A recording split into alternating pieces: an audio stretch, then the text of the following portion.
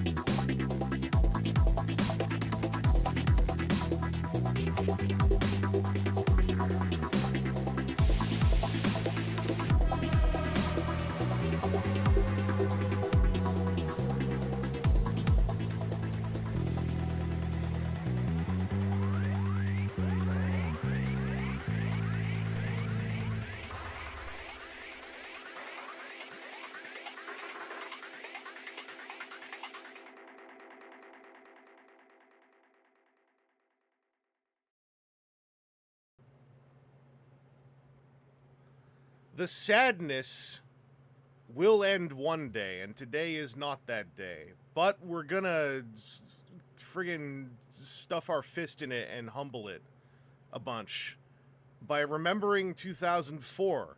Hi, I'm Chris. I'm Vangelus. I'm here streaming today. I was doing some work today at over at the coffee shop, and boy, what a screwed up day. So pardon my appearance. I'm a little shaggy, a little bit haggard. I was running around all the place, but I'm joined today by Aaron Axsmith, who is on the line, I believe. Yeah, I hope I'm on the line, or else it'll be a really awkward show. Yeah, in fact, I think I successfully, pat myself on the back, because we got to congratulate ourselves. Not only did I get your volume set up before I asked you to say something, but I got it set up so that you ideally did not blow out all the speakers of all the listeners when you spoke. Huzzah. Oh, yeah, and don't ignore my extra life links for now. I still have to do the sign up for the new year, so they don't work. Don't look at those. Don't look at my private links. Don't report on my likes. Hey, for 1 second, be like, oh look, mine's the one that's live. If you really gotta Jonesin to donate, if you want to donate to mine today, Aaron can paste his link in the chat because he's a mod. Huzzah! Take Hey, that. hey, hello, Shia and Sam Welbell and Long was here and Griffman and Lee Kalba and Eve Tronia and Ronnie Lane and Nona Smile and Timu Kananen and Red and Scorp X7. Did I catch everybody? And Brian, hello. Hey, happy Skibbity New Year to you all. It's 2025, so what's more 2025 than talking about 2004? I guess 2024 kind of was, briefly. But me and Aaron are here to... Do I have Aaron's little title I made him? Or no, that's only on the other scene. Damn, I only have This is Satire here for when I'm, like, saying things about beloved Nintendo character Luigi. So, Aaron, how was your New Year? Just while we're here. We stayed up till about 12:07, and then went. Yep, we're plenty old, and went to bed. Yeah, I stayed up to watch Ball Drop. Yep, that and was then pretty much it. I keep forgetting whenever I'm on the West Coast and we stay up to watch Ball Drop. It's like it even says live on the screen. This happened 3 hours ago. And then they jump to the California party 3 hours ago, even though it ostensibly is going on right now. It's so weird. By the way, I got little personal updates just to throw out there. After submitting a request to Fans Hobby customer support in the summer, and then they apologized but replied in October, and then there was a postal strike, I have the replacement parts for my broken wing scratch-headed pink guy. Now, I don't know how to install this. I have to explore that later. Also, this head I got replaced because on mine all the black paint had been scratching off really badly, and this came in a Ziploc bag with 2 metal screws rattling around in it. You know, bless them, they did make it so that all the painted parts were against the bottom of the bag, but I still put the 2 screws into a smaller Ziploc bag to then put back in here, because I was like, this would be really sad if it took half of a year to get here and then the paint was scratched anyway. Yeah. Also, when you mentioned that the first time, I was afraid they were like the chisel pointed like self-tapping screws even. So just guaranteed to be there and poking at it. They are not self-tapping, but like they are jagged tipped looking. Like they look threatening because they're long. Also, just in case anyone didn't catch, I was yelling about this mostly on Discord, I think. But I think I took a picture somewhere. Anyway, I got those. I went on a journey last weekend to get the Mecha Invasion arms, because it turns out some of the last ones from the first run currently available in North America are at a flea market here. So, so I went on an adventure. A lot of people have talked about these already, but a lot of people are now looking for the arms, and the arms are on a pre-order for the spring for a second run. So I was able to find some here, which was pretty darn cool. I also got really nice cakes from a really nice man named Valentino at the flea market. So I'm resisting ordering the middlemen because the fellow at the flea market said he's going to get him, and I want to support local business as much as I can. Griffman, yeah, it's the Reverse Devastator. It's also like really just, these feel like if everyone making toys just kept making stuff like TFC toys, kind of. Aaron, since you can kind of get a visual, this will be off sync, but like the joints on the scoop thing here are also just the legs. So they're just clicky. These guys, you know, they're just good joints. Yeah, they're just good joints. And the way these transform is that chunks of the vehicle become limbs that stand up as a person. It's like sort of novel almost, because that's what a transformer is technically. But these have a very early 2010s, late 2000s, if that is just how things kept going kind of feel. At least these two. The only bummer is Mixmaster is very much the accessory of the two. He's a much more limited robot than Scrapper. Sorry, their biblical names are Loader and Mixer. You'll understand how it's really easy to mix up Mixer and Mixmaster. Anyway, this is a little up. Also, I'm typing on a tiny, tiny keyboard today. I'm still trying to use this 40% keyboard because I think it's neat. Savage. It's wild. I feel like a hacker. I want to bank in my bicycle brain like how to use this thing, just so I can like throw it in a bag, and every now and then if there's like an emergency and people are like, "Where's our keyboards?" I could be like, "Don't worry, it's me. I'm the one who has a keyboard." Anyway, I'm gonna bump over to the browser feature, make sure this is working. Yeah, there we are. So we are in April of 2004. We did 2 news items from it and then stopped last time. So we're set up here. We're jumping right in. It's the spring. It's April Fool's Day. We had already covered Transformers Less Than Meets the Eye, which was a, from it. I think I checked that part of the stream last time. 2004, slightly more innocent version of the internet on April Fool's Day. Little bit less. How can we make you just upset today? A little bit more like HTML's still kind of new to the general public. Chris Muse, the year I turned 17. I think you're younger than me. Not that much though. You're gonna be here soon. Can we have a keyboard stream? Sam Welba, maybe. Do you just want like an ASMR stream of me typing? Because I could set that up. This has got some good ping. Where's an innocent key? Or if I start hitting, all of a sudden the stream dumps.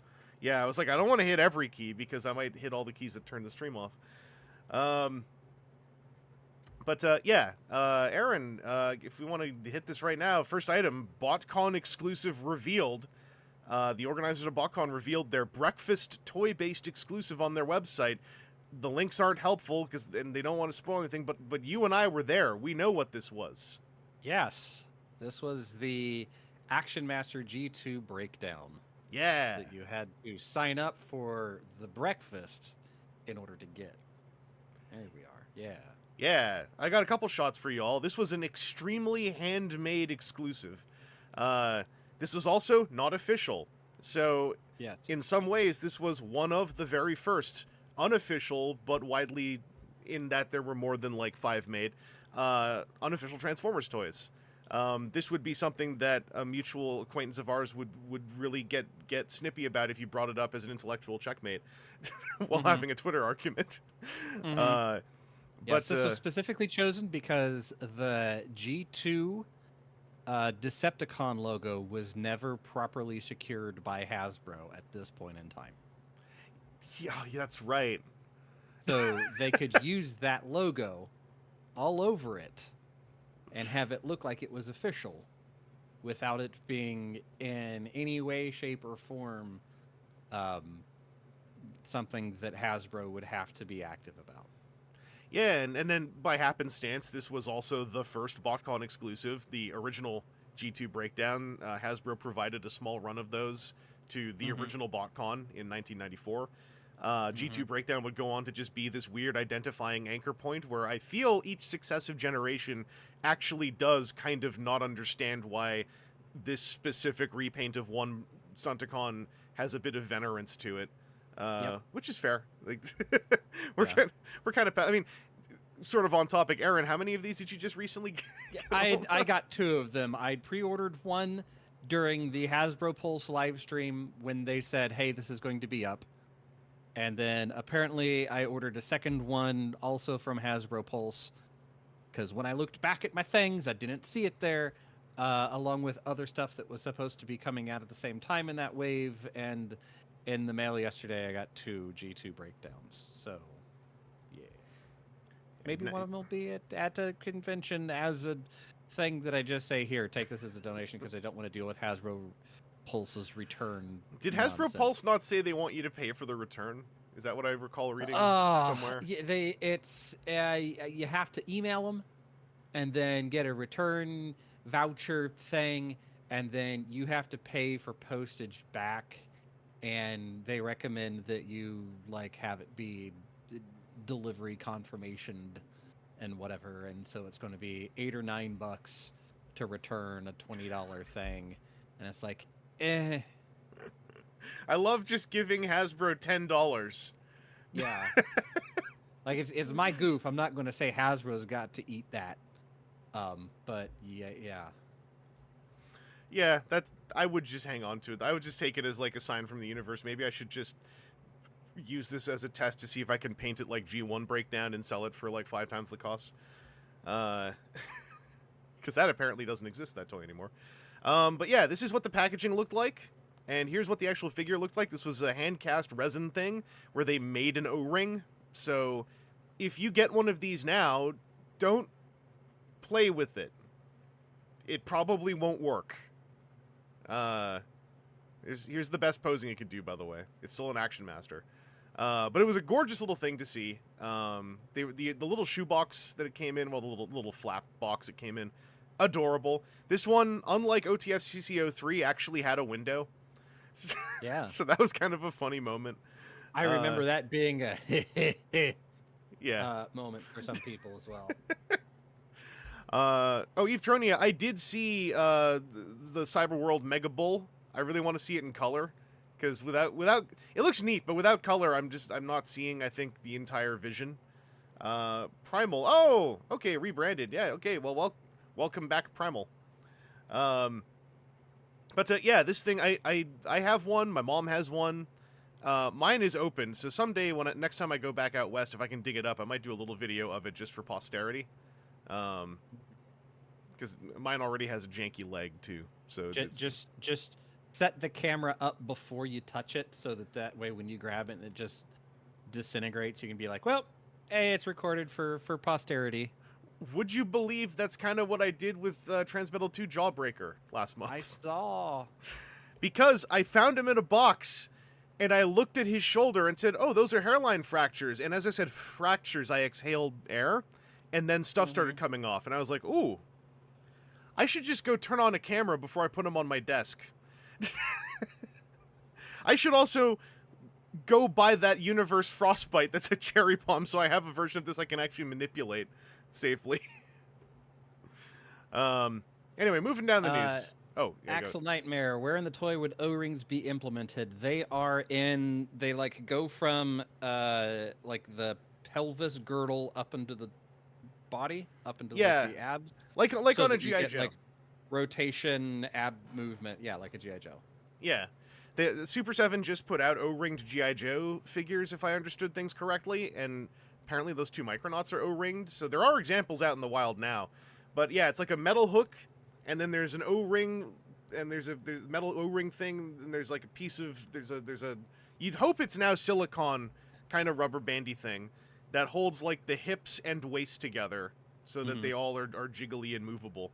And it means you can have like spring waist stuff. Yeah, you get some action in it. It's not a bad joint. It's just not a long-living joint. Yeah, and Lee Calba, you can use small hair ties in a pinch. There are ways to... they're always touted as, like, irreparable, and it's like, well, there are ways to repair them. It's just you have to change the materials, and I guess that's what people mean, but at the end of the day, it's a rubber band. Like, they're... Yeah. They're not meant to live. With G.I. Joes, you need like a tri-lobe screwdriver or whatever to unscrew the torso to get in to do it. But you're like average little kid, when that O-ring goes, it's done. Yeah. Yeah, like in modern times, there are ways. Like, even if it was like I've heard like, oh, some G.I. Joes were sonic welded, and it's like, then get a chisel. I don't know. Like, if it's broken anyway... get a jeweler saw, get a chisel, just split it open. She addressed the alligators. I'm so sorry we keep calling you crocodiles. Moving on to the next item here. We've got new Transformers PS2 voice clips and free game shipping. We got voice clips, right click and save as. They're all hosted on, they're even hosted on /JMore. That's got to be hella dead, I'm assuming. Yep, 404. Yeah. TFW interviews Brad Mick. The Brad Mick. Oh, damn.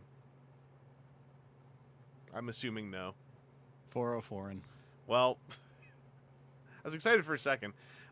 Clips from Superlink. Let's see. G1 smokescreen. Jesus. G1 smokescreen and grapple for $15. Yeah. Which is damn near what they would have been like 84 retail, I think. Yeah. And like, I know we've done the calculations a bunch. I can't remember the exact rate, but like $15 21 years ago is not like it would be like $50 now. It's, boy, for a G1 toy. I mean, a reissue, but a G1 toy, just here, $15. Yeah. Eve Tronia, who's Brad Mick? Brad Mick is the writer of the sort of latter era of Dreamwave's ongoing, who also was eventually revealed to actually kind of be 2 people, one of whom tended to do all the interviews. And so it messes with my chosen headcanon, but my headcanon is that it was literally an entity called Brad Mick that was made of two reverse bifurcated humans that then re-budded out into two humans once their identity was discovered. A bazillion OTFCC updates. This is a Chris News. Yeah, it's a Chris News item. I knew it. We think the news of OTFCC is over with for the day, so wow. We're going to do our best to summarize it for you all. The last Autobot toy... I don't even remember this! The last Autobot toy exclusive has been canceled for this year and will be offered for the 2005 show. I don't remember this at all. That's got to be wiki info somewhere. The Legends of Cybertron Skywarp Mega PVC that was originally a fan club exclusive, which then became a figure anyone could buy, is now only available to fan club members. The exclusive figure Matrix Guardian has been revealed, and Mega Zarak, the hotel exclusive, is no longer a hotel exclusive because of the cancellation of the last Autobot. Mega Zarak will now be offered as a second toy, and I'm sure everyone working at 3H then was super happy that they were not going to have to logistics a hotel exclusive again. Bob Budiansky, y'all know who he is, will be a guest at the show. Anthony Beard, head paint master for Beast Wars, that's kind of cool, will be in attendance and conducting a paint workshop. I recall seeing that on the schedule. So 12 fans will get to repaint a toy with Anthony Beard. That must have been neat. The last Autobot, here we go. Last Autobot was going to be Rid Optimus Prime. That was going to be the hotspot repaint. I did not remember that it was called the last Autobot. So that was the Rid Prime as hotspot, super mode as Defensor. So yeah, that narrowly didn't happen. The Matrix Guardian is Sentinel Maximus, and that was the toy that was, I think, still a minor event to get a hold of, if I remember correctly. Which one? It wasn't that... Mega Zarak was a much bigger event to get a hold of, but... Yeah, because there was one of them, I always forget which way it goes, but there was one of them where Hasbro themselves, after the fact, was like, just give us the list of people who should have gotten this. That was Mega Zarak. And we'll mail it out because, goddamn. So while you were talking, I did go and look up the Autobot cars in the Sears catalog from 1984 cost $9.94 each. That and checks out. Yeah, that should check out. Like, I mean, I guess I don't remember the rates off the top of my head, but like $10 in 84, probably $15-20 in 04, which is Optimus Prime was $20.99. Walther P-38 weapon was $20.99. What a name! Oh, Sears catalog. Okay. Yeah. They were both $20.99, so they actually had like a price point. Yes. Dang. I mean, the Jets are the quotes evil Decepticons. They were $11.94 each. So it's not quite price point. There's like 3 or 4 price points through there. I'm just thinking because those were like, as Optimus and Megatron were two completely different toys. Because I was just starting to write my script for Legacy United Toy Optimus, and one of the little gags I was writing off of was like, you know, a toy from a price pointless era is now a deluxe price point figure. Yeah, there weren't price points so much in '94. It was just those were the same thing because you got a case of Optimus Primes or a case of Walther P-38 weapons. Imagine if that was his name in the show. That would have been way better. Primal, what do I think? And of, they say it they say the whole thing every time. Exactly. Walter P-38 weapon. You won't. I, Walter P-38 weapon, will rule this world. Primal, I actually have a VOD. If you look in my live tab for, it should have the reveals picture from Age of the Primes on it. It's one of the last like 3 or 4 VODs. It should pretty clearly say what it is, but I have like a full sort of lengthy reaction in there. I was thinking of splicing that out to post as its own video at one point, but it was also like half the VOD, so it sort of seemed like not really worth it. But it's up there. It's the one with the hydropods in it. So I got a whole bunch of thoughts in there. But yeah, also I want to say Nona Smile says Head Paint Master is a crazy ass title, and yeah, it's a pretty good title. I think Mark Marr technically was that title, but as a contractor, before he was actually officially part of the Transformers team proper. because he was like their contractor paint guy, but you could call him a paint master. I don't know though how much. I wonder how much like physical we're going to apply pigment in a solution onto plastic they even do anymore. Yeah, I think Mark Marr's job of being the guy who paints the test shots even maybe doesn't fully exist anymore. Yeah, because that's Hasbro tour memories of one of the things that they showed was like, hey, we get our like resin toy version and then we paint it, and that's what ends up being on packaging, and that's why you get a colors may vary because that's physically painted, and sometimes you could tell that. Mm-hmm. And now, hey, there's somebody that might have some ideas. Hello, the Toy Armada up with out Aaron there. Archer. Speaking of full names. Yeah. Yeah. Hey, Aaron Archer. Aaron, we were just talking about whether or not the job title head paint master continues to exist or not. I'm not sure if you'd know, because it sounds like a very cool job title, but I don't know if you actually have a if they actually have a position that is head paint master anymore. Maybe I can just call myself head paint master. I want to be a head paint master. Charles Wallace is attending Cybertron Expo Act 3. That is of Marvel's G.I. Joe and Transformers comic fame. He has a very nice sticker and box reproduction site going called translabels.com. Does that still work? Site can't be reached. Damn. That's not a bad name. Lee Calba says, I am a head pain master. I know, but I want to have, like, multiple skills. You gotta be marketable. So apparently, he was doing parts reproduction and pre-cut Seeker Jet reproduction stickers. Dang! I wonder what became of that. That's kind of cool that, like, someone connected to old comics moved on to, like, being a reproduction parts person. Mm-hmm. Is web... no. What? No. Huh? The Charles Wallace art page, I was trying to see if it would load. Oh. And it loaded a gray screen for a little bit, like, you know, Oh, don't like that. that. Well, no, like it was like loading up the background color of the page or whatever, and then it just went to like, no, I can't find it. Ah, damn. Brief hope. Primal, I will be at TFCon this year if you mean Toronto. Unless something happens, I'm planning to be there. Armada More Than Meets the Eye #2 preview. We're on to the next previous page. Kind of the next page. Energon #22 preview. What's happening in Energon right now? And I forgot Energon. I think we've been through this like 3 times now. I keep forgetting Energon had 22 issues. I keep like remembering it as being canceled like 10 issues in or something. Even empowered by the spark of combination, Optimus the Autobots may be too late to stop the terror. This is the most generic friggin'. You're telling me in the Energon comic, with the spark of combination, Energon frenzied Terrorcons are rampaging, but also Megatron and Unicron? Like, I know that this is sort of plot, but what a generic thing. June solicitations. I also like the, like, I'm not going to clean up the unknown symbol. Like they use an alternate asterisk or something in there. No, they're just really confused. Like, too late to stop the Terrorcons? But this isn't? Prime's only problem within Unicrons? Spark Core.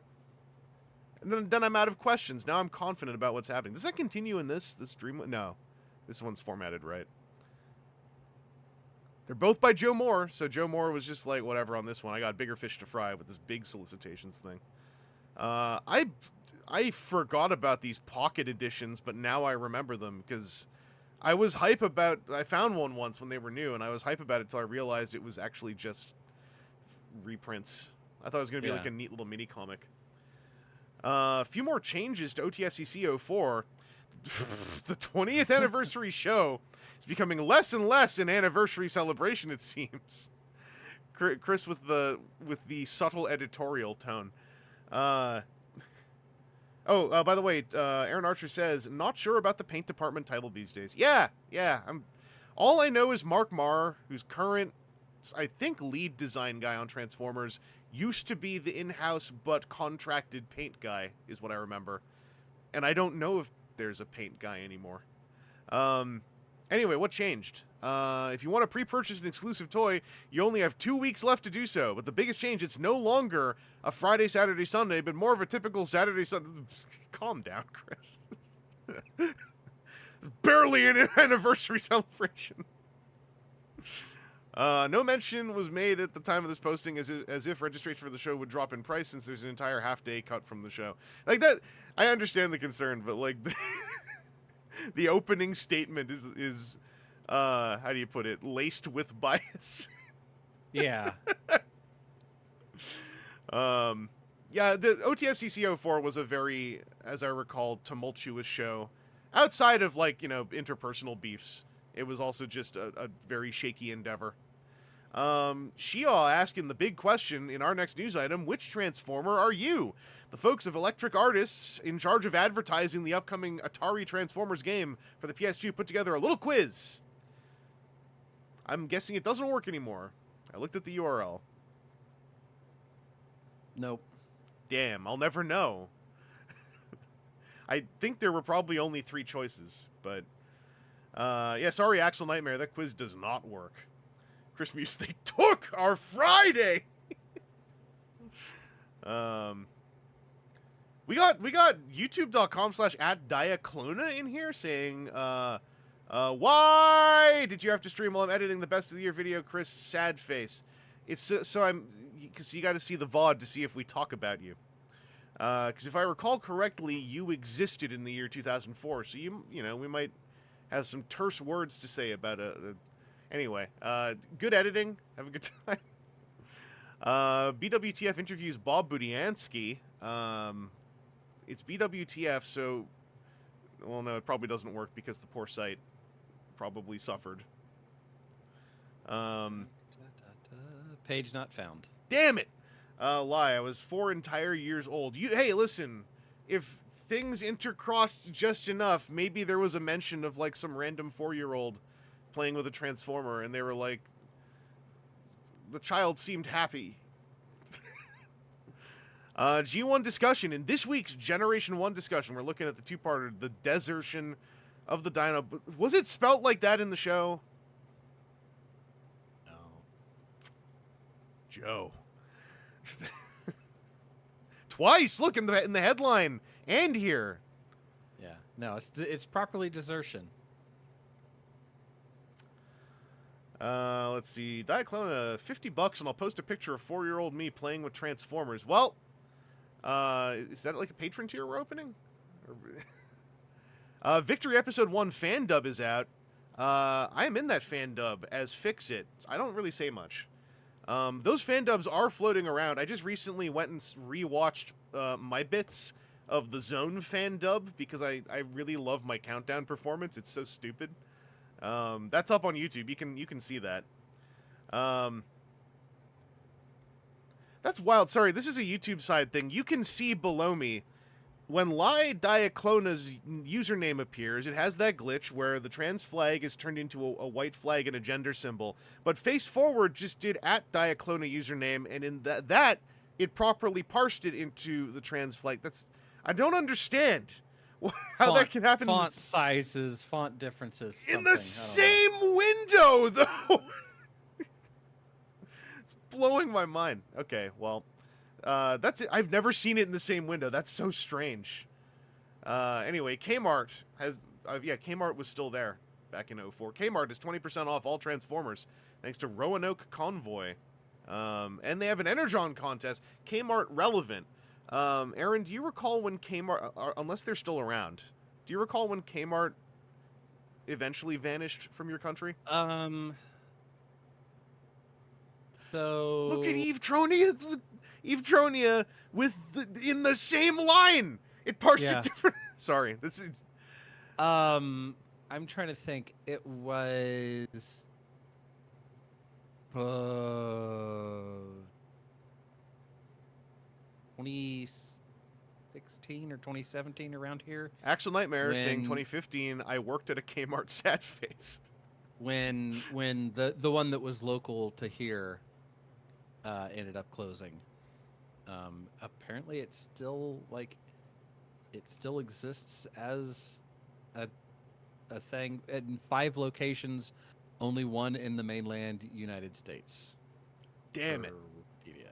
I believe I went to a upstate New York Kmart once in the year that they died. I bought a stick of knockoff Transformer Legends that I've still never opened to this day because it's funnier to me as a stick. They were packaged in like this big, long, rectangular box like Christmas ornaments.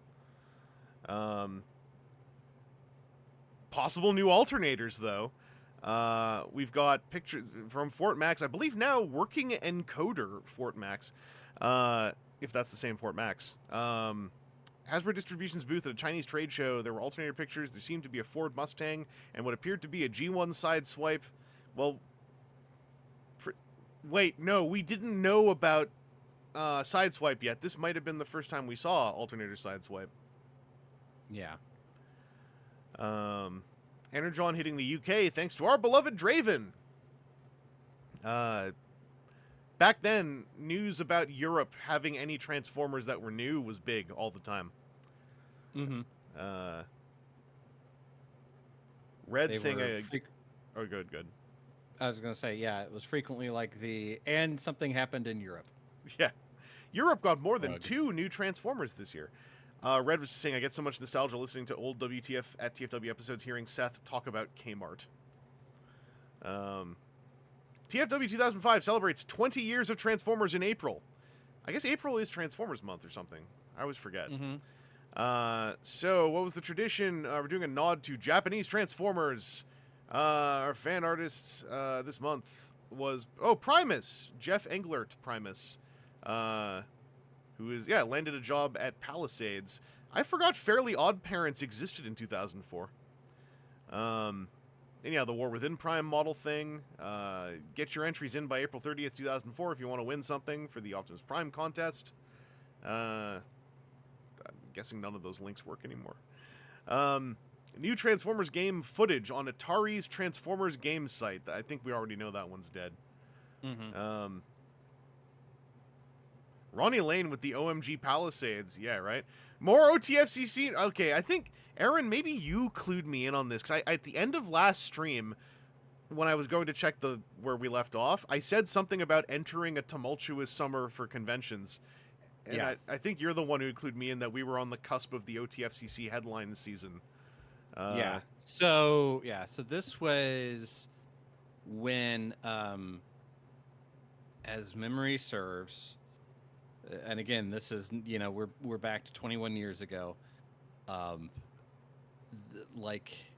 The rumor mill was frequently that Glenn Hallett was more the idea man and less the do things man. And that John and Carl Hartman, the other 2 of the 3 H's, were the more do things men.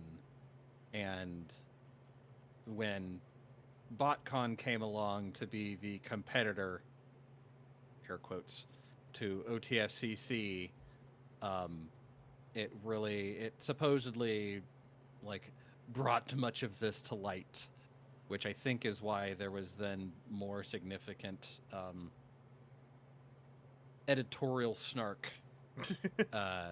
we'll say, towards OTFCC and why they would frequently get called oat fuck. Robot Lorekeeper, all caps, is that why they're 3H? I may be stupid. Yeah, it was 'cause Congratulations, Robot Lorekeeper. Today you are one of the 10,000. They were Hartman, and Hallett. They were the 3H's. Yes. Back then, there were a lot of jokes about, is BotCon run by 2H? Is OTFCC run by 1H? Etc., etc. So the Hyatt is not canceling rooms, as the Transformers world already knows by now. I love Chris's phrasing on these front pages. They always read so weird.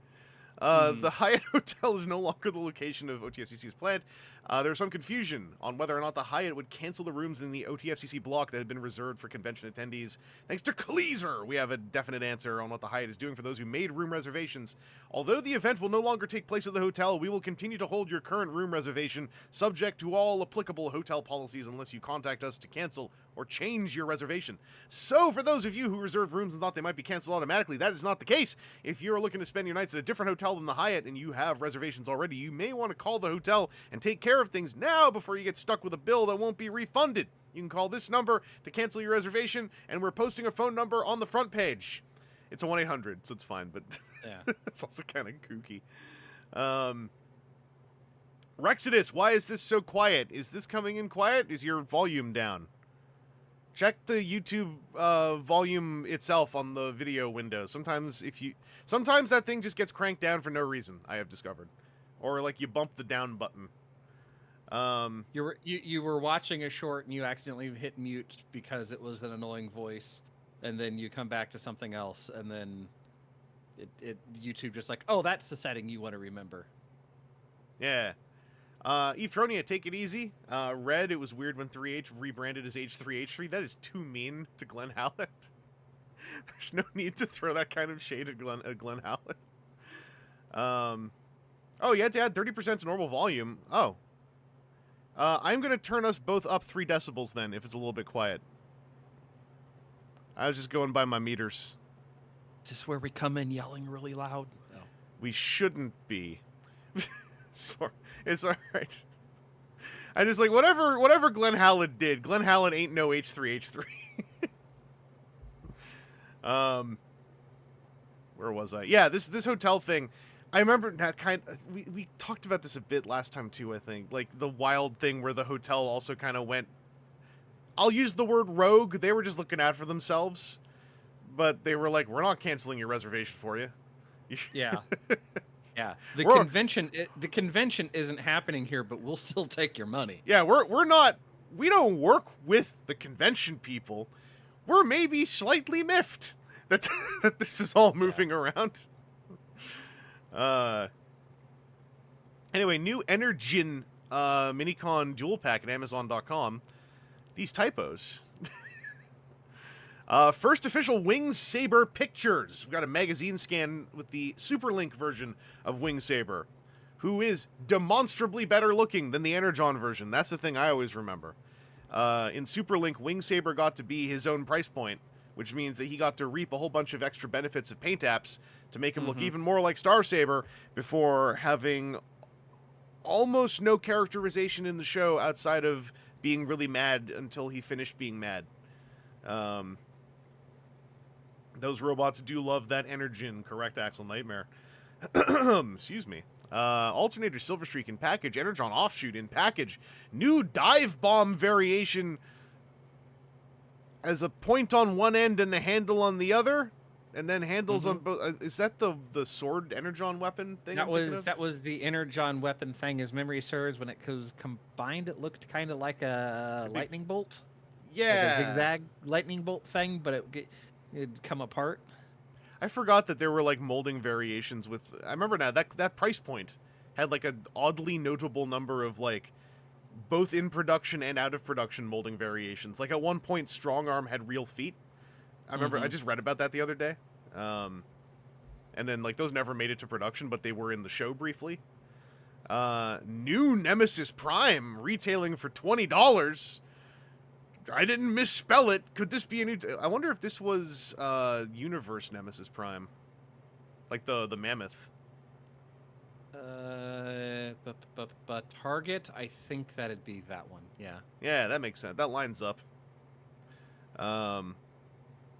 Yeah, Red, I should say, like, nowadays, the paint differences don't really matter. They're all 21-year-old toys, so if you can find them at all. It's a Q&A with Melbourne House, developers of the PS2 Transformers game. TransformersHomage.com has the interview. Does any of that still work? No. Oh, okay. So I feel like more of these links worked in 2003, weirdly enough, than in 2004. Yeah, well, I think also we had a lot of sites that have managed to stay around versus, like, that's a video game dev website from 21 years ago. Yeah. Chris Muse, I miss those days when big awesome toys were $20. I mean, those days were like the 2010s as well, in Canada at least. Yeah. The golden age of Canadian Toys R Us just perpetually having sales, which we all so took for granted. When I got all of first edition deluxes all of Titan's Returns first wave of deluxes for $10 each, because they landed in Canada during a Toys R Us sale, and they were just like, whatever, these are deluxe class. CyberCon Expo dealer list and door prizes announced. I'm not going to read all this. You don't want to read all the door prices that every hour on the hour they're giving away a litho Power Master Prime along with a couple of lithos. Play With This is, if I recall correctly, Play With This is the store that Rick Alvarez named Play With This 2 after. Mm-hmm. Image Anime existed back then. There's a couple of neat names online. In here. So yeah, they were around back then. Transformers Con. I see Palisades here. I see Timeless Toys, Tempting Toys, aka Tony Prito, and then a bunch of names. I don't recognize any of these names. That sounded way more rude than I meant for it to sound. Yeah, if they were any good, we'd know them now. I don't recognize any of these names.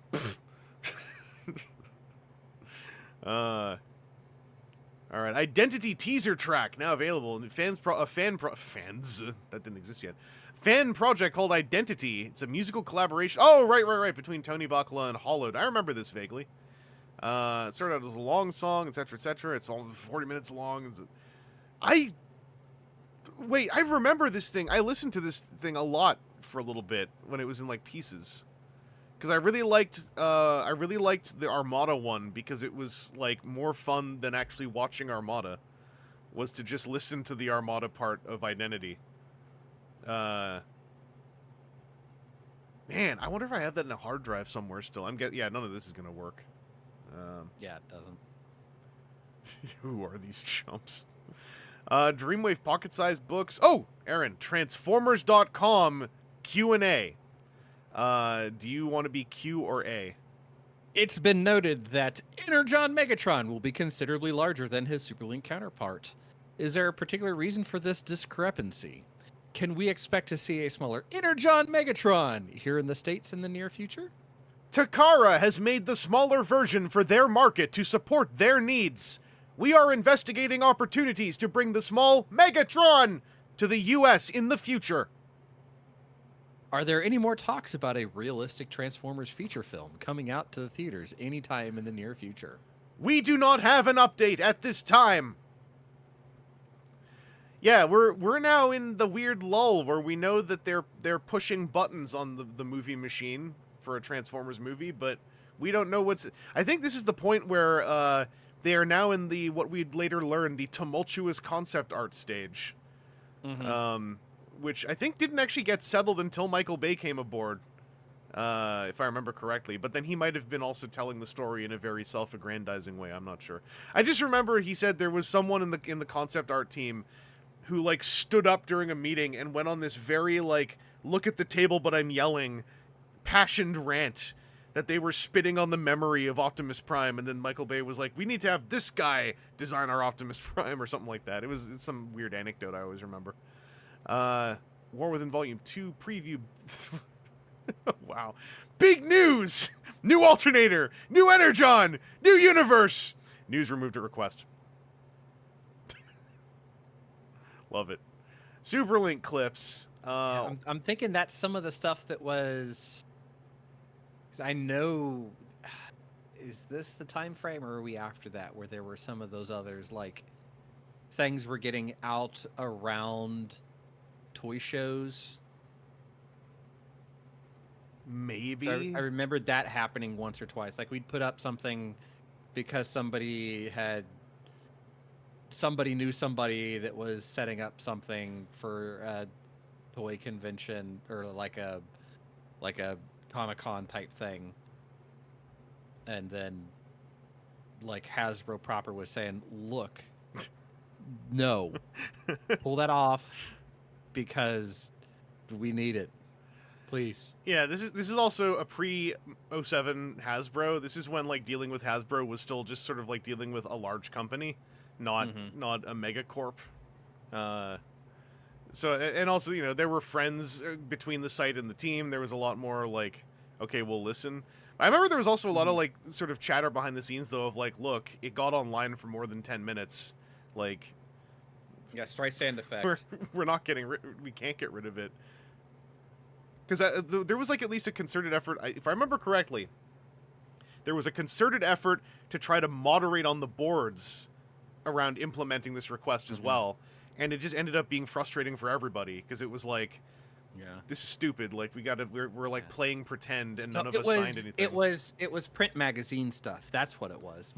It's such an archaic thing that my brain was just like, no, that couldn't be it. Yeah, print magazine stuff was frequently a problem because you know, it'd be like, yeah, the magazine's to be on the newsstand on the 15th or whatever, and somebody got it a week early because they worked at a Borders bookstore and we're like, oh, look at this, and it's like, no, you're not supposed to know that for another 7 days or whatever. So, and a print magazine back then was bigger than a website and could litigate, and it could be a problem.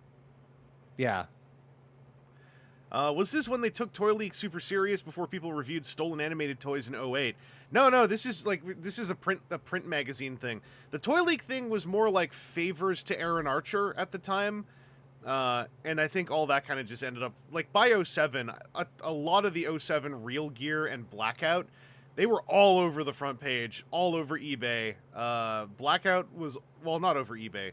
Blackout, someone had a source on, because I remember they told me about it, because I said I was interested. This is before I had a YouTube channel. I just wanted a new toy. But then they wanted like $100 for it or something. I was like, that's way too expensive. But no, this is print magazine stuff. I know there was an issue with Toy Fair magazine relating to one of these at some point. We might have talked about that already, actually. That sounds... Yeah, and there was another, like, Bill's Toy? No, that's the business it's yet to That's friend of the site currently in 2004, Bill's Toys and Games. Yeah, there was another magazine that was more like, we'd probably think of them as like die-cast toys now. That was another one. Yeah. Where Toy Fair is like modern and irreverent. This one was more like old grandpas in the basement with their train sets type of toys. Yeah. Which is what Transformers has become now.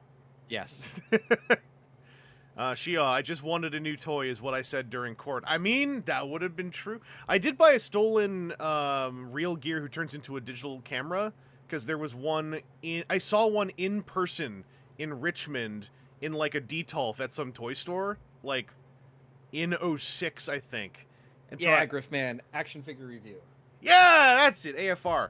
And then I bought it, and I took a whole bunch of photos. It was like a really powerful thread on the boards for like a week, because I was like a person accessible who had the toy, and I was taking digital photo camera photos of it with like my mom's Sony digital camera.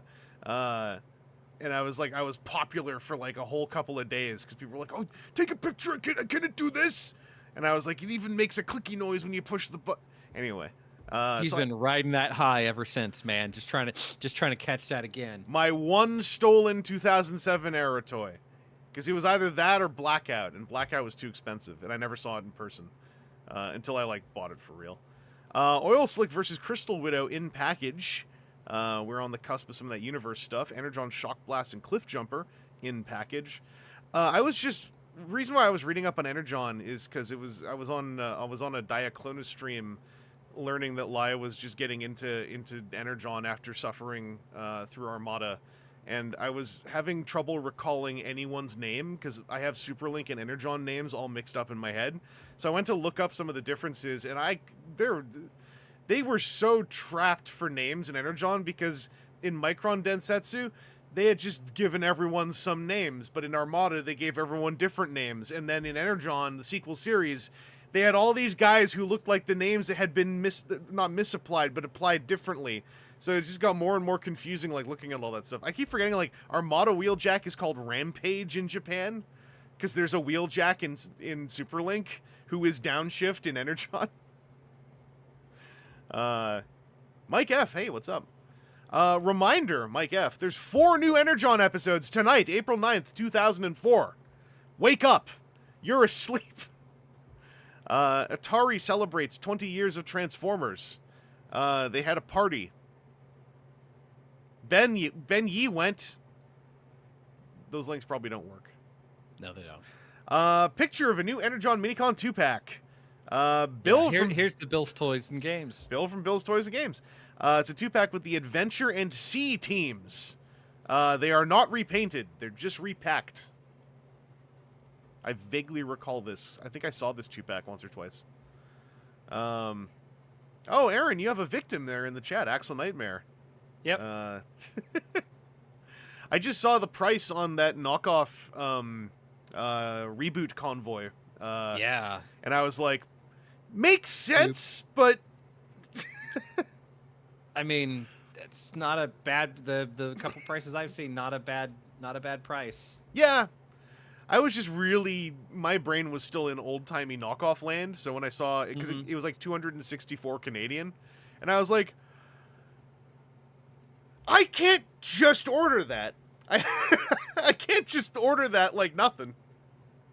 Yeah. Granted, if I want the original, it's like $600 now, but that's not the point. Cybertron Expo Act 3 is today! If anyone's attending Cybertron Expo Act 3 today in 2004, please post in the chat. Happy Easter.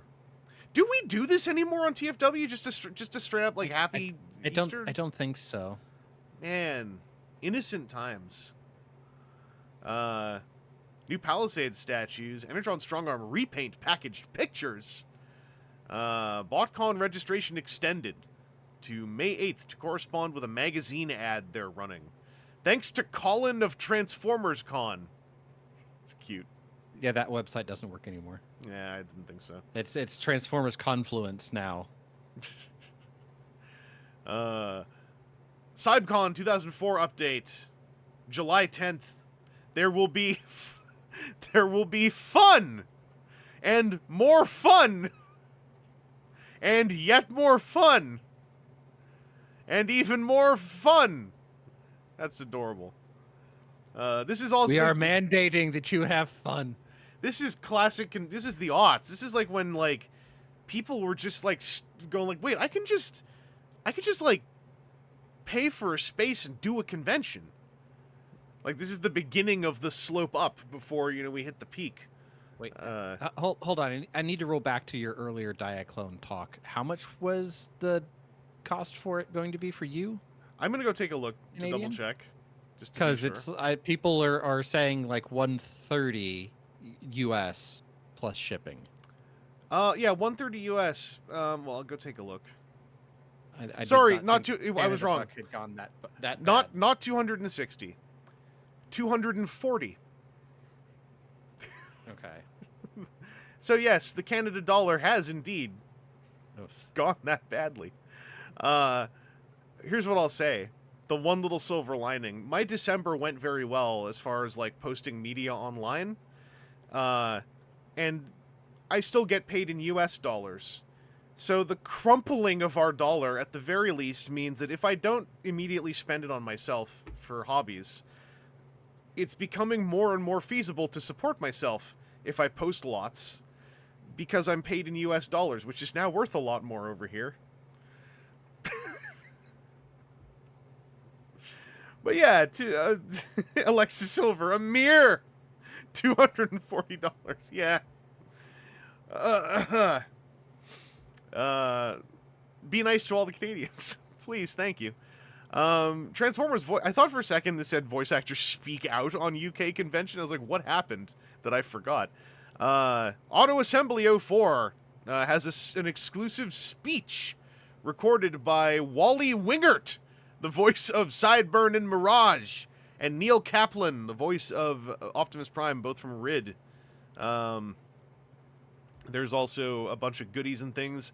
Hey, if you're going to Auto Assembly in the year 2004, then warn the world of everything when you head back to that timeline. When do I get a cut of the Hydropod video? Yeah, that's when what's you gotta talk to you gotta talk to you gotta talk to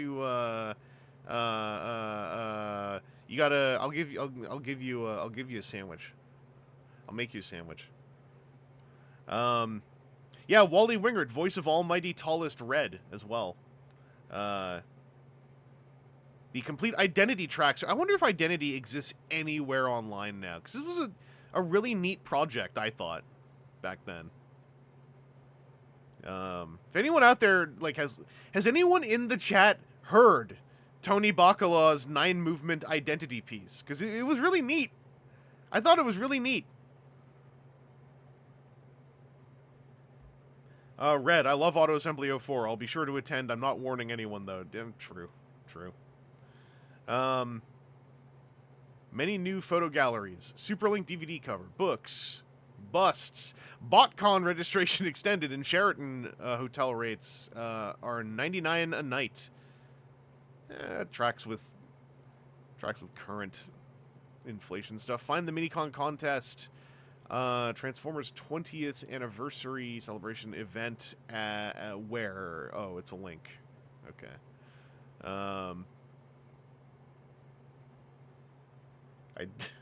Lee Calba, goddamn identity politics. Just clicking through some of my windows here. Hound to be the next Takara reissue. Find the mini contest hints. This is a list of hints to find Jolt. I don't remember this contest at all.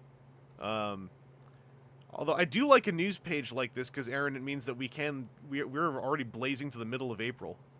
Yeah, that link works to take you to where the hints are. What?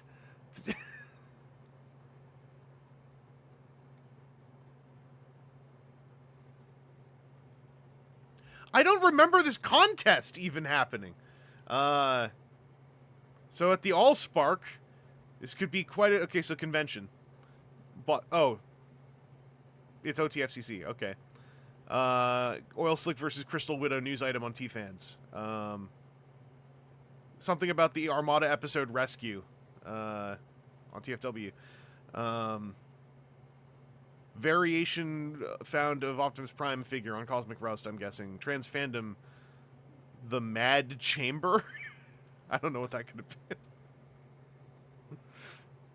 So I'm guessing... And vaguely recalling, it was like stick a JPEG of Jolt on a page in your website.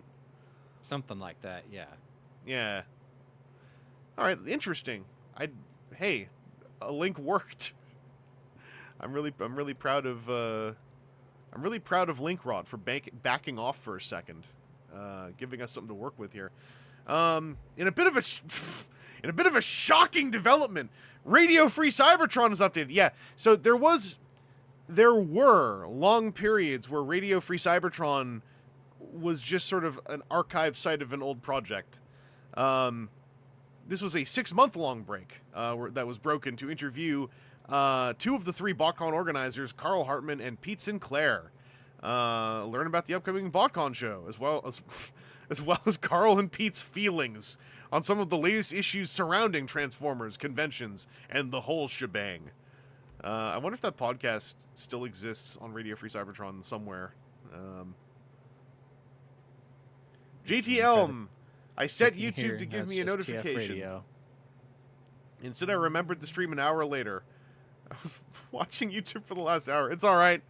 VOD existence, am I right? You only missed it, well, an hour, so you know where to catch up if you want to. Oh, Atari and Universal Motown Records Group announced joint. So Radio Free Cybertron's page goes back to 99. Yeah, as far as I know, they have everything there. Yeah. It's probably buried in there somewhere. Yeah. It would have been April 04. Yeah, I just went like, yeah, how far back is it going to go? All the way back. 1999. Okay, yeah, that's pretty far back. Yeah. Yeah. Well, no, I mean, once Radio Free Cybertron returned as a podcast, I remember like the whole kind of funny bit was like, they are now the longest running Transformers podcast. Yeah. They just took a break, but we're still counting that time.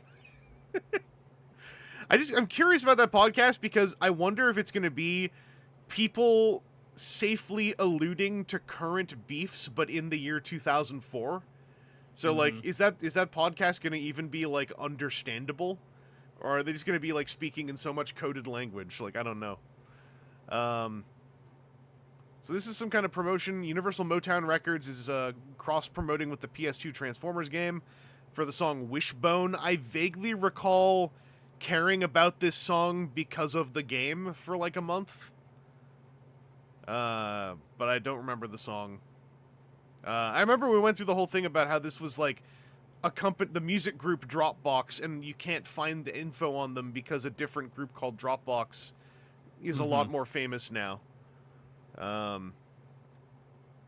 New universe bios on Transformers.com for Ratchet and Depth Charge. I just saw that Depth Charge when I was back out west. I forgot I bought that toy, I think, loose from someone because the universe Depth Charge deco is so pretty. 2005 board celebrates Japanese G1. An older music video by Kickback, posted by Kickback, referring to himself in the third person. Kickback has uploaded an older music video of his that was a huge hit when it was originally released, as written by Kickback. Check out Kickback's older music video. Surprised it wasn't like, friend of the site and sexy man Kickback has uploaded. So it was Linkin Park's Numb, an AMV about Armada Starscream. That tracks. Back then, a lot of people latched onto Armada Starscream because his bit was so good. After, like, watching that show weekly for nearly a year. Solicitations for July. Vote for your favorite Transformers episodes. Previews the Fleer G1 trading cards. That's interesting, because we just now have that new, what is it? I forgot the term, but those hanger box trading cards that are mostly box art that recently came out. Yeah. Yeah, Alfie had to get, like, the 3 different G1 Jazz ones. Wave sign with the Linkin Park AMVs, man. Like, in 2004, that was the heyday of the AMV. I made, like, 3 AMVs. Those used to be the reason why my YouTube channel existed. That was the thing to do back then, you know, playing around with Windows Movie Maker, learning how to crossfade clips, trying to find RAWs that didn't have subtitles, so you wouldn't have distracting subtitles on your AMV. That was classic. There's a contest, Universe product update, first pictures of Soundwave and Space Case. New page!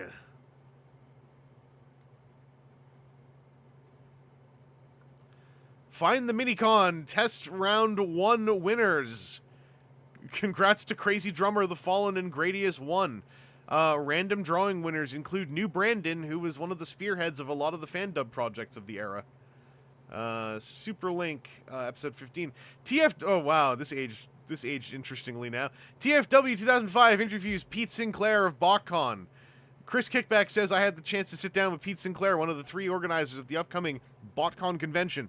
Answers questions about exactly who he is, how he met Carl and John Hartman, and gives spoilers for the upcoming show, including news about more G1 involved guests. YTV airs Energon tonight for our friends up north. That's us. I never watched it. I'd been watching Superlink at that point. New video and opening sequence at GameSpot for the PS2 game. GameSpot sometimes works. I don't know if the /media will work.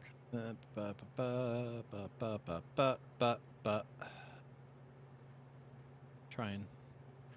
Timu Canadian, is that interview still up with Pete Sinclair? I'm going to guess no. It is not. It's just the 2005 boards.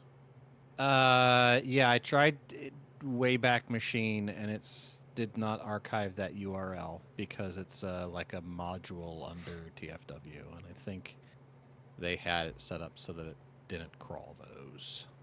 Mm-hmm. We'll never know.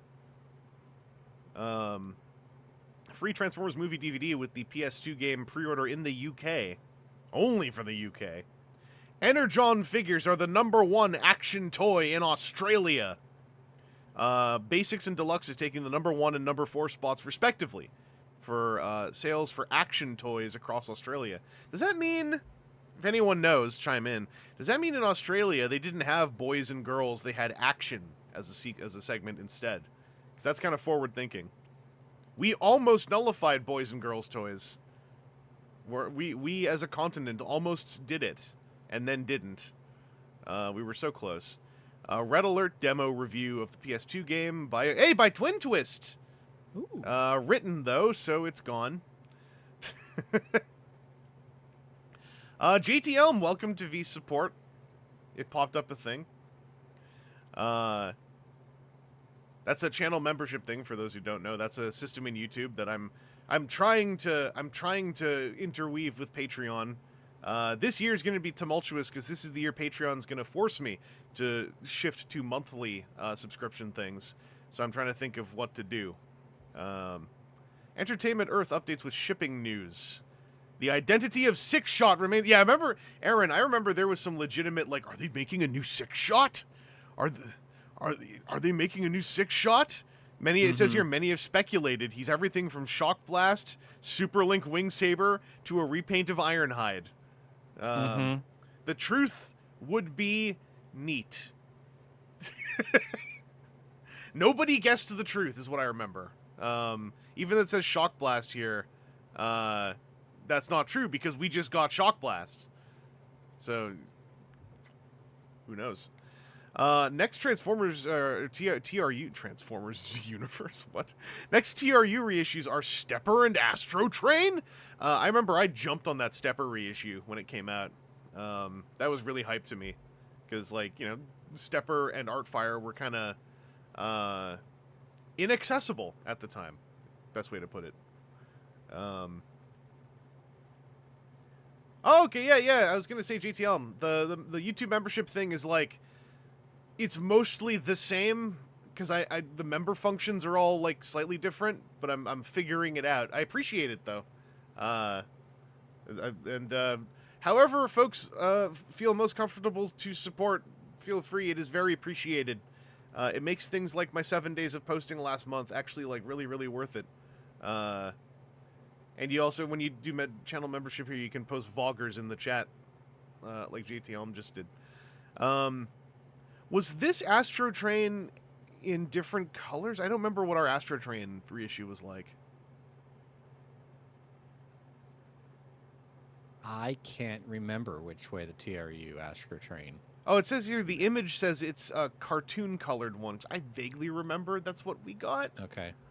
Because I might be filling in gaps without realizing it. I just remember that, like, we got cartoon-colored one, and for a period, it meant that ours was kind of valuable overseas. But I might be misremembering. This would have only been for, like, a small period of time. No, Rexodus, it's all cool. I don't require support. I try my best not to make the support, like, how do you put it, critical to the experience. It is also just very helpful. Go back, listen to me talk about the Canadian dollar for a bit. Television schedules added. So for a period, TFW had a TV schedules page. Boy howdy, former speaking of old times, Them Funny Robots challenge. Buzzbeak, Seth Buzzard himself, came up with a challenge. None of it is shared here on the front page. But this was posted by Devils Fan. I remember Devils Fan, it turns out, was a fan of the Devils, the sports team. Yes, hockey. Yeah. He still is. I spent a long time assuming that he just thought Devil's Ed was super cool. From something. There's a Devil's Ed out there somewhere. Anyway, that's a neuron that just reconnected suddenly. And you say he still is? I'm either happy or afraid for you that those neurons are just connecting those things together. Yeah, no, I just distinctly remember that I had this moment when I realized that Devils was a thing. Yeah. I was just thinking the other day, having a conversation about my point once again, like, so pro sports has seasons, right? and I'm unlikely to ever really watch a season, but the final game, I have watched a final game once because I didn't really, I'm not super invested, but I said to the person who was invested, tell me the storyline of this game. And they told me a storyline that was quite enrapturing and like really made me invested in the game. They gotta just front the storylines more. There's a lot of natural storytelling that happens in seasonal sports games that never gets reported on any level I see. So I only hear about like the brand deals and Super Bowl trailers, or like some guy was a sex pest. But like you tell me about like, oh, this guy left the team, but now because he left the team, they filled in and got better, but now they're playing against the team that guy is on, and I'm like, that's a feud. Let's go. Am I trying to WWE professional sports? Yes. Because you don't have to write anything. Every time I've been told the storyline of an actual sports game, it's real things that happened. You don't have to, like, dress it up. It makes me, like, way more interested in what's going on. Also, I guess people could also, like, hit each other with gimmick chairs. I don't know. Find the Minicon test round 3. This went on for a little while. Mm-hmm. Bill's Toys and Games newsletter. Woo. Sounds like a fine vendor. We have a write-up of CyberCon Expo Act 3 by Joe Moore with help from Elvin Pena, Grand Theft Autobot, and RC. I just want to look for some interesting bullet points here, see if there's anything of the times. The Transformers demo by Atari, there were 2 27-inch TVs. Between the TVs were fact sheets. There was an Edge magazine cover. The art show... There were oil paintings. Wow, that's kind of cool. 20 years of Optimus Prime display. There was a Milton Bradley Optimus. Lucky draw Micron Densets. That had to be Tony Prito. Palisades. Nobody remotely expected to see the 3D model for Wheeljack and Laserbeak. They drew rave reviews. Man, statues. What was the rave review? It looks like them. Yeah. Dealer room was the meat of the show. As you walked in, you were greeted with the sounds of Identity, the official CD release for CyberCon Expo Act 3. Biggest demand was for Superlink Convoy and Kicker gift set, SGD Convoy, Kicker, and Superlink Alvatron. So everyone wanted the Superlink toys that we, at the time, did not know if they were coming out in Energon. That seemed to be the big thing. Image Anime was the savior. They're still around, if I remember right. Yeah. Loose Armada figures seem to sell well. Children were buying them. It's messed up. Fran O'Boyle had a custom-made 4 Horsemen of Unicron. Yeah, that's nice. Rexodus, why aren't 4 Horsemen of Unicron not a common thing in TF fiction? I think, like, I don't know this, but my assumption would be that they were like one step too on the nose for whoever was making. Even though like Unicron is a very unsubtle piece of imagery, I'm guessing like the 4 Horsemen thing somewhere between probably a little bit too on the nose / when they tried it in Armada, nobody got it. Because I remember that had to be explained, kind of, that the 4 Beast repaints in Armada were the horse folks of Unicron. Repro Labels is switching all stickers to pre-cut stock. On April 19, 2004, the new era began. They got a cry cut. I don't know, not a cry cut, but they were able to pre-cut their stock. I'm just now imagining them feeding each one of those in. Hold on, we got an order. Yeah, you all complain about how slow the shipping can be sometimes. Listen, you ever run a cry cut for like 5,000 orders? It takes a second. Takara Windcharger campaign. So Windcharger, I just read about this year. So Windcharger was the clear blue version of Armada Perceptor. And you had to get that in like limited run pieces. There's also the female one whose name I forgot, who's like the kind of like evil magenta Perceptor, who actually looks kind of awesome, and I sort of want that one. And that sounds like that one was more attainable, because that was in the blind box minicons. Anyway. Team Canadian, most people know that there are the 4 Horsemen, but most people do not know any deeper lore about the 4 Horsemen. Correct. Most people know, in my case included, a lot of lore about other Four Horsemen who borrow the concept, but then like do funny stuff with them. Aaron, Hasbro, it's not true that Hasbro's going to buy out Dreamwave. Apparently CBR. I was going to say CBR posting gossip, yeah, even back then.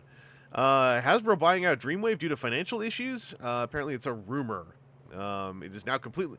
Colin talked to Pat Lee, and Pat Lee says it's not true. That's not what this says, but I'm guessing that's what happened. Target Master Hot Rodimus released in Hong Kong, so that is the book collection Target Master Hot Rod reissue. And we're on to a new page. I need to take a sip. Ooh! Long was here. You'd think it'd be Bleeding Cool, but yeah, CBR makes sense. Yeah, I don't... No, we had a Bleeding Cool item in here too, didn't we? Or am I thinking of... I might be mixing it up with someone else. This is a common thing with these streams, by the way, if you haven't seen one of these before. There are a lot of websites you kind of take as being granted, but also take as being they didn't exist 20 years ago, and it turns out they did. So we got the USA Edition Ultra Magnus Variations. This is for the Blue Overload. I remember this was a whole thing at the time because you could never get Ultra Magnus stateside. GameSpy.com interviewed Dropbox the band. I assume that doesn't work anymore. Ronnie Lane. Not secure, but it's there. What? Hang on. Ronnie Lane says in other news... HTTP, so it's like, oh my god, you can't trust this non-est site link.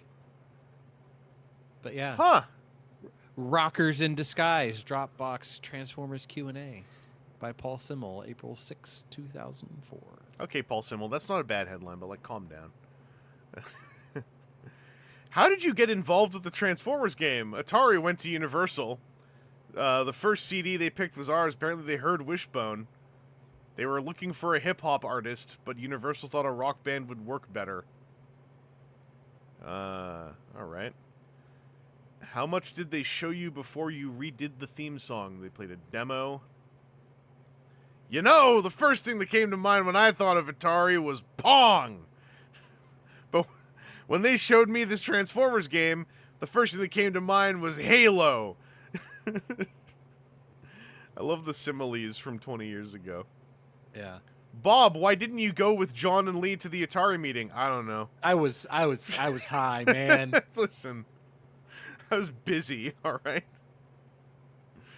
So, Bob, did you get a chance to play it since then? Yeah. Plays good.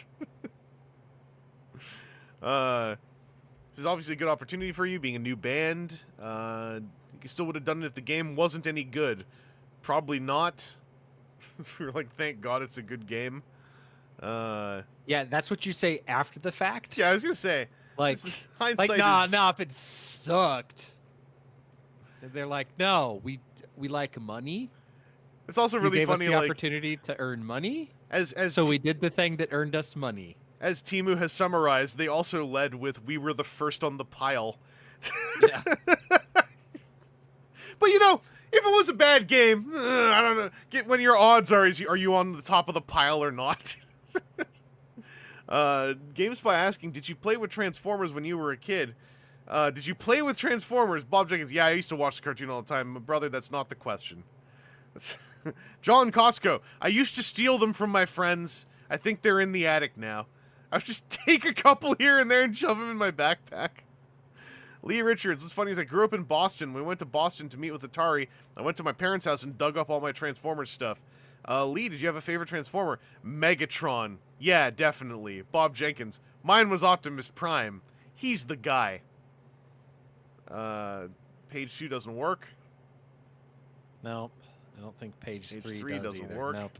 Dang. We'll never know what the third member's favorite Transformer was. These guys sound like paragons of virtue. I mean, if you were like a Gen X kid, I'm sure just like stealing your friend's toys was the thing that happened. I don't know why. It feels like it tracks. Yeah. Let's see. Chinese G1 Season 2 DVD set images. TF Collection 15 is in the summer. Preview. Number 15 is Stepper, so we're all getting Stepper. Yeah, this was the day they devalued all the old Steppers, and I was so happy. Takara to release more multi-era related products.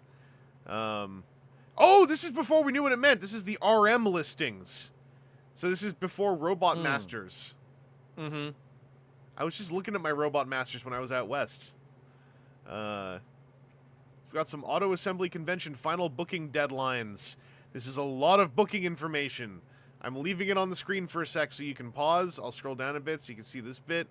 There you go. You can read that at your leisure. I'm not reading all that. That's just a book for a show 21 years ago. Oh, here you go. Robot Masters. Now we've got the whole thing. Tentatively called Robot Masters. And they all had such bonkers names. Like Psycho Orb and Bound Rogue. And Wing Stun. Aaron, we've got Transformers.com product preview with Q&A. So I got a question for you. Does Hasbro intend to release other figures that will transform with Energon Optimus Prime? Yes, this fall there will be figures that will power links with the Energon series Optimus Prime. Figures? Well, I guess, yeah, there were two. Technically. Yeah. That's being really generous about one of them. I have just... No, you didn't just purchase... Okay, well... I have just purchased the new 20th anniversary edition of Optimus Prime, and I was wondering if you will be releasing the same of Megatron! We do not currently have plans to release another anniversary edition Transformers figure. So they mean MP01, and that means that we have not yet bullied that poor guy into designing Masterpiece Megatron over a weekend. Yeah. That was the wildest thing to discover, like, over a decade later. It explained everything. Yeah. It explained that entire toy. Yeah, not just that, but, like, how much Optimus Prime had been getting hyped up over our last year of doing these and seeing everything. Again, I just see somebody being like, this is the biggest thing we've ever done.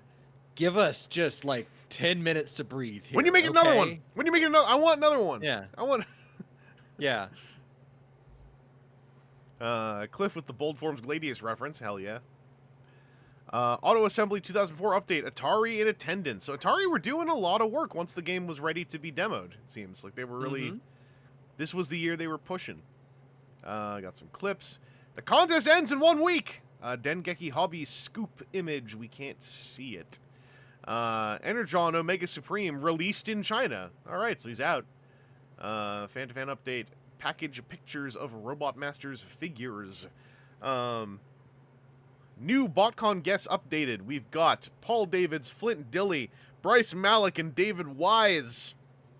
Behind the scenes guys.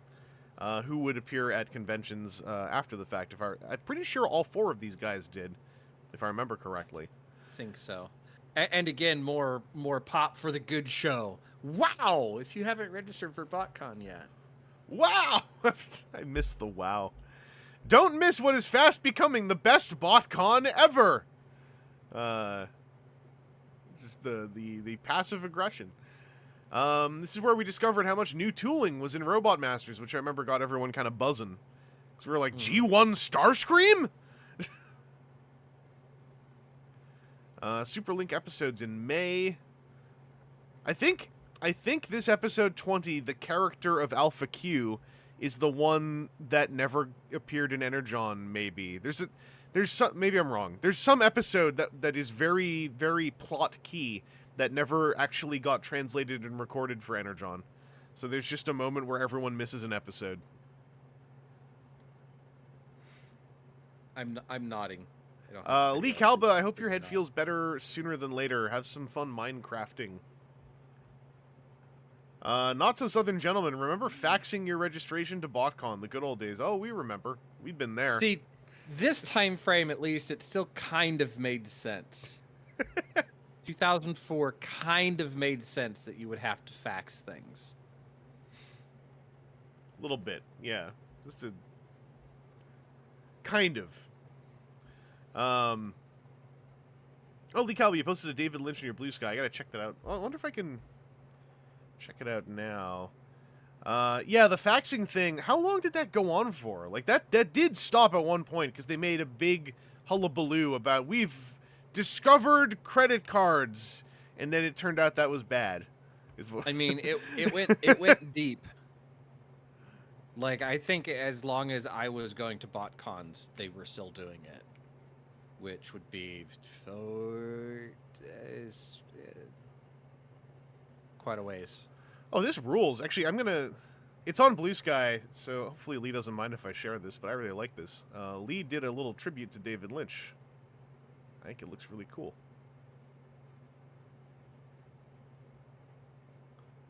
I was just telling my mom about this quote. It's the line from Twin Peaks Return, I believe. Paraphrase, but the paraphrase line is sort of the key of it. The good old fix your hearts or die. Yeah, today is the sad David Lynch day. But yeah, this rules, especially if it's how did you put it? Yeah, quick tribute. I love it. I love the sketch style shape. I'm just gonna call it a shape.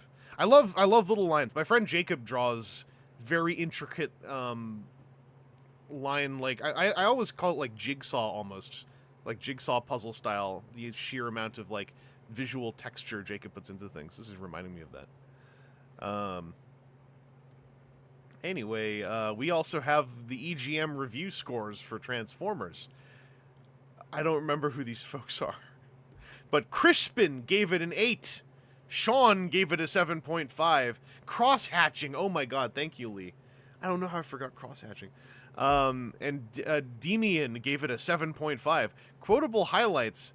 Crispin says, Transformers is still a supercharged, Halo-inspired shooter with slick exploration and custom robo-tinkering elements bolted on. I feel Halo-inspired is an immense stretch, but I haven't played in a while. Halo, what was the full name of the original Halo? I don't remember anymore. Combat Evolved. Combat Evolved, yeah. Because it was the first one that really did dual thumbstick that, like, defined the way that you use both of those thumbsticks. Mm-hmm. So, even at this point in time, shortly after that, like, I think this is saying, like, oh, hey, it does the thumbsticks the way that you think that they should be. That's now just the default language.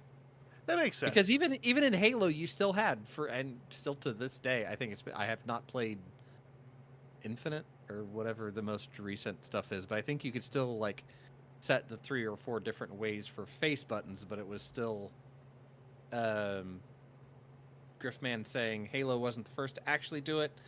It was the first mainstream one that actually did it. Yeah, there's a like, game there might have been something before that did it, but I feel like Halo was the one where it was like there was a period where locked in. The game that did it first was like getting.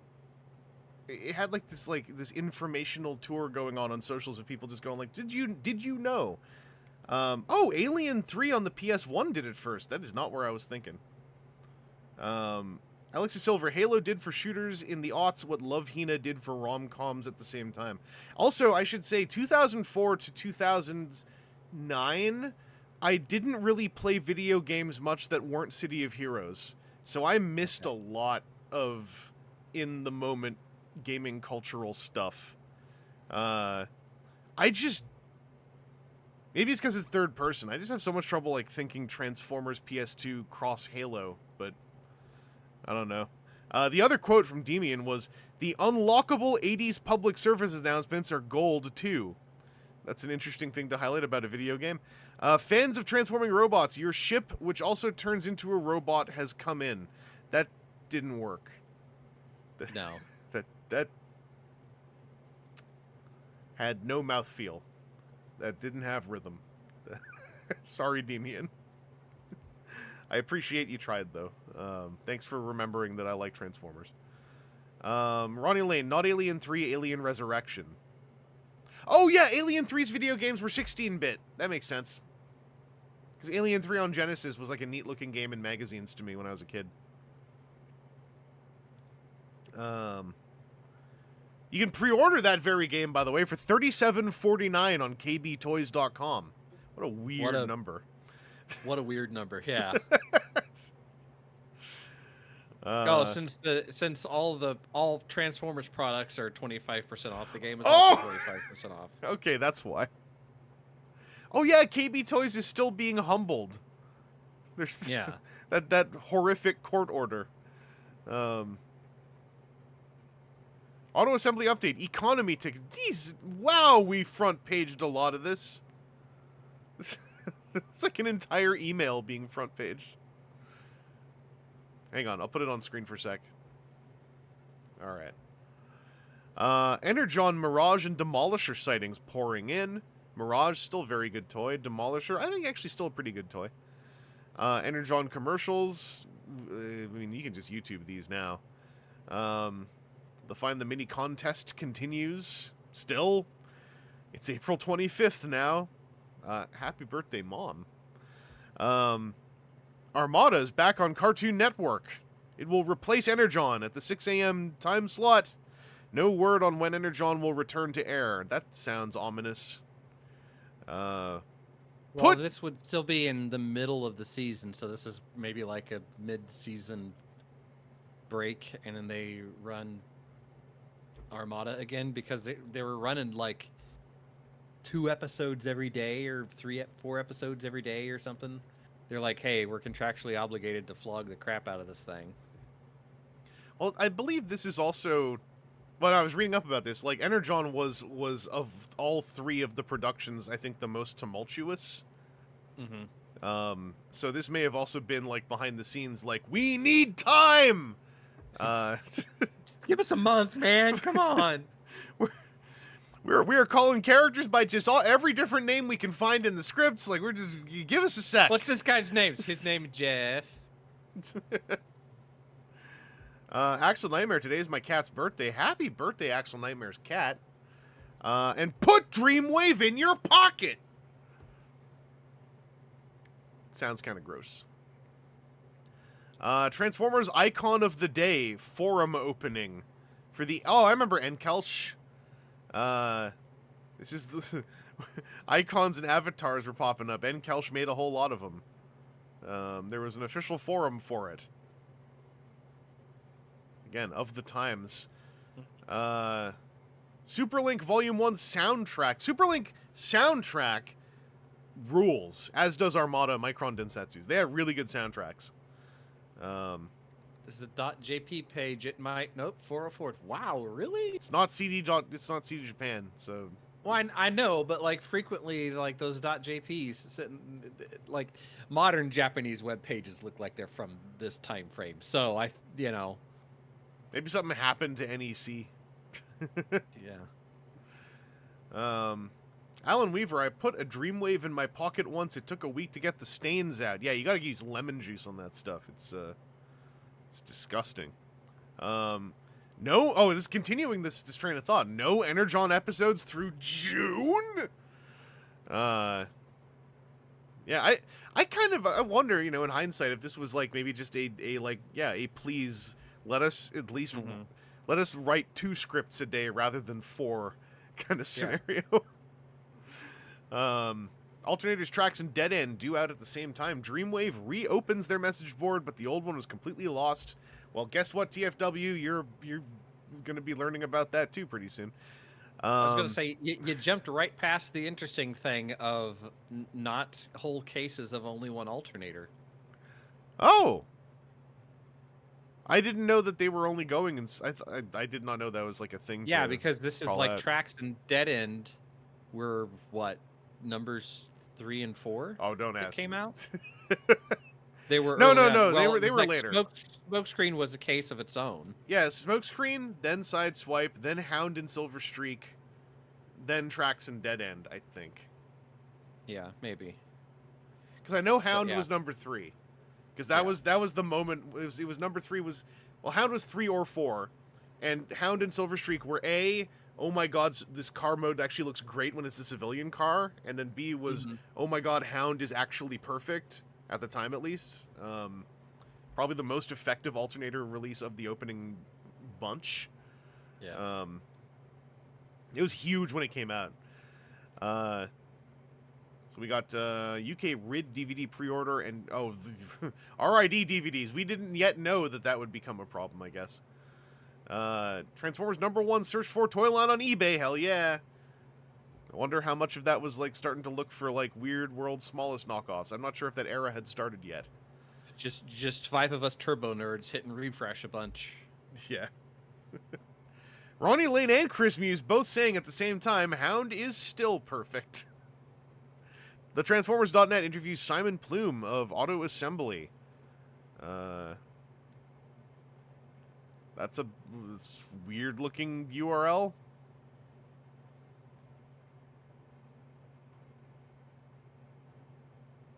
I forgot if we've looked at the Transformers.net before. Like, the Transformers.net opens, but whatever the heck that URL is, it didn't. That URL is not the Transformers.net, by the way. That's domain bunch of numbers, sites.fasthosts.com. And oh yeah, this is their most recent news item is June of 2020. Oh, okay, yeah, I remember them. Transformers themed pub. I mean, I'd check it out. Laser wave info and much more. It's where we're finding out more about laser wave / shock blast. CartoonNetwork.com opens a games section. Those must be in those big Flash game compilations. I assume they would be. If not, that's a shame. TFW interviews Melbourne House. Probably doesn't exist anymore. It's a module. I bet it's gone. Yeah, I mean, 3 pages ago I tried Melbourne House and it didn't want to open either. So yeah, they just don't exist anymore. Nobody cares. New Titan trade paperback, second generation. Wait, what? What? Why are they talking about these bullet points? Yeah, I that's what I was just... What does this have to do with anything? Produced by Tom DeSanto, planned for 2005. Like, what? I'm glad it wasn't just weird me. Copy paste in the middle of this. Yeah, it's the like, nearest thing what? I can figure. I was like, wait, was there like a comic they were gonna do that didn't happen, or what's going on? I think this is just a belched out wad of ad copy in the middle. Yeah, it's a thing. Yeah, Ronnie, it's a thing to hype it to the retailer. Wow. I was like, oh yeah, TPV, yeah, sure. Anyway, live action movie, huh? The brand is doing great. The movie, by the way, planned for 2005. Can't wait to cover that. Yep. Very soon. What people are saying about the Transformers game. Game Pro. One of the most notable aspects of the game is the ability to transform on the fly at any time. This makes it possible to execute some impressively slick combo attacks, such as plowing into a group of enemies as a vehicle, transforming and then shooting the rest with your blaster, all in one smooth animation. Whether you're an old school Generation 1 Transformers fan or new to the fold, there is sure to be something appealing about the new game. With a few tweaks and a bit of polish, Transformers could easily become a surprise hit for Atari. Aaron, do you want to take the next one? GMR. Don't know who that is. GMR. Okay. Earned 5 out of Flying Flames for its hot factor. Ugh. Transformers and Atari, 2 great tastes that taste great together, are now joining forces for some major rock'em sock'em robot action to PS2. With its massive locations, butt-kicking weapons, and frenetic action, we think both gamers and Transformers fans alike will be very pleased. I can't deal with going from butt-kicking to frenetic in the same sentence. Yeah. That's a lot. OPM, official PlayStation magazine, there's no doubt about it. Transformers is a visually impressive game. It's quite the feat on few different levels. For one, many of the game's environments are absolutely massive. allowing you to see dozens, if not hundreds, of miles in every direction when you reach the area's highest point. What a weird quality to bring up. Yeah. Well, I mean, you got to think about it though. How frequently in that game era was there we're specifically? But it's fog. Cybertron's very foggy. Yeah, yeah. So that we don't have to have big draw distances because we're running on what now barely keeps a toaster going. Still spitting distance from N64 Superman. Yeah. Well, you'd have to have a powerful mouth, I think, to spit at it from 04. But, it's still in people's minds. Aaron, you want to take plays? Play also includes interview with producer John Chmura. Ooh. Atari's Transformers is more than just a game based on a popular license. The toy and cartoon-based elements are all present. The war between the heroic Autobots and the evil Decepticons. Authentic cartoon voice actors. Characters like Optimus Prime, Megatron, and Starscream. But there's more substance than that. Beneath all the big brand gloss is a title that's shaping up to be a hardcore action shooter with substantial challenge. Hardcore action shooter, huh? Okay. I mean, it wasn't easy. It was. PT, by the way, chimed in. GMR, which I just now realize is Gamer, was EB Games' own magazine. I guess before Game Informer's era. Wizard closes this out. Wizard Magazine has an interview with Mark Morrison, design producer, Melbourne House. While the Transformers themselves are more than meets the eye. Shut up. Sorry. It's such a hold on, guys. What if we put more than meets the eye in our copy? I don't know why that made me get touchy for a sec, but while the Transformers themselves are more than meets the eye. No! What does that mean? What? Are you talking about the game or the property? Anyway, while the Transformers themselves are more than meets the eye, the excellent graphics are sure to please the eyes. Oh. Okay, I get it. It came around. I hate it still. Of even the most discriminating gaming aficionados. Every Autobot and Decepticon boasts a stunning level of detail, from the glossy sheen on the vehicle paint jobs to the smoking trails of missiles tracking their targets. The intricately crafted environments with impressive effects like falling snow and lifelike forest canopies will keep curious gamers exploring for hours.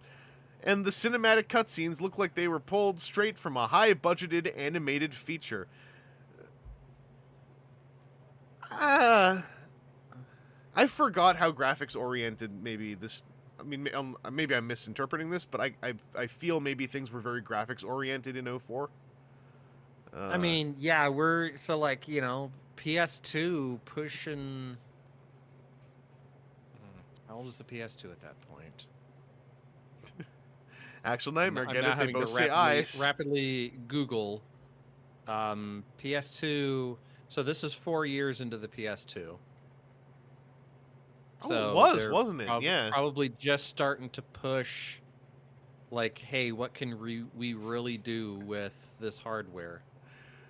Valkyce has actually said draw distance was still a big deal, and Axel Nightmare did say, play the new Transformers game, you can see far. Yeah. PT with Brown and Bloom incoming. Yeah. Also, I think Griff saying glossy sheen, weren't they specifically not glossy? Yeah, that's why I blinked, because I kind of distinctly remember they had a fairly matted finish, because they were kind of grittier looking. But yeah, I don't know. Ronnie Lane, gaming discourse is still graphics-oriented to its detriment. Yeah, boy, these selections tell me almost nothing about how the game actually plays. But some of these are also word vomit, talking about the glossy sheen and the smoking trails. It's anyway, there's some of your coverage about the Transformers game. G1 Skids reissue pre-order now available. Omega Sentinel announced, plus case assortments. Here's some 2004 era case assortments for those who kind of get off on that kind of thing. Lots of one-ofs, but of 7 different figures. Wait, what a weird case. 7 figures for the deluxes? Yeah, that can't be right. Yeah, because the one right below it is... Energon packages were set up to be face-to-face to crunch down a little bit, as memory serves. So there's something missing from that. Yeah, there's probably a two times in there. Yeah. Because, yeah, Universe, well, it's Universe, but that's an even number. What a wave, though. Like, friggin' Prowl, Demolisher, Sharkticon, Downshift, Hotshot Repaint, Towline, and Slugslinger. That's a... If someone just gave me those 7 toys, I'd be having fun for a little bit. Mm-hmm. Transformers.com Universe Preview, Swerve with Road Handlar. Limited edition in the UK for the Transformers PS2 game. It will include a making of the game extra, a comic book, and 1 full TV episode. That would be a real bummer if it was just the first half hour of Armada. Because if I remember correctly, there's like... it sets up the second half hour. Yes, yeah, Energon Slugslinger rules. Very agreed, Alexis Silver. Special edition World's Smallest lineup announced. I guess this is like a refresh wave. This was supposed to be where Hot Rodimus was. I forgot how because Hot Rodimus did end up coming out, I think. But I remember it was not as easy as people thought it was going to be. Yeah. It was like a disaster. And I think this is before we knew it was a disaster.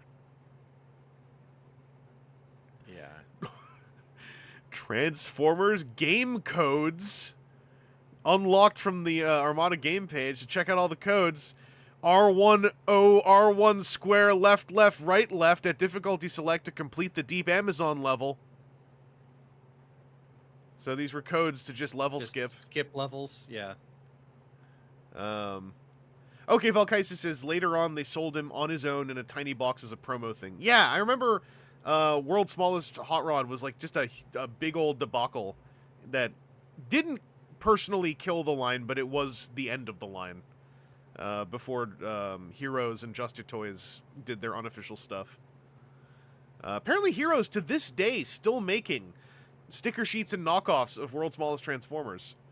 If I understood some Discord chatter correctly.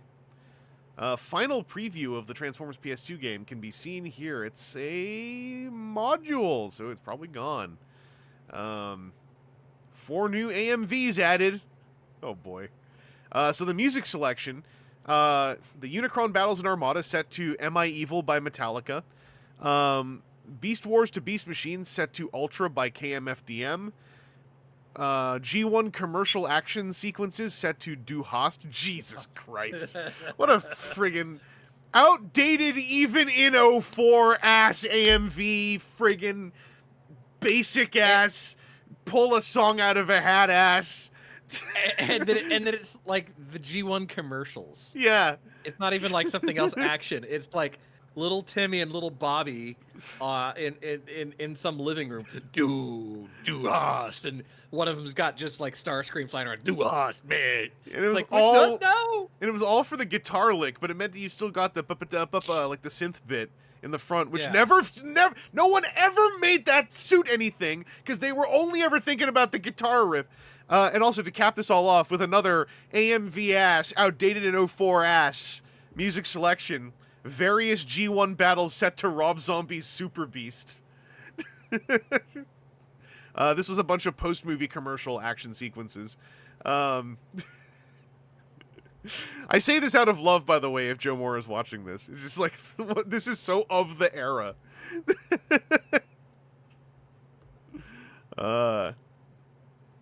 It's very cute. Oh, Valkysa says, Heroes Toy Maker stuff goes for huge money now. Damn. Axel Nightmare, Energon Optimus Superlink sequence to Bring Me to Life by Evanescence. That's the AMV that the Hasbro lady made, which that was also friggin' of the era. Bring Me to Life was I was still in high school. So Bring Me to Life, that was actually Bring Me to Life to complete the trifecta. You want songs people were doing AMVs out of where everyone used that track. It was Du Hast, it was Super Beast, it was Bring Me to Life.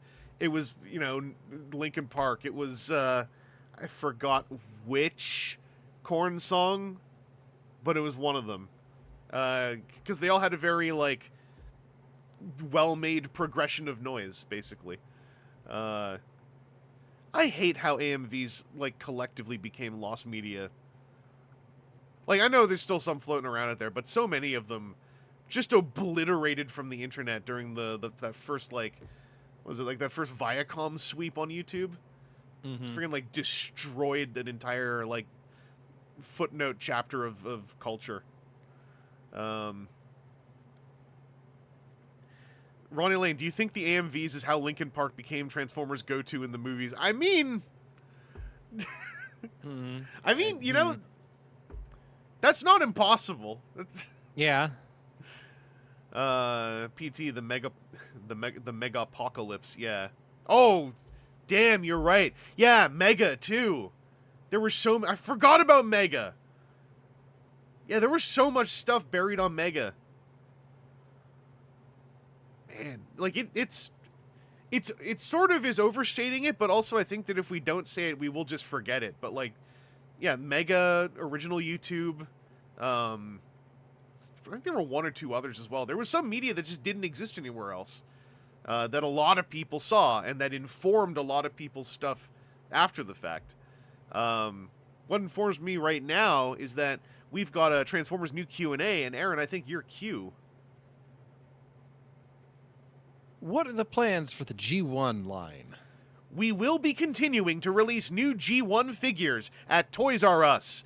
Information and photos for upcoming figures. Information and photos for upcoming characters will be posted online as the release dates get closer. Chris Muse, it was not Mega Upload. There was also, I believe, just Mega. Or maybe it was both. But wasn't there also Mega and then there was Mega Upload? But it was like, maybe it was a sequential thing. I'm getting affected by the memory rot with all this, by the way. That stuff was so sequential. My gut feel is like one of them got shut down and then another website conveniently opened that had a very similar name and similar theme. Mega exists now. Okay, so I got them flipped. Okay. Yeah, because the Mega Upload thing then, wasn't that like a long deterioration of like, originally stuff was all there, and then they had to make the links self-terminate, and then they had to make the really softly like, I just remember there was like this long just degradation. Oh my god, Valkais is saying the word rapid share and me remembering the word rapid share when I read it. That's a neuron connection. Okay, Mega was a spiritual successor. All right. Damn, I didn't all this stuff. This is what I'm talking about. I don't like that, like, I don't know how to put this. I don't like that I'm only 1/4 remembering it in a way that's making me misalign the chronology. I feel like someone is benefiting from that who shouldn't be. Like, I don't know how else to put it. Like, obviously not a single person, but like, some money entity that's not human is benefiting from me not remembering this stuff. Chris Muse, they use base 64 to encrypt links now. Man. Anyway, sorry. I saw the Mega Upload thing and then I see rapid share. All my neurons are Q, where are you? There's one more here. Will there be combiners in the alternators line? We do not currently have plans to release combiners in the alternators line. Yeah, remember that discourse. That's one I was glad that they snuffed. The whole, like, are they going to have, like, alternators Devastator kind of stuff. Yeah, but there were so many people, like, that knew their uncle's roommate that worked at Hasbro or something, and like this is how Hasbro will make all the money. Yeah. Chris Muse, I do remember LimeWire, like Napster to LimeWire to whatever the donkey one was. Like, I remember that stuff pretty well, but then like the direct file upload sites era is a bit more mush in my brain.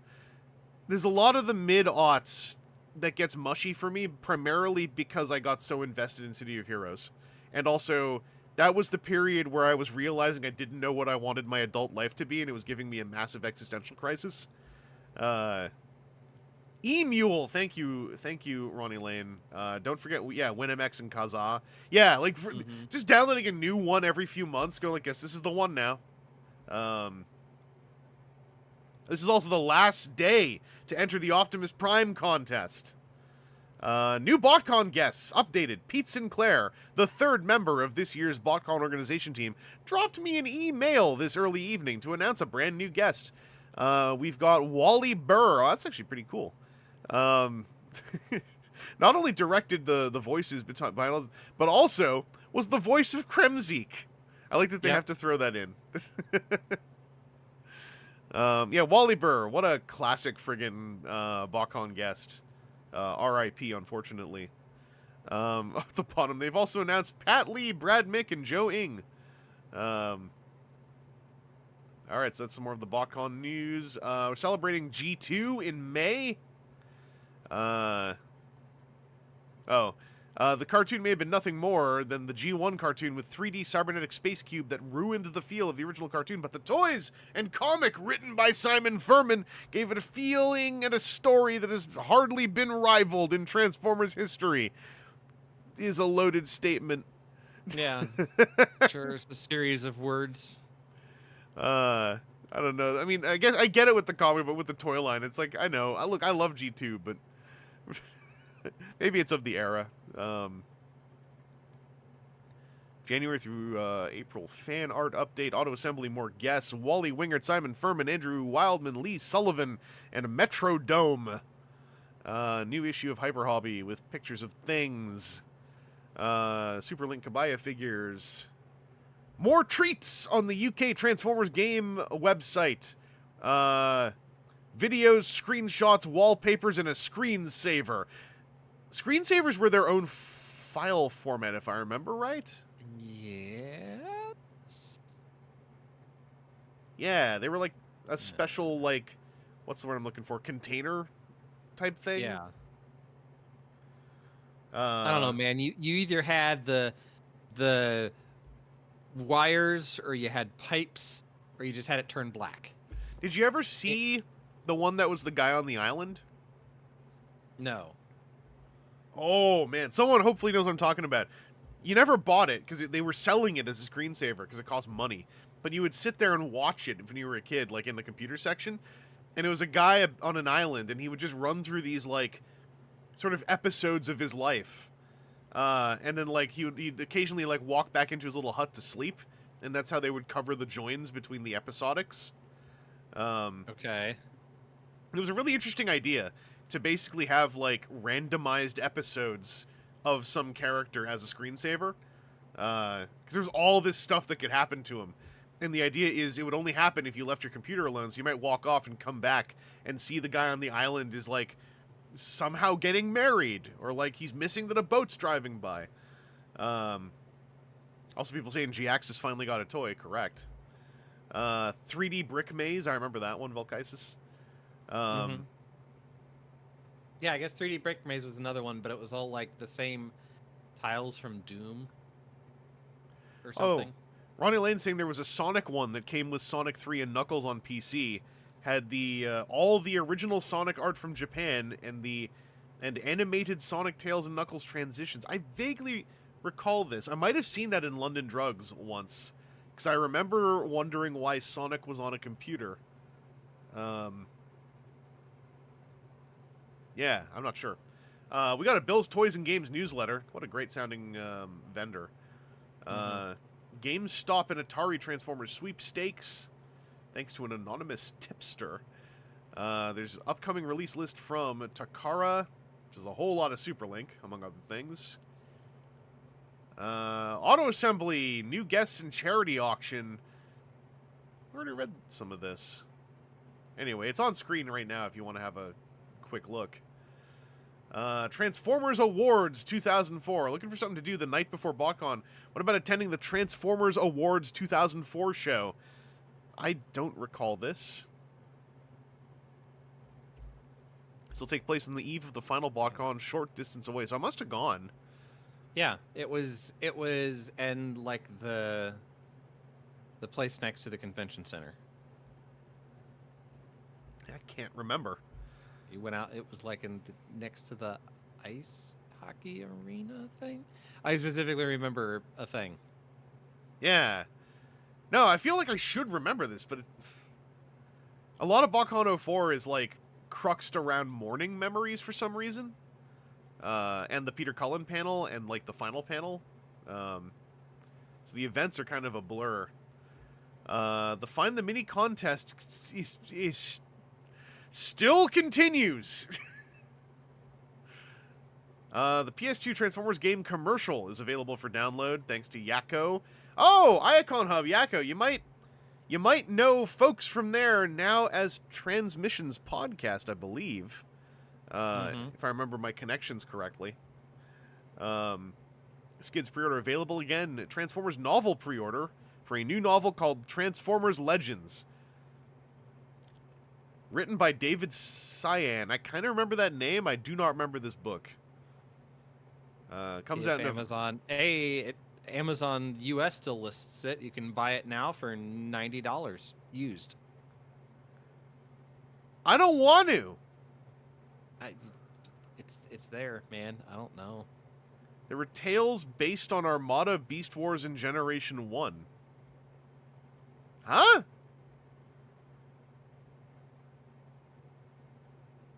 Hang on. Oh, this is where Paddles comes from! Sorry, I'm looking at someone in the reviews listed the stories. They bought it in 2010. Lonesome Diesel. Oh, Bob Skier did one. I'm starting to vaguely recall bits of this. What's the 1-star review? Alan Weaver wants to know. I don't want to sign in. Just show me the 1-star. Where is it? Okay, I've got it. This is a collection here we of short go. stories set in all the different Transformers settings. G1, Armada, Energon, Beast Wars. The main problem is that they're so short that there is little action or depth to the stories. Some of the stories make little or no sense at all. The last in the book is an excellent example of it as a spiritual story about what happens to a spark when a Transformer dies. Most of the others are little more than poorly disguised morality tales. When compiling the book, they didn't bother to simply organize the stories by era or genre. This means you flash back and forth through time in different stories. Quite simply, the people who wrote the stories and just about all others involved obviously know very little about the Transformers universe, and it shows very clearly. Many of the stories seem to concentrate too much on the human factor instead of the Transformers. The result is something that is very poor compared to the original material. G1 original and best, whether it be comic book or cartoon. One person found this helpful. When I scrolled down and winced immediately, Ronnie Lane already called it. Look at the title of the review. Less than meets the eye.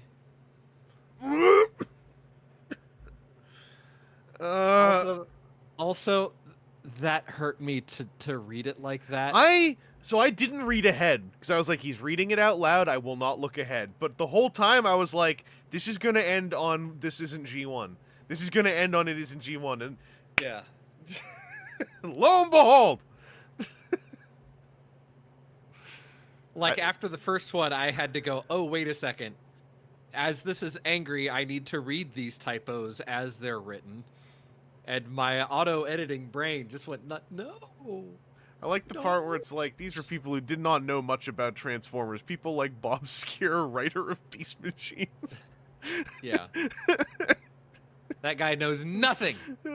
I mean, back in 2005, maybe you would have said that about him.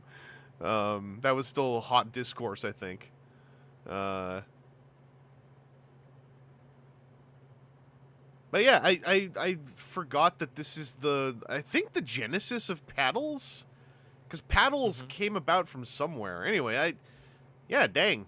I'm remembering more about this as I read the titles and authors. Jesus Christ, there's a Carbomia story in here. Yes, Simon Furman, writer of like 50% of the G1 comic, doesn't know a single friggin' thing about that hack. Friggin' hack. That rube. It's not even organized properly. All right, well, I learned something that I'd forgotten about the authors. I'll leave that alone.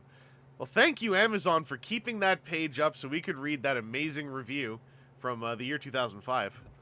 Um, thanks, Aaron, for diving in head first here. I'll be Q, you be A for a sec here. We got Hasbro.com with instant answers. I guess that is the new branding of this. Will you be coming out with the Dinobots in the G1 reissue? Since many revisions may occur to a product... See, the previous thing, my brain's trying to edit ahead now. This is written in English? I'm trying to get past things. Take two.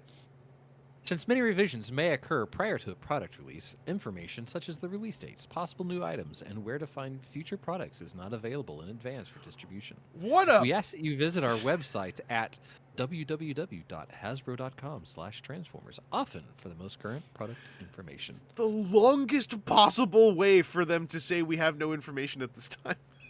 Yeah. Q. Where can I find the alternator Jeep Hound for purchase? The Transformers Alternator Hound has not yet been released. It is tentatively scheduled for release summer of 2004. Whoever the human was from PR, this is like when it became the official Transformers Q&A. They had like a brand PR person writing the Q's and the A's, and now that it's Hasbro.com instant answers, it's like they have an intern copy pasting from a set of responses. Yeah. What the Valkysis, what the hell did that even say? This was worth a news post. It got 1,200 views.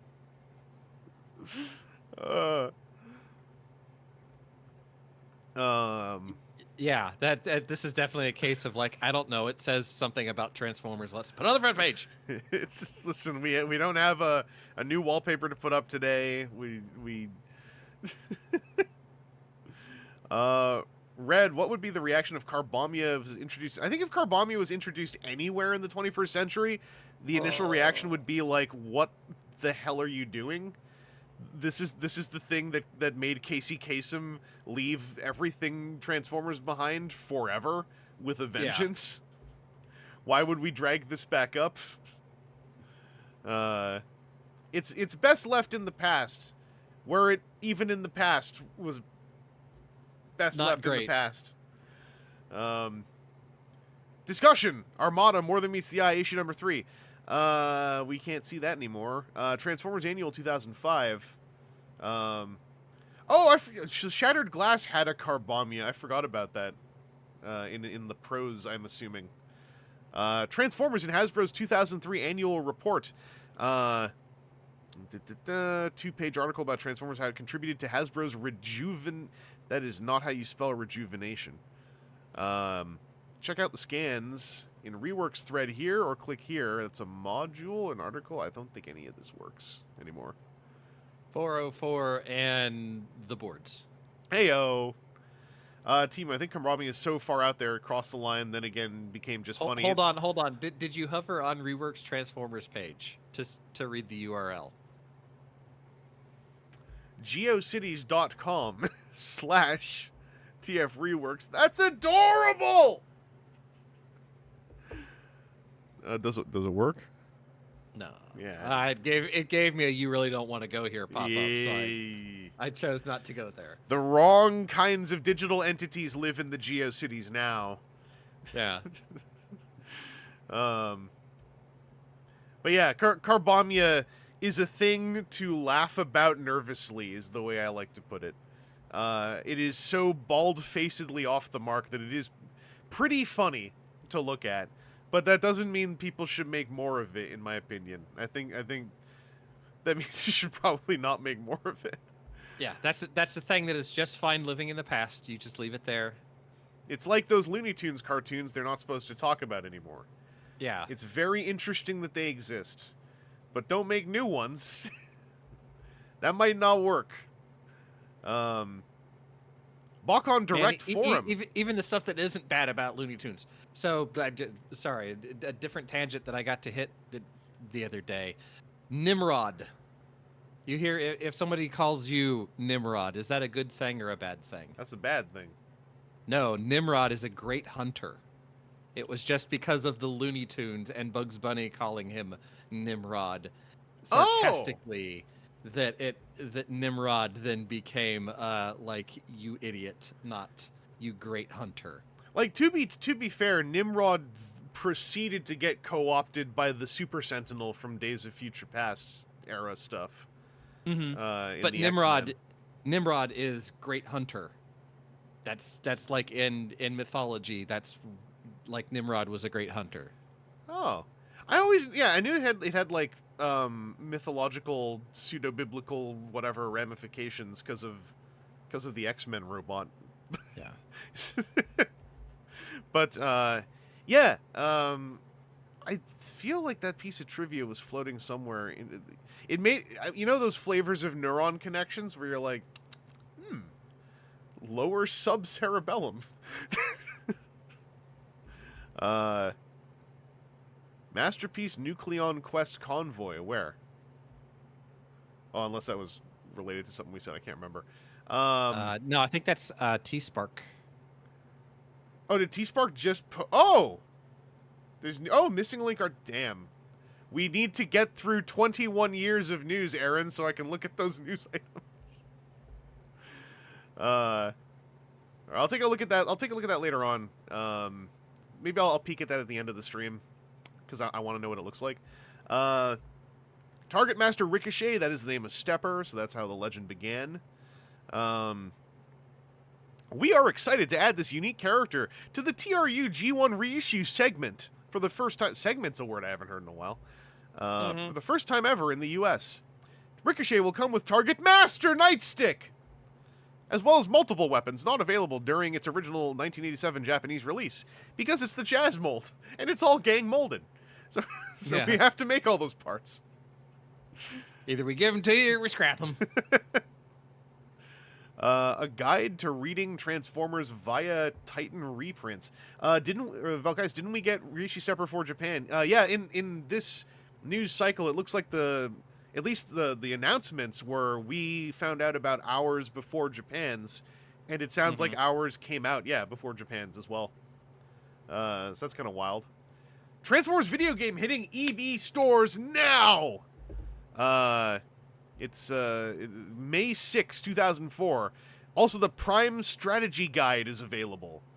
Yeah.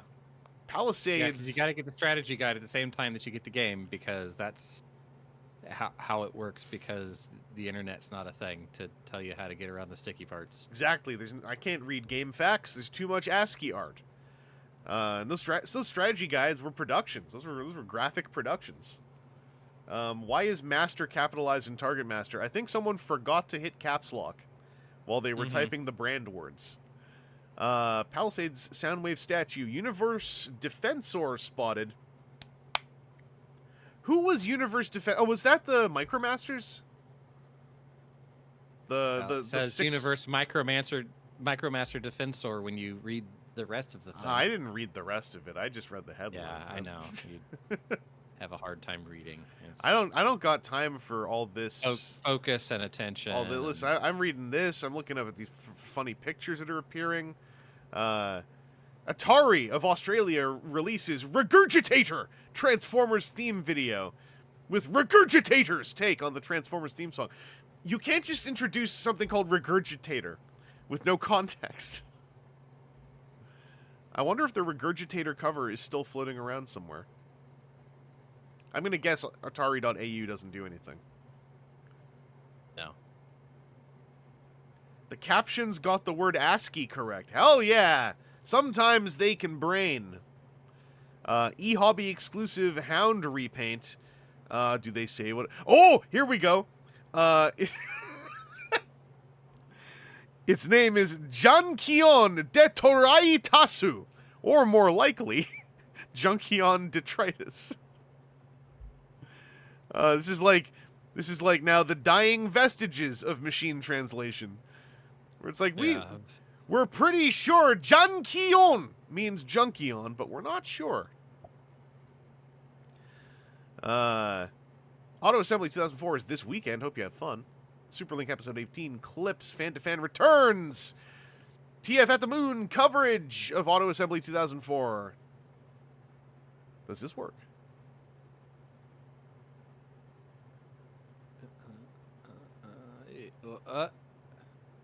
Page not found. Damn it! BotCon, last chance to pre-register, 3 exclamation marks. Pete Sinclair wrote us an email. That would go on to become something you dread. Letting you know this is your last chance to pre-register for this year's bot. I do those for you, Aaron. The perks for being a pre-registrant are limited edition print signed by Peter Cullen, the original voice of Optimus Prime, access to the Saturday night panel featuring Peter Cullen, a possibility to be one of the contestants in a mock voice audition session, hosted by Wally Burr, voice director of the original G1 cartoon series. If you haven't pre-registered, make sure to get those in the mail ASAP.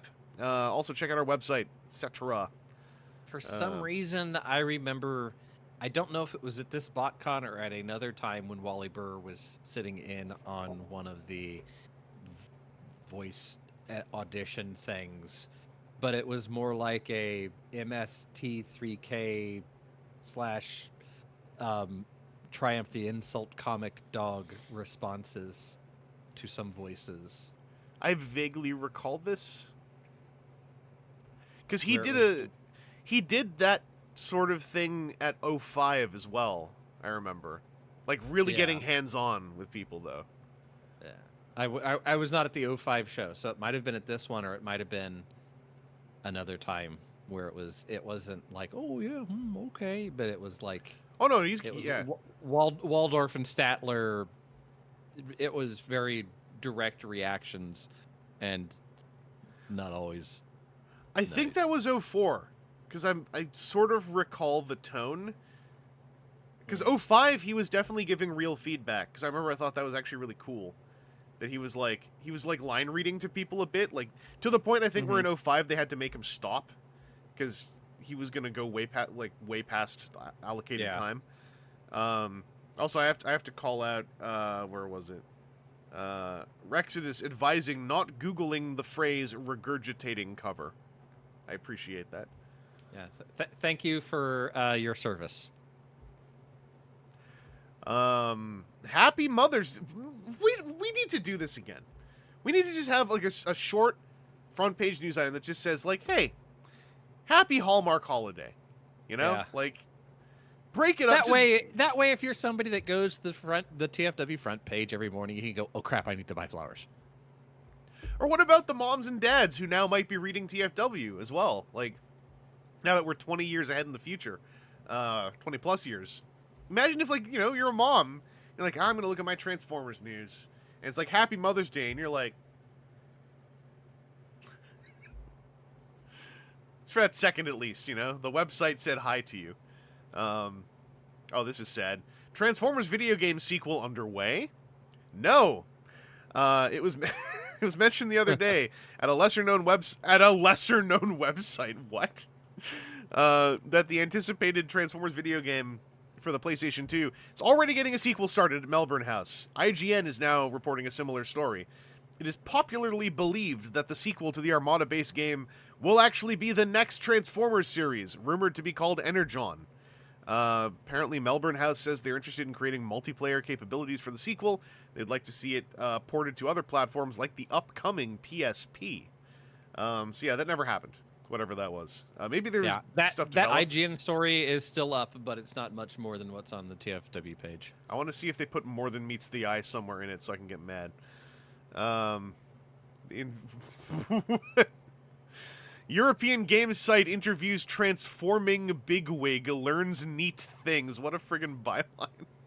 Yeah. Hang on, wait. At a lesser known website called Eurogamer. Eurogamer became a thing later, didn't they? I'd swear I heard that name in much louder, more confident terms later on. Red, TFW front page reminds you of your wedding anniversary. I think so. Yeah, PT, personalized news updates reminding you of your children's birthdays. Why we could program that, surely.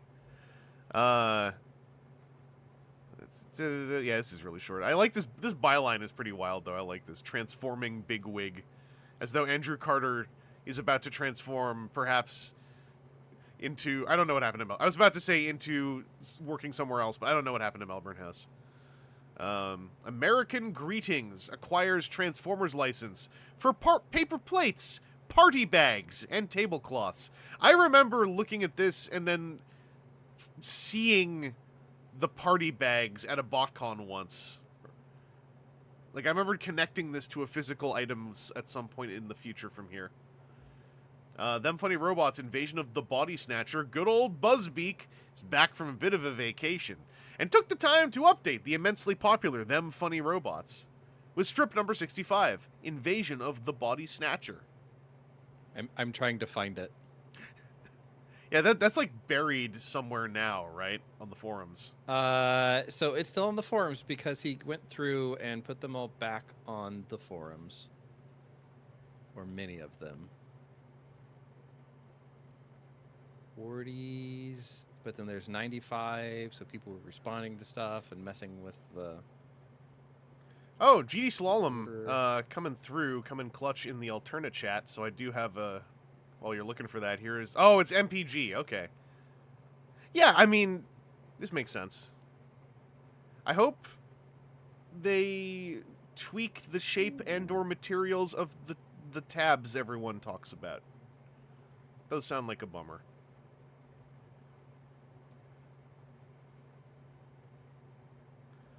Scorp says Melbourne House moved to Sydney and took up opera. Dang. Griff, I agree. I would like to see Fire Guts.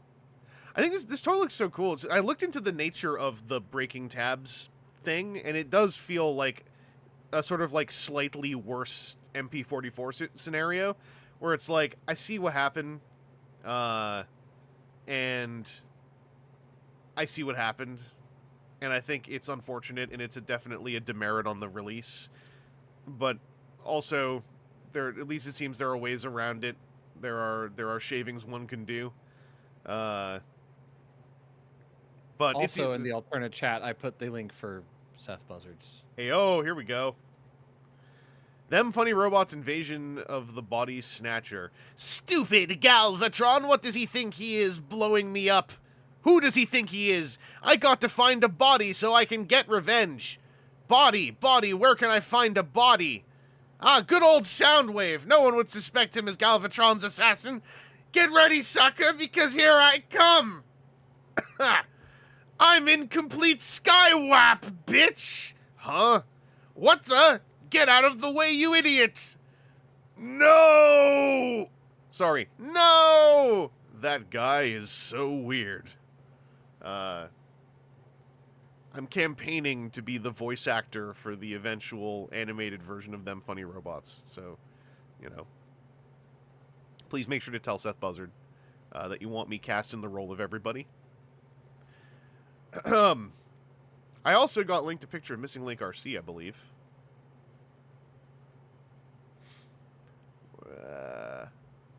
Yeah, here. Open this in browser. This is not a helpful picture because... Oh, it's helpful, but also it's like, it's fuzzy and it's from the side. But she looks like what, you know, she looks like what she's supposed to look like, which is good. It's neat to see that design from an angle. Yeah. Yes, I guess. It's not everything that's been made an idea needs to be made. Nah, they do. They do. They got to make this though, because there's nothing else to do with G1 RC. They seem to perpetually be reticent to ever make a new RC into a toy. So I guess we got this one now. Jansen, I believe Ocular Max's RC did at least something inspired by these colors. I forget how orange it was. But it's neat to see how the arms work. That's the part I was curious about, because there was like nothing to work with on that prototype as far as arms were concerned. Also kind of curious how the hips are how anything's going to work. Anyway, we also got to get our pre-registrations in today for BotCon. It's a healthy reminder. It's the absolute last day that you can get your registration postmarked or faxed to the folks over at BotCon. I forgot the phrase postmarked. Mm-hmm. I haven't said that in a while. July comic covers and new t-shirts. The Micromasters issue number 1 foil cover is, by online fan vote, Don Figueroa, who beat out Ruffalo. Yeah, that was going to happen. I think the Rob Ruffalo era was already not being severely welcomed in 2004, if I remember correctly. Preview of the UK exclusive video game comic on the hub. Oh, it's an easy board. Right. Chris Muse with the Mark Ruffalo. Correct. Yeah.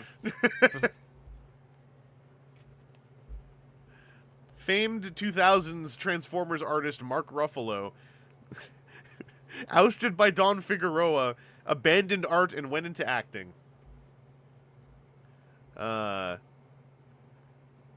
More details on the BotCon Wally Burr event. 15 attendants will get a voice acting class. They'll read from a script that is an original script written by Paul Davids. 3 rounds of elimination. 1 male and 1 female will advance and perform in front of a live audience in a twist that BotCon Productions promises will send shockwaves through the fandom. I don't remember exactly what happened here. But that must be documented somewhere, I'm sure. Chris Muse, we're not teasing you. We're yes-anding you.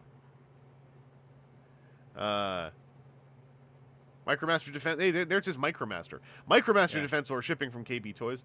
YTV Transformers Marathon with Beasties, Beast Machines, Rid, Armada, Energon. Oh, it's just 1 hour of each. That's kind of cool. Yeah.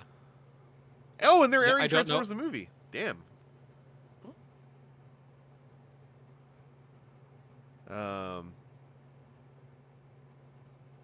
Transformers game sales rank number 10. That's not bad, all things considered.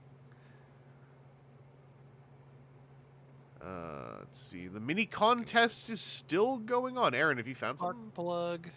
No, I was going to say you were looking for spark plug this week. Oh, yeah.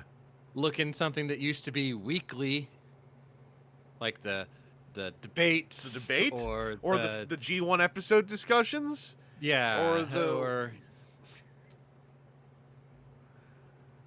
music videos, or... We're kind of counting up weekly features that happen 3 to 4 times. Yeah. Lucky Draw Superlink Galvatron figures. There's only 50 of them, and Elvin Pena has some images to share that we can't see anymore, probably. This is it's a Yahoo auction. Maybe. Come on. You can do it. A specified document does not exist. Damn it. I wonder if anyone bought it off Yahoo auctions. Monday Adams, you got Cannonball and just need medics to be skids complete. Hell yeah. I can't remember how... No, I don't have Downshift. Downshift? The Diaclone one from the Velocitron capsule. I don't have that one. Or Medics. I almost bought Medics a bunch of times, and I was like, I actually just don't feel anything looking at Medics, so I decided not to. Hard Heroes Jazz Bust, Armada DVDs, Toys R Us SKUs, if you want to just look at some old price points and feel $9.99 deluxes and $6.99 basics. Oof. Omega Supreme and Unicron, $50. Wing Savior pre-order at HLJ, which is Wing Saber. 20th Anniversary Prime is Toy Fair's Toy of the Month from issue 83. Better pictures of Robot Masters and etc. Optimus Prime contest winners. Grand prize to Diego Marquez. Second place to Robert Carter and Dara Glasser. And third place to Manuel Vallelunga. With honorable mentions to Perry. Just Perry. And Logan Dubeck. I don't remember what this contest was. Competition for Furman Simon. Wow. Furman Wildman, There you signed, go. because the word signed was in there. Ultimate Transformers Guide. I remember that thing, kind of. Atari announces the release of the Ultimate Conflict.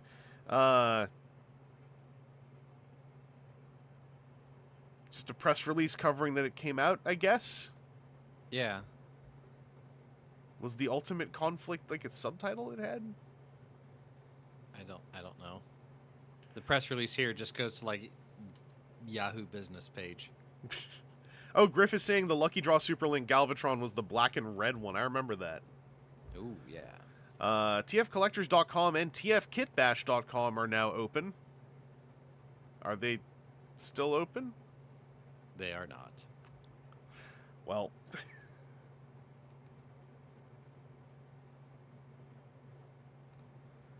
this brings us to TFcollectors.com reviews. Damn it. The 20th anniversary Optimus Prime. Link rot! I swear to God. Transformers.com contest announced. Based on the video game. Win a bunch of stuff. Win a standee. New Armada DVD covers. Neon Green, Gray, Energon Megatron, and Red Black Energon Prime are store exclusives. Wait! Are those the ones that never came out? You know what I mean? There was Santa Prime, and Yeah. I think these are the ones that never came out. Because that Neon Green Gray Megatron looked sick, and I remember I wanted it, and then it never came out. Yeah. Yeah, I don't. Well, if we learn where they're going, they'll let us know, I guess. Yeah, I remembered seeing them, but I like this is an era where I would have still been hunting for them, We got and I don't have them, so. Yeah, I think they didn't come out, and then they were bounced around as potentially coming out for a while, and just never found a spot. Some great editorialization here from Chris Kickback. This bit of news should relax many of the fans who were up in arms that two key figures were receiving such opinion, wild, and in the eyes of many fans, horrible color schemes. Like, who are we burning here? who Those fans need to shut their damn mouth.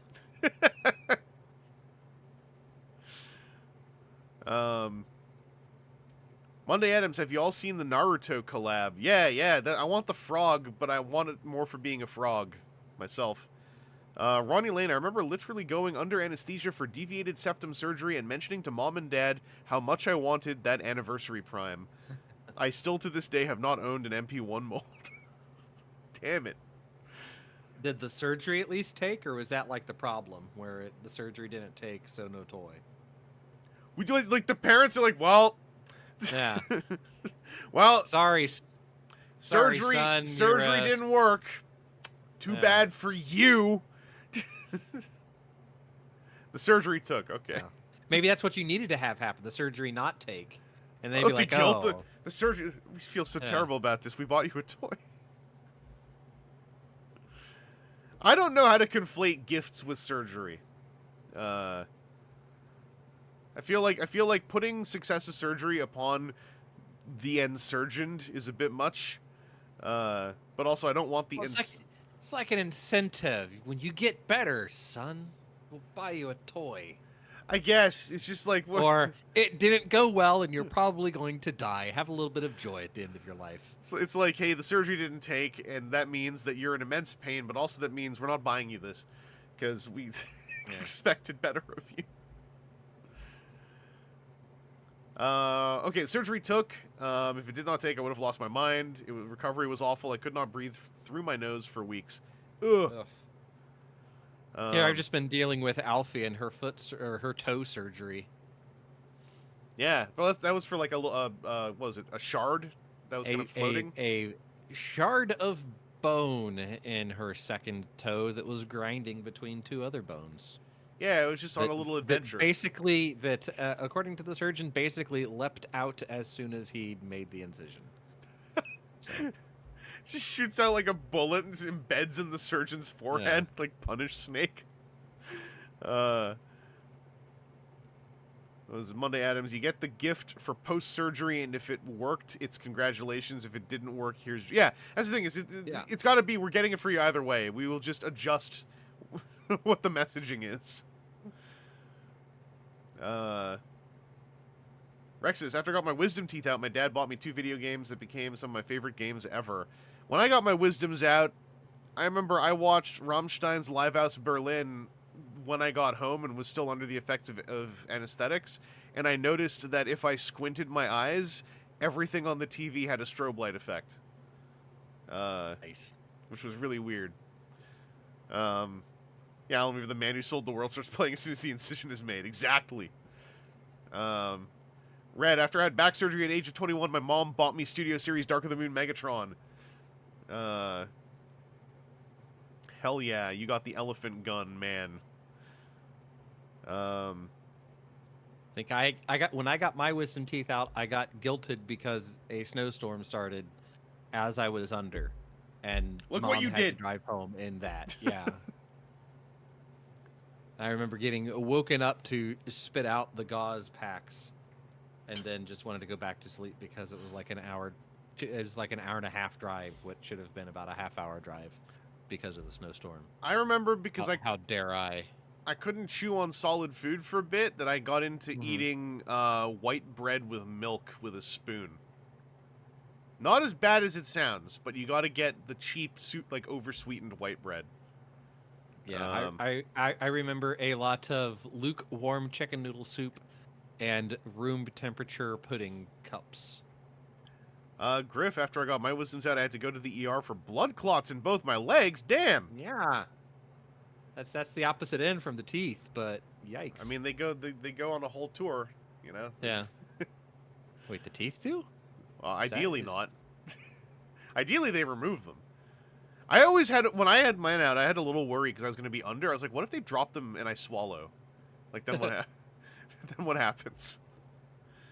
Not gonna lie, white bread and milk sounds good right now. Yeah, if you get the mixture right. I mean, obviously it tastes like soggy bread, right? But you get like, you know, those like more cake-like white breads that you really shouldn't be eating a ton of. If you get like a couple pieces of that, or like a brioche bun, and then you put that just a little bit of milk to soften it up, so you have to eat it with a spoon. If you can't take solid food, that is one alternative that you can work with. I mean, nowadays you can just get a magic bullet and blend stuff into a smoothie, but then the opposite, Rex, this white bread and milk sounds like the worst thing ever. Yeah, half the people I tell this to, it is actually this disparity. It's either like, damn, I never thought of that, or like, damn, I never thought of that. You know, like the yin and yang. Walmart Universe exclusives clearance. Spy Changer, I think some of these are rare now. Spy Changer 2-packs, $3 each. Sideburn and Prowl, $4.50 each. Ruination, $12. Sunstorm, $14. By the way, this is an era when those Walmart clearances never happened in Canada. Red, Uncrustables and milk. Okay, settle down. We can't just say these things. Some people, that's on recording. Student Scissors. White bread with milk is making me think of my dad eating his cereal with water. Ugh. I don't understand that. I mean, I kind of get it, especially if you're like lactose intolerant, but like there has to be a better way. There has to. Sunstorm goes for 3 digits now, confirms Timu Canadian. Yeah, that's what I thought. Yeah. I never saw that Sunstorm. Super Link 19 preview, 20th Prime on clearance. Hey, actually read that one story because it hits a couple of our kind of jokes. Oh. Oh, man. Okay. Number 1, check out the clip in Real Player. Yep. Number 2, Babelfish version. 19th story, Fear, Uni Clone starting. 2004 May 14th broadcast schedule. The soldier of Saibatoron, which finally arrives to the Uni Clone. While the revival nearness, the Uni Clone, to pierce in will of Garubatoron, and you being moved, it attacks to the Miranda 2 world number.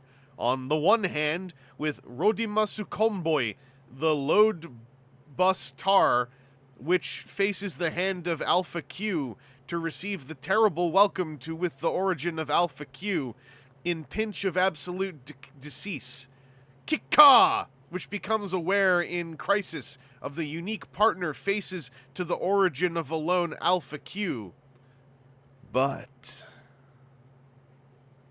So I just realized Load Bus Tar is Roadbuster, which was Ironhide's name in Superlink. It's kind of funny, like, the couple of words that Babelfish just didn't even try. Just was like, no. Which was No. Cybertron, Galvatron, Rodimus Convoy, but then Kicker. Well, I mean, it didn't get Rodimus Convoy correct. It just put it in... Oh, the subtitles got them. Oh, damn. They're doing better than they used to. But yeah, this is just... I happen to be able to read katakana for the most part. It's like one of my secret superpowers. Yeah, wow. At least Chris put horribly translated Babelfish version this time. Yeah, Load Bus Tar is a real thing. 20th anniversary MP01 Optimus on clearance at some stores as low as $35.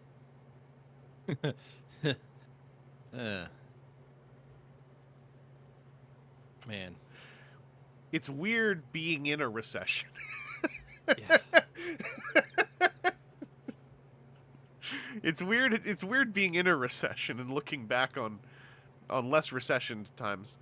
Yeah. Well, it's also just like, you know, the memories of going through this and, oh, how this is going to be the greatest thing ever. Oh, how this is going to be. Oh, how this is going to be so great. Oh, how's it going to be. I was like, it's on clearance. It's on $35. Usually 50. Usually 50, but yeah. $35. Alternators Dodge Neon pre-order at Collectible Kingdom. First indication of a Dodge Neon alternator, but there's nothing else, so take it with a grain of salt. Was there a Dodge... all cars look the same to me. Was there a Dodge Neon alternator? I can't remember. I don't think that there was a neon alternator. I don't remember the word neon. Oh! TFCollectors.com reviews Energon Mirage. TFW's own Axsmith took the time to review the recently released Energon Mirage on TFCollectors.com. Now I'm really sad. Can we run this URL through Wayback? There's a direct. It's a module, but... Copy link address. Wayback Machine. Yeah, I remember keeping that toy. Yeah, it shows up on Wayback. Can you alternate chat me the link? Yeah, hold on. Let me actually get one of them open. No images though, you piece of crap. Let's see if an earlier one maybe. I think the images might, because it was a TFW module, the images might have been like routed through something. Yeah.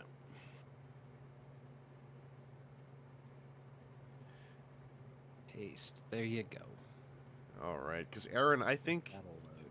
if this is a text review, as I am assuming, There is text. you should read your own text that you wrote 21 years ago in your voice now. Looking ready to dash in from the sea. Okay.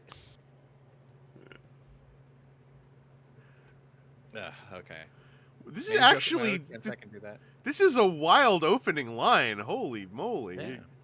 Looking ready to dash in from the seas, Mirage is loaded for bear. Evolving from Tidal Wave in Superlink and likely in Energon, he gained some speed and a much sleeker form in his latest incarnation. Mirage is the first Decepticon released in the mega price point and looks to start a good trend. Packaged in his boat mode and a standard Energon box, Mirage does a good job of filling up the box. Packed alongside Mirage is his 4 missiles. His front and top box art are unfortunately small. Thankfully, though, there is a larger version of his characterization on the side of the box. What a thing to write about. Yeah. Well, it's the you go outside in, man. Yeah, I know. On the bottom of the box is a Wave 3 cross-cell for RC, Insecticon, Demolisher, and Landmine. Also packed in are his instructions, standard bio card, and Volume 1 comic/product catalog. plus a cardboard back or 2 molded plastic holders and 5 friggin' twist ties. I want to say that there was some other review that I was kind of basing off of. Yeah. Like this is these were the things that were the standard parts for the TF collectors reviews. It's the critique of the box art being small on 2 panels but larger on another panel as the thankfully that I don't know why it just really sticks out to me. Is like this is of an era. They put in somebody drew that, somebody colored that, and then they made it for image for ants. No, we want it so that you can appreciate the work that somebody did. Mirage's colors is a bit clashing, but it works. The yellow-orange of the center of the boat actually balances well with the light blue of the hull and the black of the cockpit. With a couple more paint apps of gold, red, and purple, and his spark atop the cockpit, his coloring comes together as something actually half feasible for a seagoing warship. With forward hydrofoil-like arms with torpedoes and 4 missile launchers, Mirage seems ready to take on anything. Mirage's hull, above what would be the waterline, looks very much like any waterborne craft, including a prow-like structure on his front. Underneath are 5 wheels that let you roll him around on flat surfaces. My only gripe is that his mini hull panels don't seem to be perfectly fit after a couple of transformations. Whether it's mold damage on my particular Mirage or just a case of one part not perfectly in place, it leads to the front of the hull staying popped open, which it still does to this day. If Mirage's launcher is down and the button behind his launchers is pushed, a deployment sound is heard. With the missiles out, a launching sound is made. Like most Transformer sound effects, it is a bit tinny, and without knowing what you're listening for, it sounds like little more than noise. If you've got a couple of extra AAA batteries sitting around, go ahead and put them to use, but if not, you don't need to go shopping. This toy feels good and solid in his boat mode, especially when not in his hyper mode. His proportions are right, even down to the 2 seats in his cockpit. He's held together very well, especially with a couple of small pegs from the top half of his hull to his legs. Did you want to joke again? I saw you make faces. No, it's just like I sort of recognize this style of detail-oriented writing as being very of the time. Like, being like, how do you put it? Because this is something that translated to YouTube for a while. That it was something I identified in myself that I tried to get away from really fast, which is like narrating the bullet points of the toy as qualities, even if I have nothing to say about them. Yeah. So like, constantly mentioning, like that there are this many missiles or stuff like that, or how many, like there are 5 wheels, let them roll. But my gripe is the hull panels. Like there's this it's a very everything is in sections, but in the sections everything is kind of train of thought. I people still write in feedback threads. It's just I feel like there's like a very clinical is the word I'll use, not non-derogatory, but there's like this sort of clinical approach to this because everyone, I think what people were basing this off of was some of the Alt Toys Transformers toy review posts of the era. There's evolution on that way, The transition from alt to robot mode seems to be a bit over-complex, much twisting and turning and a few close clearances. While not nearly as complex as some Transformers, R80 Sideburn for example, it is more than enough to frustrate at points. Particularly tough the first couple of times was the way that his chest collapses down. But through these troubles, Mirage's worth is. What are you doing, Aaron? Copy editor here. His robot mode is where this mold shines. What are you doing, Aaron? From Aaron. Yeah, look, I've had 21 years of things, and this was probably me jamming it out late at night after work because I had one of the first copies. I will also say I think that a very common thing back then was like, now if we're talking complex, lifts up Rid Sideburn, and like that was what everyone always did. Yeah, well that was the complex one. Yeah, he had a couple of things where it was like, unless you have all of these angles exactly correct, you have to find out a way to break physics. But it was also like this almost, how do you put this? It was like an out for any Transformers toy, because it's like, this is a little bit complex. Not like this guy, though. And it was like we had this like ceiling we were establishing as a community. With a default transformation, Mirage is left with a skirt or tail, but it is attached by a couple of sliding parts that allows you to easily take off the tail without any damage. I'm going to do the rest of the review with these off, as it makes the balance of the toy 100% better. Which it did. Odd to call them tails, but I get what you mean. Yeah, it's like side skirt. What would you even call that? Yeah. Because they were so long, it's not even like they were like leg guard panels. I always thought of them just as I think it's because I was watching Super Link I always just thought of them as basically like samurai swords. Yeah, but they weren't swords though. He could barely hold them, but it was fan modable. I know I did this at least a couple times where you like have to hold them. Well, this reviewer, who's the important one right now, This reviewer, didn't. So, in the editorial third person. Mirage has a fantastic amounts of surface detailing, from paneling to bolt holes. It's done in such a manner that it's not overbearing. His color scheme changes a bit from his alt mode to his robot mode. Gone is all of the light blue, especially with the removal of his tail.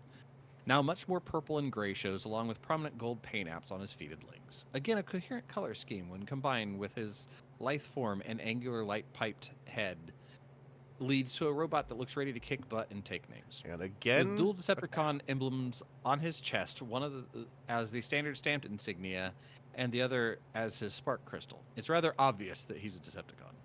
Standard hand pegs let him hold on to most any Energon weapon. However, the first couple I tried were hard to use, as Mirage's powerlink supports on his wrist block his hand. However, many of the weapon-type minicons from Armada work rather well with these port locations. Is this an Oxford comma situation? Again, a coherent color scheme when combined with his lithe form and angular light-piped head leads to a robot that... So the coherent... Yeah, maybe. Yeah. Sorry, no, that sentence, I actually had to look at it, like, really slowly. Also, kick butt and take names is very cute for someone to write. It's very, very... It has that, like, front page news 2004 style. You know, I'm going to type out kick butt and take names. Yeah. Articulation is just crazy on Mirage. Head rotates 360 degrees with a bit of a catch at 90 degrees due to his head shape.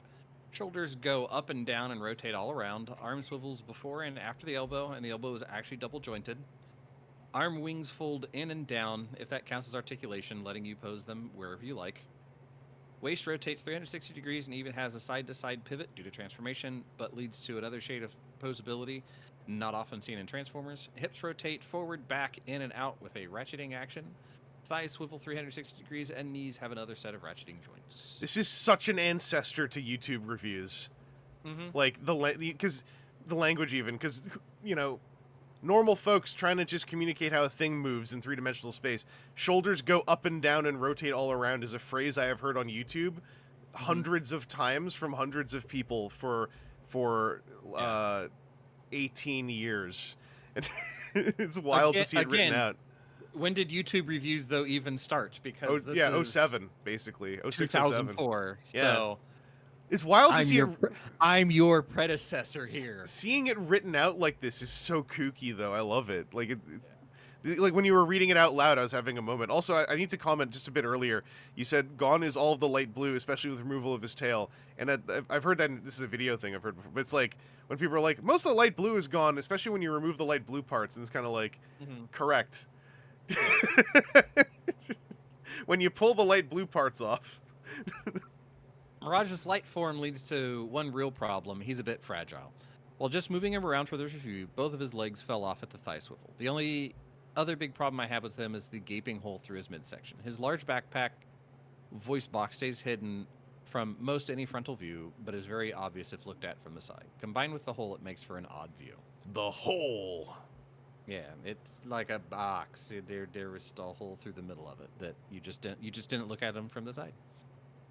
His hyper mode alternate version is a bit lacking in that no new weapons really come to bear. His forward missiles pop up with a sound effect, and the aft section of his hull folds out to bring the rear missiles up and form wings. While this gives Mirage an imposing look, it also reveals his legs and rear wheels. Another thing to note is that one of my forward missile launchers seems to droop, though it shows what it looks to be some factory damage when likely just be my problem. His hyper mode comes off much better in his robot mode, with the flip-up launchers on either side of his head and arm launchers that could double his wings. You get a real feeling of something that's ready to blow up Autobots. His launchers in any mode manage a good 3 feet of launch parallel to the ground, probably better if angled right. An impressive feat in this day of toy safety. In this day. And age! Yeah. I would have gone with Overall, this age. 4 out of 5. Oh, there's 4 Better than little average. things. Those were probably stars or something. Better than average, but a few flaws. I'm happy with my purchase, but find his complex transformation and fragility to be a hindrance to his play value. His great articulation, looks, and weaponry keep him in the top half of my scale, but just. He's a bit light for his $20 price point at most retailers, but his many small parts in comparison to his Autobot-sized mates make the price sensible. I'm not aware of any variants at this point, but with Hasbro's trend lately of upgrading and improving their product, I don't doubt there will be some variant soon. Because I'm still got a little bit of that. Gotta be nice. Gotta track that. And back when I had a tfw2005.com email address, which may still exist, but I don't have access to I love the quotes around Axsmith. Yeah.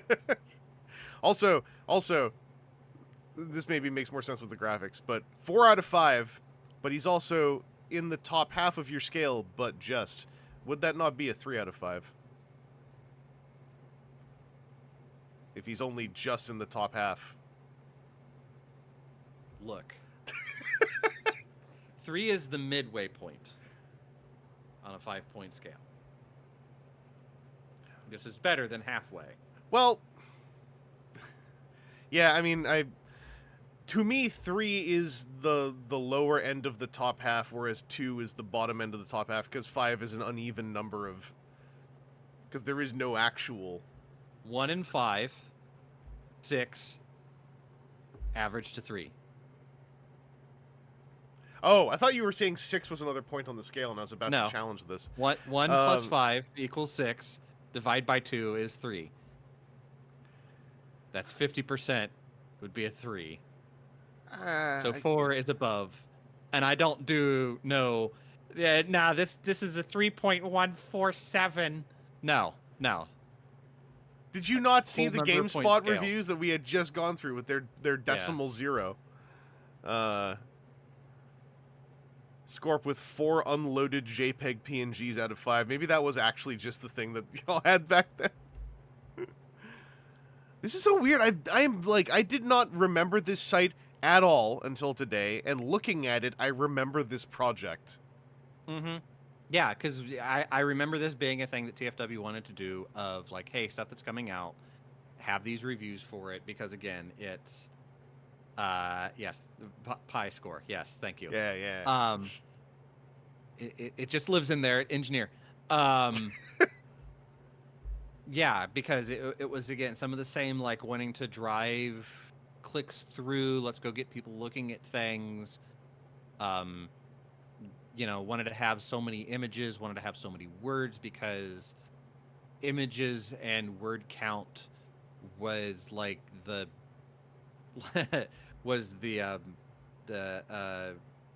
like how you drove to the search engines, how search engines generated things. That was your SEO at the time. And so it was specifics type of things. And then writing it like it was an article, because that's what it was. It was emulating print articles and things of that nature. This What, you're copyright making a goofy face. This copyright thing at the bottom where it says the site is solely owned and maintained by Chris Boothroyd. Mm-hmm. Transformers copyright. For entertainment purposes only. Like, I understand why this is down here, but I don't know. It's something about it's really funny. Also, I think this is just because there's code missing from all this. But like this snapshot from August, and then they're saying like published in May, no reads, and it's like, come on. Yeah. Is this why the site didn't go anywhere? But no, I think that 0 is like a dynamic number that's based on something you can't read right now. Because the go back is the JavaScript go back, which also drives me nuts. I prefer go backs that actually like have a bespoke direction to go in. Because I have a back button on my browser for a reason. Oh, all these busted images. I can't remember what the site looked like. Thanks for digging up the link though. That was fun. Yeah. Let's see. So your original tap out time was around now. Do you want to bully through to finish May?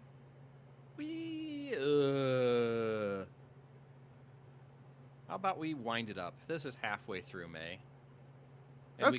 we can start the next one coming up on my birthday. Yeah, and then we'll also know that we ended on your own review of we ended Mirage. on my story. Yeah. All right, that's a good spot. That means we did a month and a half, which is above average. I'm always like, as long as we get a month done, I feel like we're not gonna like fall into a drag. but a month and a half is anti-drag. Do we want to go over and look at the T-Spark stuff? We can jump back forward to... Yeah, let's just jump ahead in the 125. time-space continuum now. Let's see what's on the...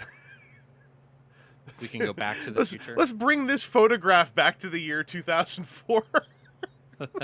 It's like the what? What? How did you... What? Oh, there's a friggin' stack pile of... Oh, this is where... Yeah, some of this... Okay, so it was just photos being taken during the event. Oh, I see Bowsera. Okay. So, let me see where I'm at. Okay, let's move this up a little bit.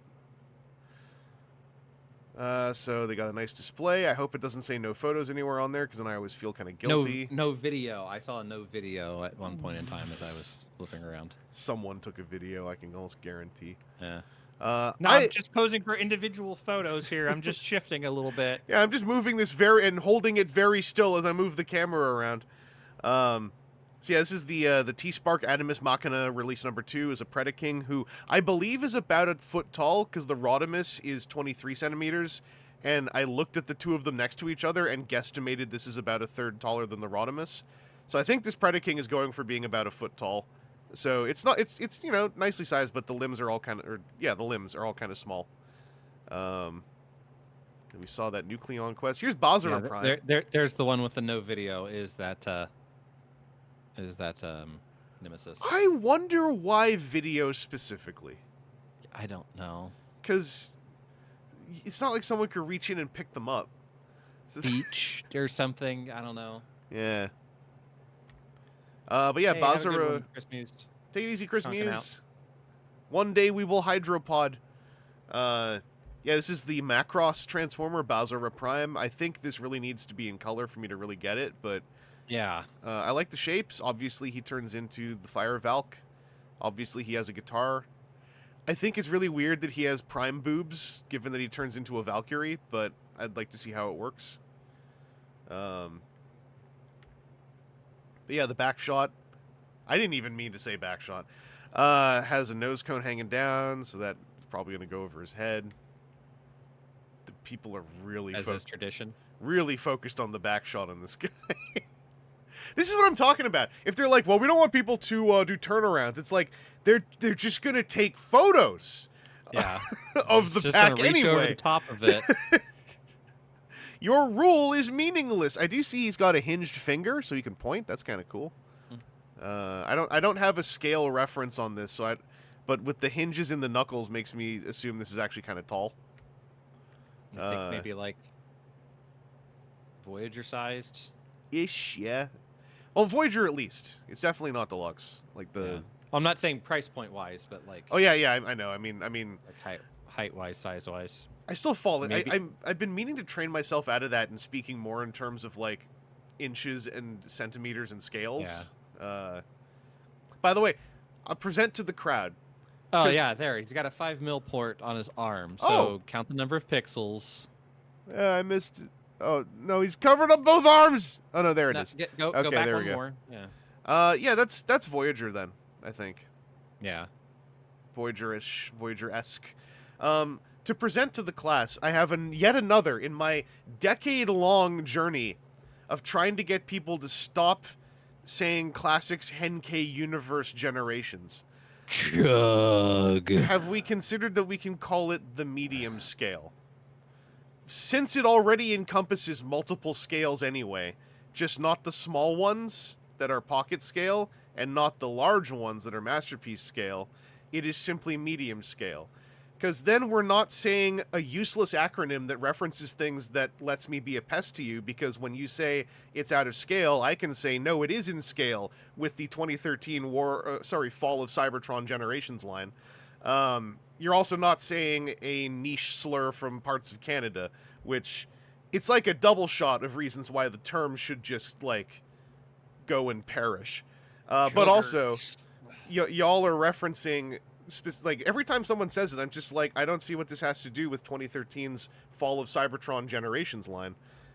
Nor do I understand why you all are specifically ignoring Gente Wild Rider, yet constantly talking about Henkei, even though you're also talking about classics, which is the exact same toy line. So 2 of the letters in that thing are redundant, and one of the letters means 50 toy lines and scales and aesthetics. It's a useless acronym. It has in fact always been a useless acronym. And I revel in not being nice to it, because it's an acronym and it has no feelings. Anyway, this is probably in the Voyager end of the medium scale. Yeah, there you go. Ronnie Lane. Sugars, top. Wait, did that even show up in my... Oh, I'm on Top Chat. Hang on. Yeah, no, you gotta go to live chat. That's where the good stuff's at. Yeah. It cut it out of Top Chat because it was like, that garbage is not worth... Yeah, somebody was rolling his face across a keyboard, probably some little like 40% size keyboard, accidentally hit enter. So, number 1, Red, I also always hated it because the mouthfeel and noise sounds like a wet grunt. But also, Ronnie, the problem is there needs to be an extra H, and technically an extra U. Because you're forgetting Henke. There's 2 H's. And there's an extra G as well. So there should be 2 extra G's, 1 extra H, and another U for United, which you're also forgetting out of there. I don't see United in there anywhere. They're towards the end, I think. Where? No, well. Oh, no, well, no. That's Legacy United. Yeah. But that's not United, which is a different that's toy line. not United. Yes, Yeah. yes, you're correct. See, basically, the way that... So my little way of fighting against it is to just keep pointing these things out to be annoying, because I'm right. Hey, look, it's that MPG guy. Yeah, the color scheme's solid on this one. What about MMS modern mainline scale? I'd be down with it, but the moment I start saying any acronyms, all the pro grunt people start going like, if we're already doing an acronym, and it's like,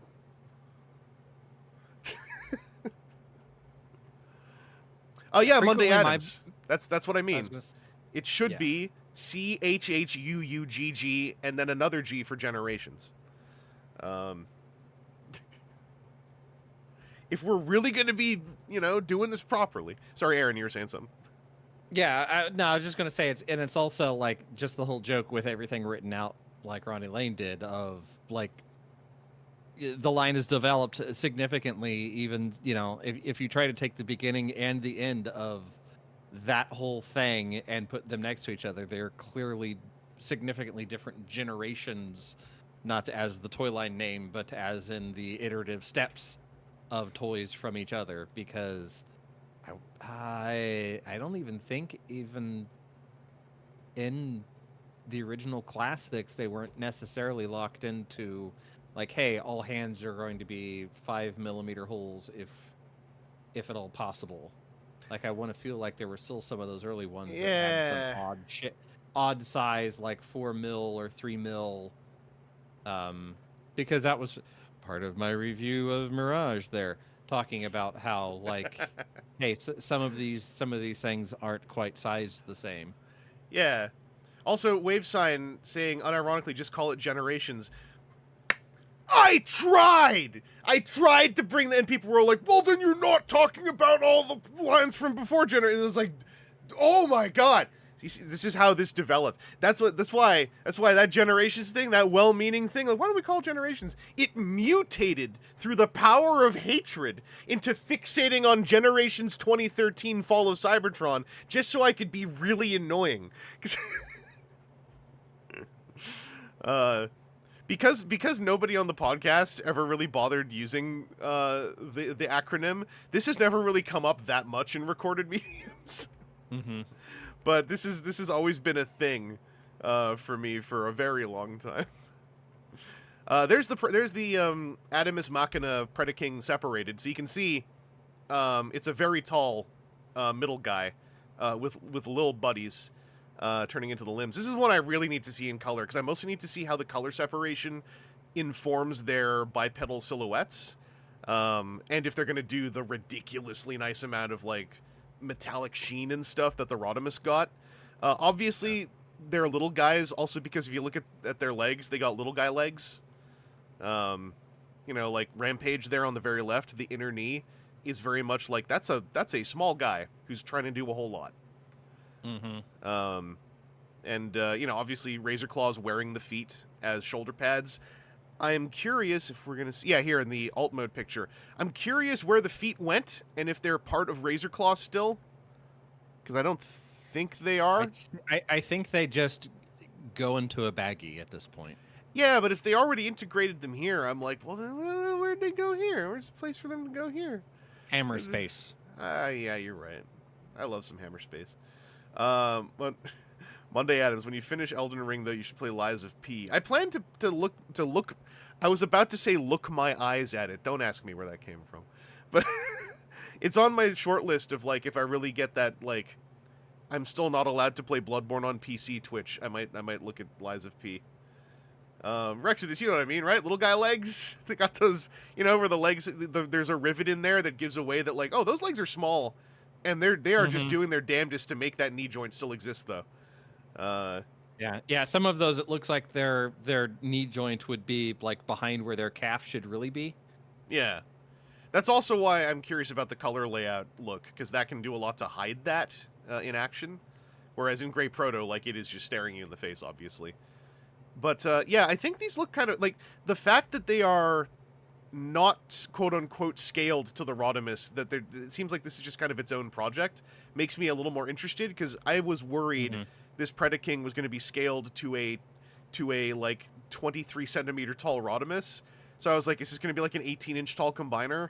Is this going to be like $700? Like, so I think this is still going to be expensive, but I don't think it's going to be like third-party combiner that is like 18 inches tall expensive, if that makes sense. And there's a side view. Like I think you can sort of see some of the benefits being gained. Like the little guys who form the arms, demonstrably, like they are hiding some bicep, you know, and they're forming into like a real forearm. And it's got the Predaking look with the two big cannons. I saw someone point out that like this is for them at least, this is the first time that a Predaking has finally hit the very specific Ox Predaking vibe they've always wanted that nobody has achieved for them yet.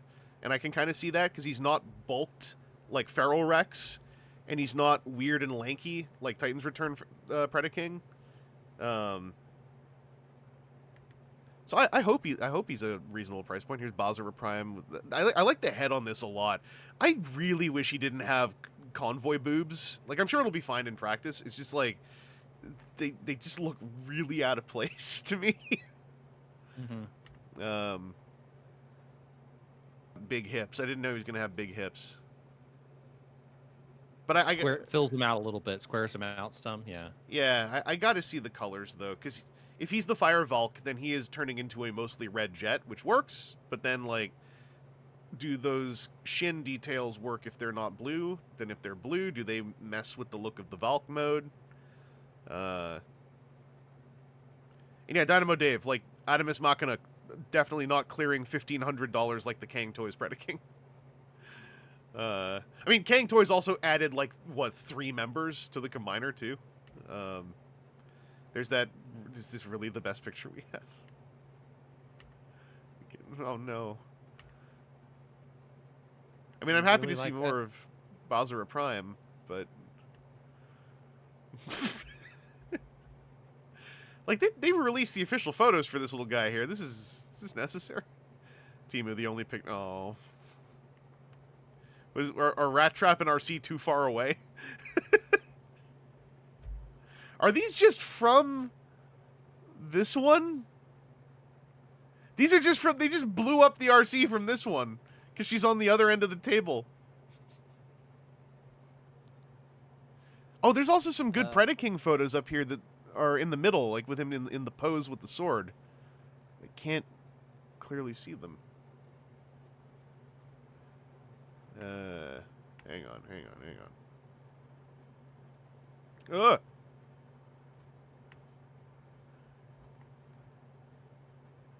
Oh, I'm trying to use the middle mouse move, and I'm not great at. I'm not a hit scan player. Those poses, I think those could look really cool in actual resolution. Because then if we go over here, we can just replicate that RC photo.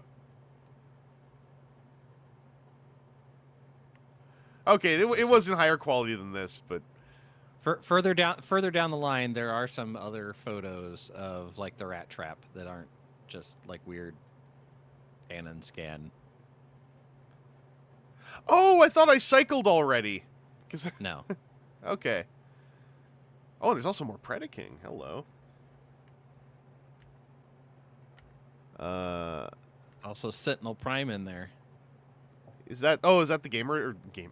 Wow, gamer edition. Sorry, Studio Series. Yeah. Gamer edition, a That's up. subset of Studio Series.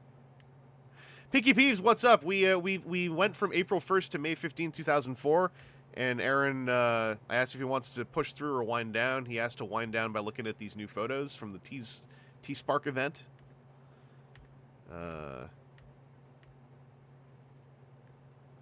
That toy looks like it could be fun. The Sentinel Prime.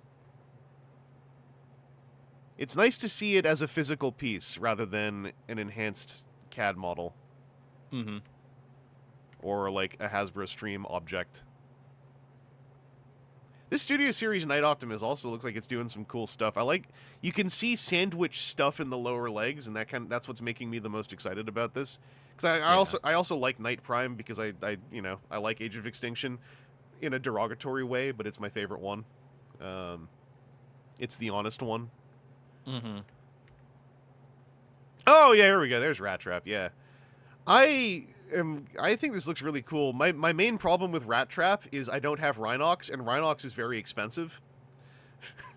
And this would make me want to get Rhinox. Yeah, I would need to get Rhinox and yeah, because I have Prime is actually in a case right there. My Dinobot is somewhere. Cheetor was at work for quite a while. I don't know where he ended up. He's here somewhere. This rat mode looks good. Yeah. I accept the presence of panel lines very easily. One of his the back of one of his arms, his forearm there, when he the like hands on hip pose, looks like there's a button there in what you might be able to get something out of it. Oh, yeah, those stock photos that came out, one of them was the accessory count, and he comes with the two little thingamies, the grenade bombs. Little det packs or whatever. Yeah.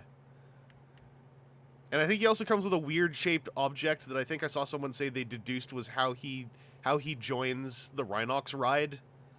Okay. Some weird plug to sit on. All these photos of the back of Bowser Prime are so aggressive. Yeah. They're like, no. How does look, he work? I can take it. I can take this. It's not video. I want to know what material they're going to use for the strap on the guitar. Like, is it sculpted in that position, or are they using, like, PVC?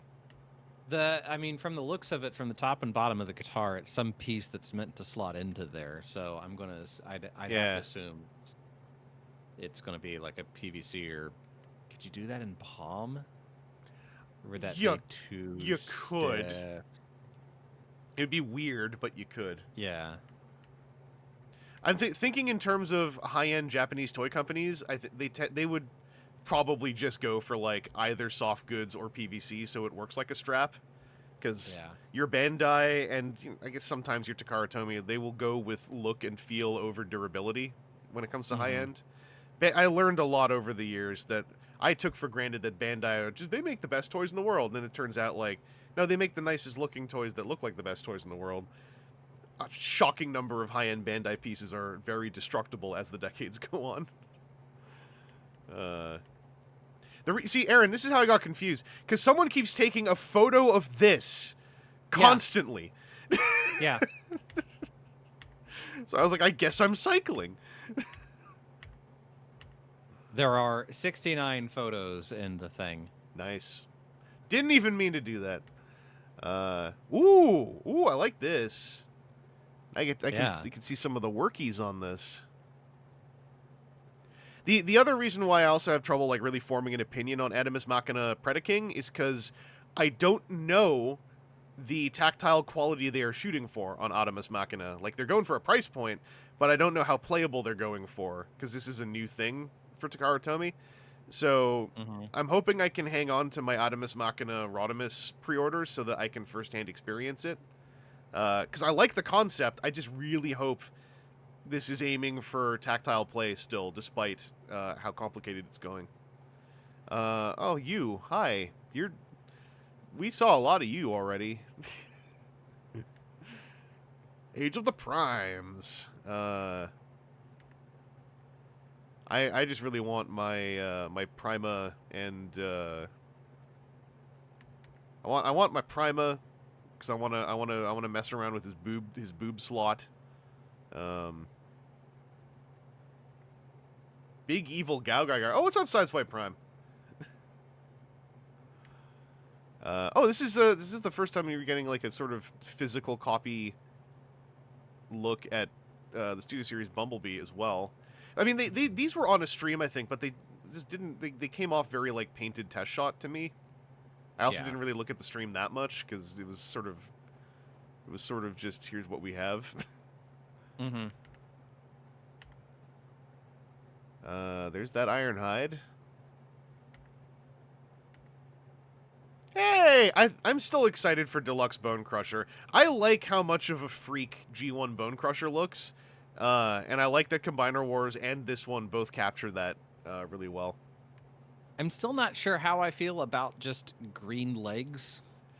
It's why I like the Combiner Wars version. If I remember, I always mix them up. One of the two had the just green onesie look. It's not pretty. It's real ugly, but like there's something about it that when rendered on a posable action figure, like it does something for me because Bone Crusher's just such a little weirdo. Because he's like a G1 robot, but with kind of the body construction of like a weird like semi live action movie aesthetic. So what's the final photo? It's Scrapper. I wasn't able to get a pre-order on Scrapper. They sold out of pre-orders on GameStop Canada, and I want 10% off. Yeah. All the places that I would pre-order. Well, I wanted to get it at Hasbro Pulse, but I was like 8 seconds too late or whatever. Yeah. And I didn't jump on it anywhere else yet because I have the feeling, with the way that my local distribution has been for mainline stores, that he will be available. Yeah, I'm not worried. Or that a later wave will pick it up. I'm not worried, and also I'm hesitantly putting confidence in the tepid reaction a chunk of fandom has had for Superion and Devastator, even though in my experience that usually turns into lust once they are things to be acquired for a lot of folks. But I'm hoping that like I can leisurely pick these up because I think they're neat. Like, I didn't pre-order any of the aerial bots. I would like to pick them up. I just don't feel like I need to pre-order them. They don't excite me that much. Yeah, like Rexodus. No, he loves being called a weirdo. Like Bone Crusher, that's our little relationship. Is I look him over and I scoff. It's consensual, and I go like, well, freaky little muscle guy in his stupid little onesie, huh? With his little bulldozer boob. And a Bone Crusher's all like, you say that again. And I'm like, I will. You little weirdo. You look messed up. You look weird. And that's how we get along. It's also his teeny little pistol too. Is like the topper on that. Also, I saw, who was it? Red, I think, said Unite Warriors is the one that had purple on the sides of the legs. Because I'm pretty sure Combiner Wars was also solid green. But yeah, I guess that's the 69 photos. A whole lot of redundant, useless photos, to be a little bit cruel. Yeah. Sorry, who... Oh, okay, these came from... Okay, 1, 2, 3, 4, 5. These came from 6 different sources, so I'll be nice about that. I thought this was all from like 1 or 2 people, and I was like, what are you doing? Picky Peeves, we're not a couple. We're just, what do you call them? FWB. You know, but yeah, I'm really excited to see color work on some of these. The gray prototypes look adequate. and I would like to see how colors are on here. I would really like to see how Predaking assembles. I'm confident, because Razor Claw is so large, that he is just containing a ton of linkage for the others to glom onto, but I'd still like to see how it works. That's right, Running Lane. FWB, friends with Bone Crusher. All right, Aaron, I don't want to keep you up too much longer. We're half an hour past, and you should still get to enjoy sleeping in tomorrow. Yeah, maybe. So I'll keep yammering a bit once you take off. But thanks for joining me again. I'm gonna pester you some more. I think it would be really fun to finish 2004 before we go to LA. Yeah. And number one, much love to everyone over in LA who is suffering or fearful of suffering from ramifications of those fires. And then two, I hope it's there so that we can go to TFCon LA, because that would be nice. Yeah. But if you are going to TFCon LA, what I would recommend, because I'm thinking about this right now, so I don't forget later, we all need to look at the state of the air quality in March. Because I would recommend being prepared to bring a mask along for the sake of your lungs. Because if there's still ash in the air, you don't want that in your lungs. Ash is bad for you. I'm not a scientist, though. Aaron can speak to this too scientifically. Like 6 weeks out, what's going on currently shouldn't be an issue. Yeah. It doesn't hurt to just pack a handful of masks anyway, in case there is, because other things could happen. You may get sick. There may be somebody coughing up like their lower intestine next to you, and you want to just protect yourself. I'm thinking specifically of the particulate one you would need if there is anything in the air. Because that's 6 weeks later, if there's enough particulate in the air from what's going on currently, odds are the convention location would no longer be there. Yeah, that's what I'm thinking. Ronnie Lane, that's kind of what I was thinking. It's not so much the current fires, it's the constant wind. Yes, that I'm thinking about. There is always be aware of current conditions type of thing to have an eye on. Air quality is always something that's slightly variable.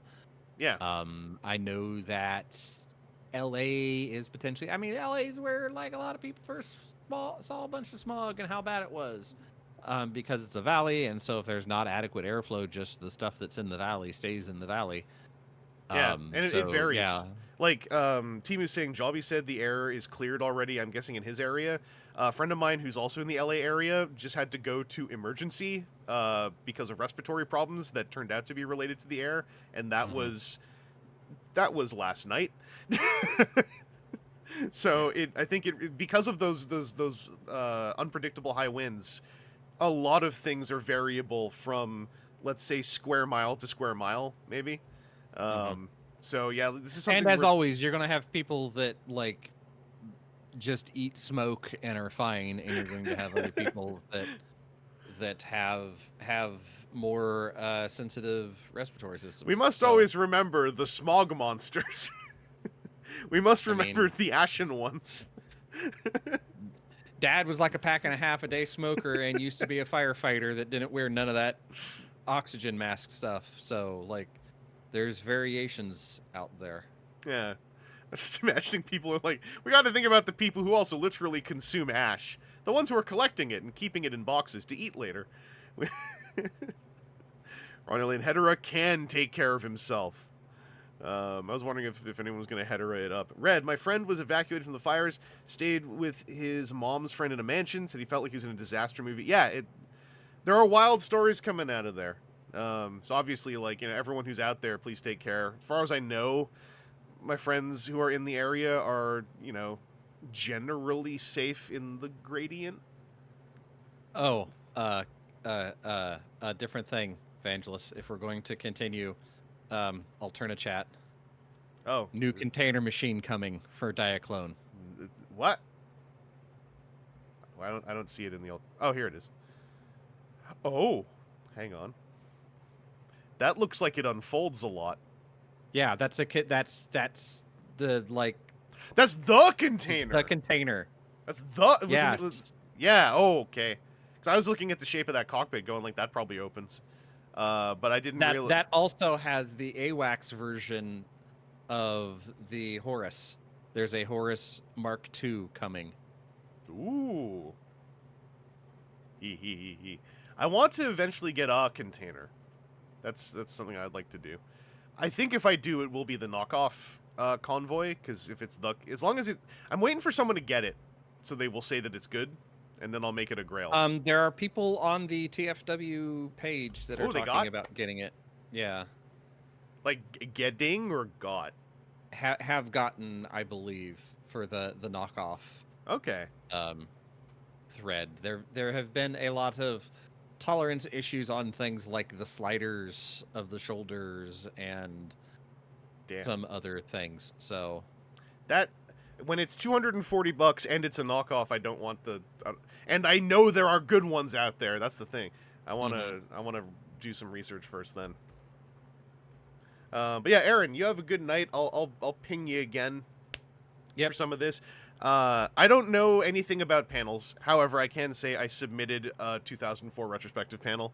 But you know how it is with TFCon panel schedules. It's like, we'll see what happens.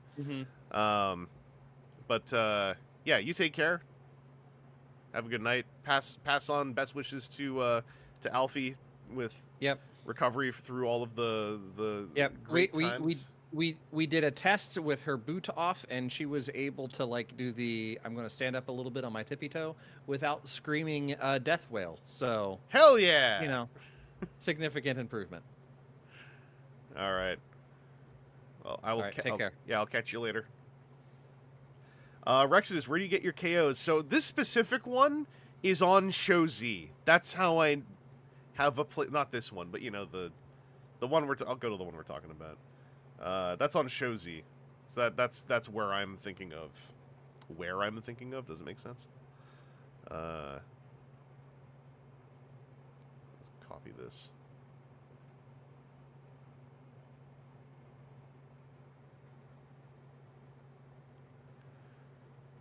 Hang on a second. I think I can actually just drag it in here.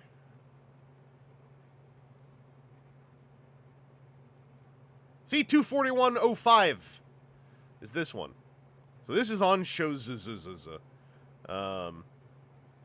Yeah, they stock some. They don't have all of them. The other Diaclone knockoffs for other things that are like not as easy to get now, but are also varying quality. It sounds like there's a lot of them on AliExpress. So you know, you got to go in with your AliExpress hazard suit on. Yeah, they go with fourth party. There's a if I ever solve that other acronym, I'm coming for fourth party next. The one I will not abide is second party, because someone screwed up and taught a bunch of gamers that second party is it. Anyway, that is a whole line of discussion that happened pre-COVID, but it was deduced how people came to understand the phrase second party somewhat incorrectly. And people I know who would know most definitively said that the people who codified that out of the gaming space didn't know what they were talking about, and I believe them. So that's where I come from on that. So if you want to know what people call second party, it's what I refer to as licensed third party. So if it's third party but has the official license, people like to call that second party. And that's incorrect.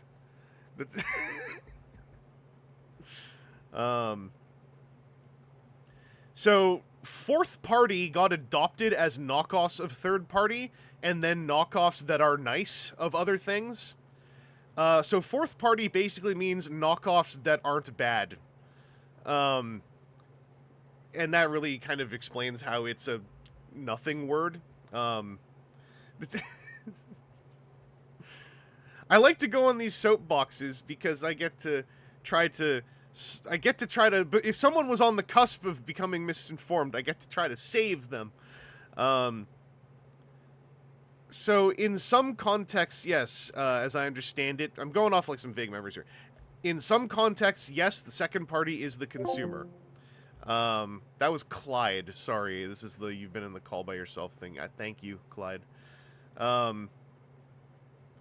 Even the third party thing and I was part of the problem back in like 08, 09 doing this, even that is a little bit of a misnomer in that it has now polluted the term third party as implying that it's unofficial by being third party, which is not true. There is official third party and there is unofficial third party, and if you want parlance, there is licensed and unlicensed, and that really solves it. The fourth party is somewhere in the room right now. My term for fourth party has always been luxury knockoff, because if they're really nicely made and they're knockoffs, then they are luxury knockoffs. But there's too many syllables, I guess, in that for a lot of folks. So, even though it means you get to say the word luxury about a thing that you're buying, don't you want to call your things luxury? This is in the luxury knockoffs of MP36 Megatron era, when I was trying to push it so hard to be like, don't you want to be a person of leisure and luxury though? Don't you want to be part of the bourgeoisie? Huh? Don't you want to get up there and have your little monocle and your little cigarello and your hand cut corncob pipe and whatever? Don't you want to? Huh? I tried to bribe them. So yeah, the Jinbao upscaled gravity builder, for instance.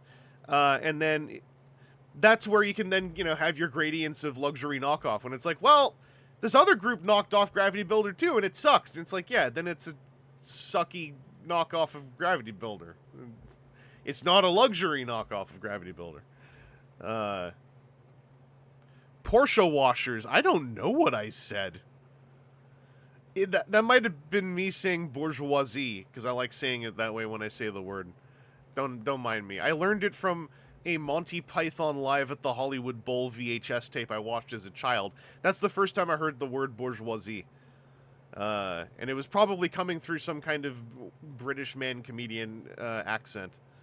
Boulder, if fourth party KO is luxury enough, does it ascend to fifth party? Yeah, fifth party. So fifth party is reserved for Black Apple. Because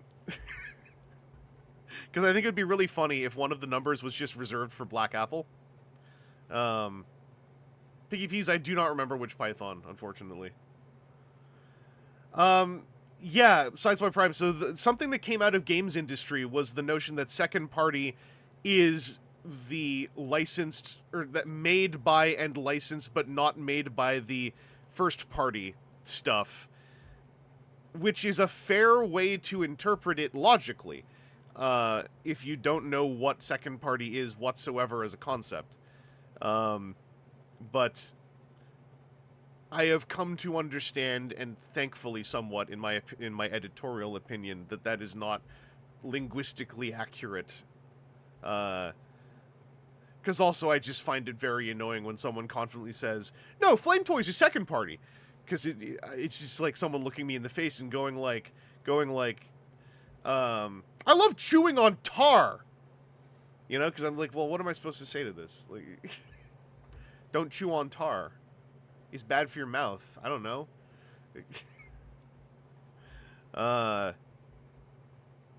Alan Weaver, fifth party was made up by fans as an April Fool's joke for Dragon Ball. See, they're ahead of the curve, so we gotta have a fight now with the Dragon Ball fandom, because we can go like, the fifth party is reserved for Black Apple! And then they're gonna be like, who's Black Apple? And we're like, wouldn't you like to know, peasant? Why don't you go power up your Genki Dama? Why don't you go lie down like Yamcha in a crater?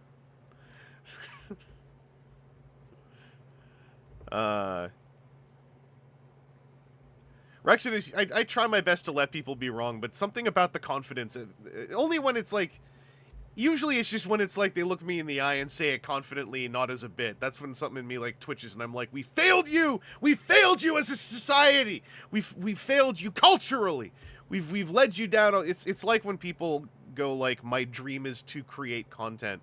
Like, I understand what they mean, and in that case it's a bit of a lighter sense because this is a wider thing, but it's also heavier to me because it's like, we've utterly failed you. That, like, you're saying that sentence because that is precisely what some walking cigar wanted someone to say one day, like 10 years ago, and now you're saying it. Are there more pictures? I think there's more pictures. Yeah, because there's like an Optimus Prime head That's like, I think, an original piece they developed for this. That's why I was really hoping that the hand feel would be on par. But it's basically just the battle convoy with an extra Optimus Prime head, and the hues are a bit different. Like, it's intentionally, visually a little bit off from the battle convoy hues, so that it's not like a direct knockoff, but still, if you just wanted the toy in red and blue, you're getting it like that.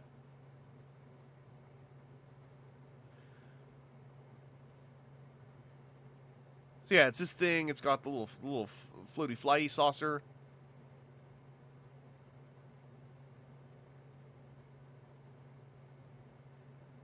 There was like this big hope this thing would be $100, so you could just collect it for the hanger specifically and make one of those nightmare hanger displays some of the Diaclone folks have done.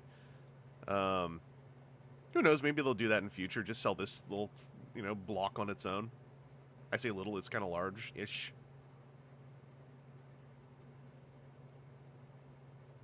Oh yeah, the Dianauts are also like, they're just plastic colors that are relevant to the toy in question. It's another way to like make it identifiable as the knockoff.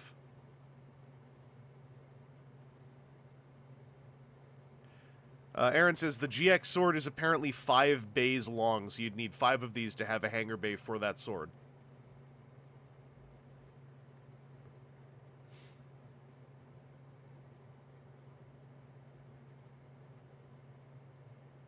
But yeah, I hope this thing, like, A, is nicely made, at least at some point, and then B, sticks around when it's nicely made.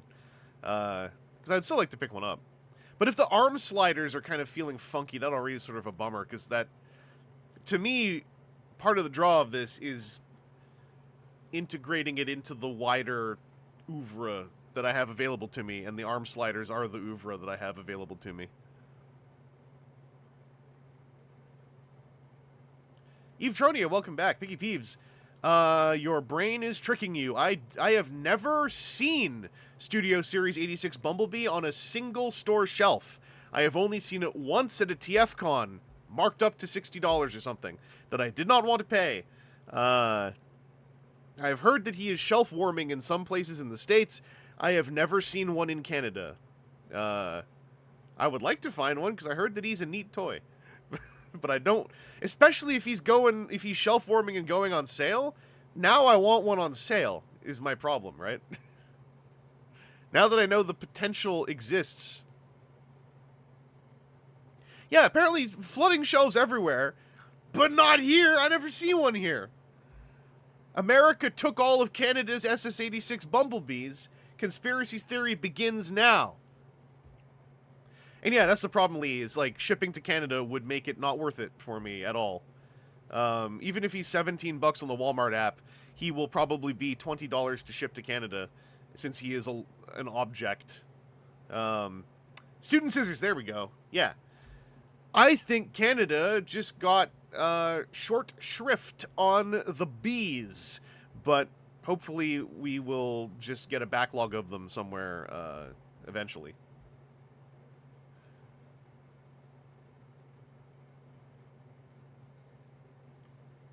Scorp, there's loads near me, and I don't even want one since I got WFC. It's like, that's the thing, is I'm not like, I must get it! Because if there was a Bumblebee that's like that, it's Origins Bee, and even that one, I could order that on GameStop Canada right now. But GameStop Canada's website only has specifically not applied our current tax hiatus to specifically Hasbro Kids Toys lines that happen to be sort of aimed at collectors, like Marvel Legends and Generations and Studio Series. So, even though that is a matter of about $5, it annoys, no, $3, $3.80 some cents. It annoys me enough that I first want to go and see if I can find one in person at a GameStop where I know that they are leaving the taxes off, because I want to save my $3.80 some cents, because I am owed. I am owed. Hi there, Minnie. How's it going? Rex says, my smaller cat was just play fighting my bigger cat when the bigger remembered he's bigger and decided to win. That's a knowable situation. Mimicry, yeah, this is from the T-Spark event. They've got a Nucleon Quest convoy I guess, announced and revealed there out of MPG or Super Jinrai. Not God Jinrai yet.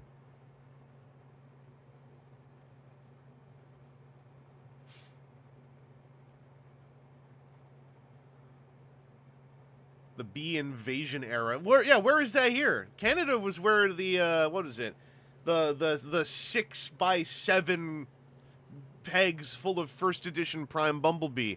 That was like one of our chief exports. Oh, Student Scissors, nice. You got the tax write-off on the Bully. Yeah, the Bully Cliff Jumper set's one I want to pick up, but I want it on sale because I feel like it's this far away from. Like, if I could get it for $80. Ooh, yeah, $80, please. But no, it should include all Transformers because the fine print of the Goofy tax thing is as long as it doesn't say ages 14 up. And Transformer stuff does not say ages 14 up. It says ages, like, 8 and up, ages 10 and up, ages 12 and up maybe sometimes, but that's still less than 14. Yeah, Ronnie Lane, I mean Canadian. Yeah.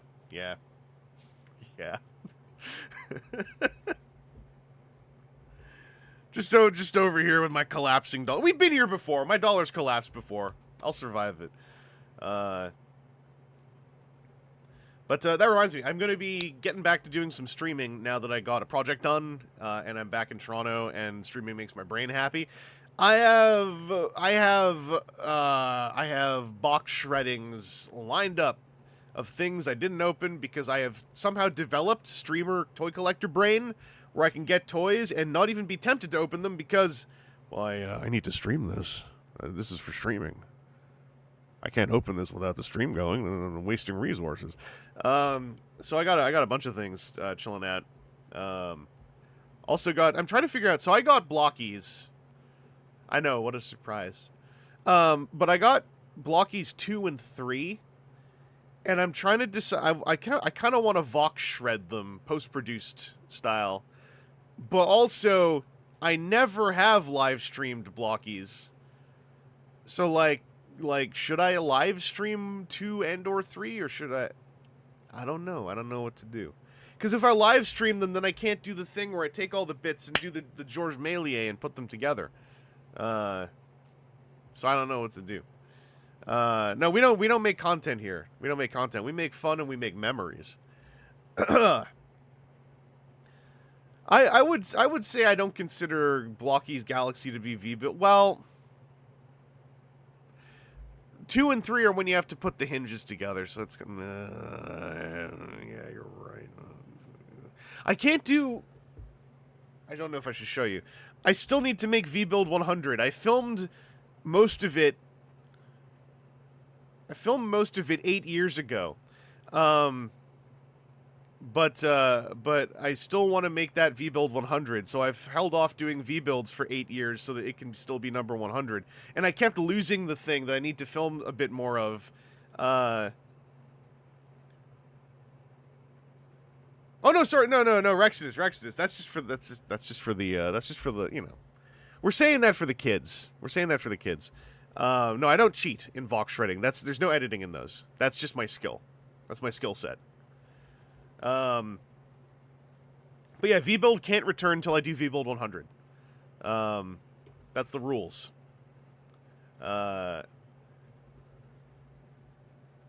I don't know if I want to show you V-Build 100, because I know where it is, but I feel like it'll be funnier if 8 years later you see what I've been trying to figure out, and it'll be really funny. It'll be really funny. Yeah. I got box shred streaming that I can do. There is a Blockies Vox shred that is coming up, but it is street dated. But I looked around on YouTube, and it seems like at least one other person scheduled the video. So once I finish editing it, if I do it before the street date, I'm gonna make it a scheduled video, because how often do I get to do that? There is also a Vox shred Blockies that definitely is. It's already filmed.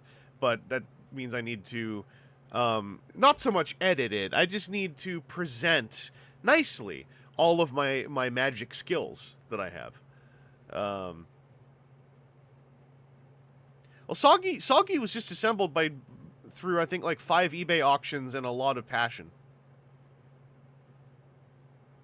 Mimicry, EB Australia getting the T-Spark Rodimus in. Hell yeah, I consider what my understanding of Australia getting that stuff in is, depending what it is, still take a look and see what it would cost to get it shipped from this. Well, wait.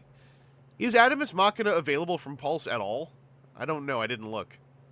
Because I know that for Omega Prime and something else, it was cheaper for Australian folks I know to get it proxy shipped.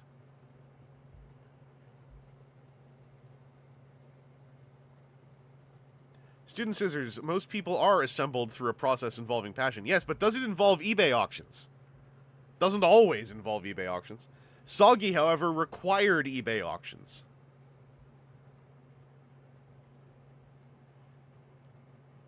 Took a few emergency ones, too, because I kind of realized at one point, wait, he doesn't have feet. So I had to find, what can I fit his Dungaroo's pant legs into, so that we can achieve standing balance. T-Spark Rodimus was on Pulse. Okay. Yeah, I never look at Pulse. I probably should, but, what? They're not the boss of me!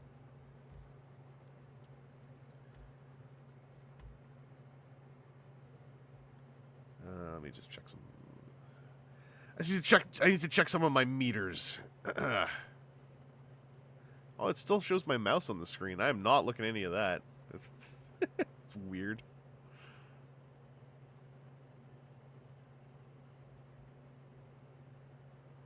Can I move this up? No. Okay.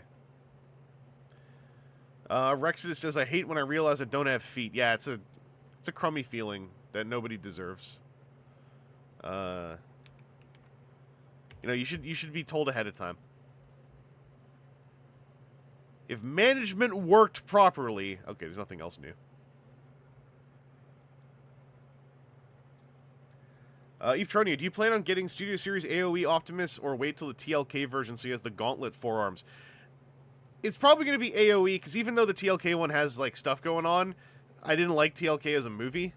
So the one that connects to the movie I liked is the Age of Extinction one.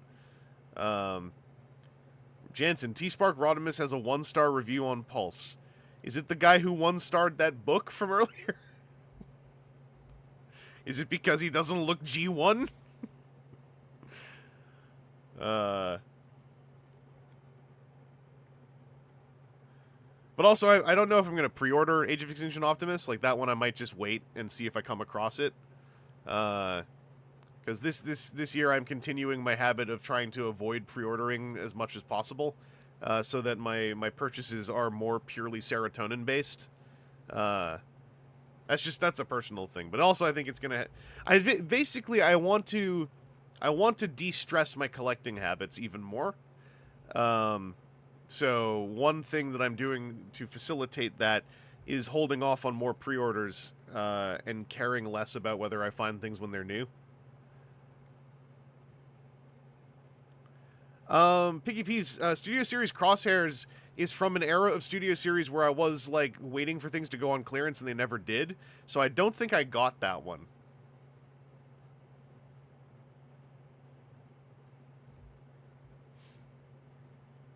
But yeah, I'm hoping... I got hopes for Adamus Machina Rodimus.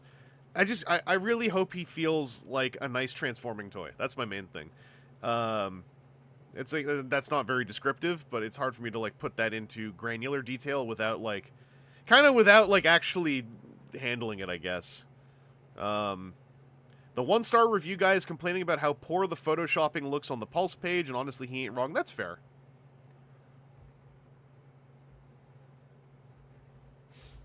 Wave sign, things I should be trying to, rather than pre-ordering a bunch of stuff on HLJ that Bandai hasn't fulfilled. Yeah, I've been finding, I have some pre-orders on HLJ specifically for these importy things, and those are lightly stressing me out, but only a little bit.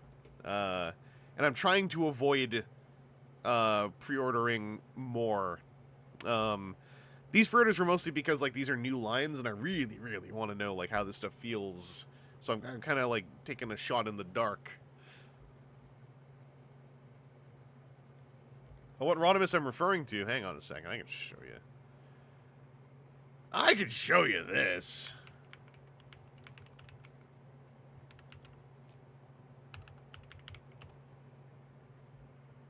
Why did this open in a new window? Why would you do this to me and my family? I'll go to the Hasbro Pulse page. Look at this photoshopping from my... Wow, this photoshopping sucks. Where's my... Here it is.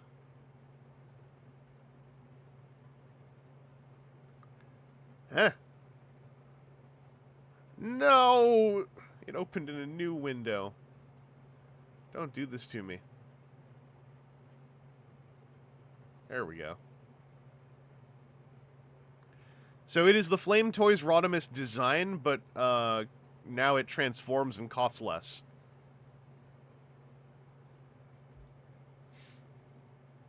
That's kind of in a nutshell what it is. It is like they call out, this is, I don't know if they call it out in this ad copy, but on the T-Spark channel where they have their little PNG tubers who work for Takara, I guess, they mention Flame Toys by name. So this is the Kurokara Kuri Rodimus design. And it's rendered at 23 centimeters tall, die-cast thighs, die-cast feet, full transformation into an IDW-oriented original vehicle design.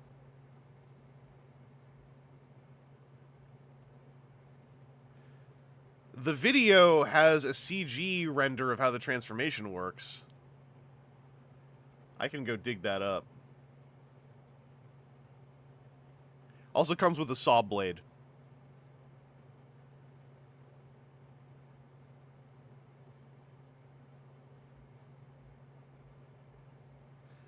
I just dug up that video recently. Here it is. Wait a second. I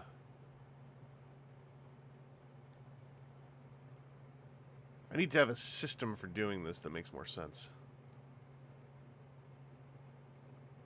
Okay. Is this showing up?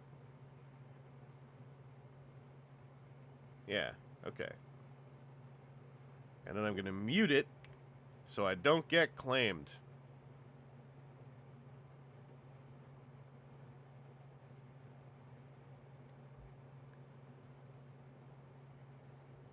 So there are physical, I think, painted test shot images in this, but then there's also stuff with the CAD model.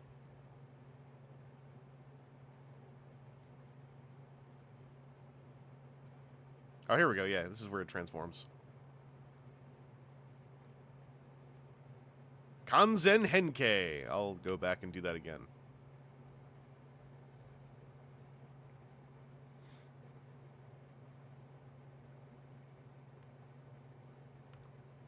So I like the transformation scheme. Like, I think it looks like it's hard to watch because they're doing stuff simultaneously.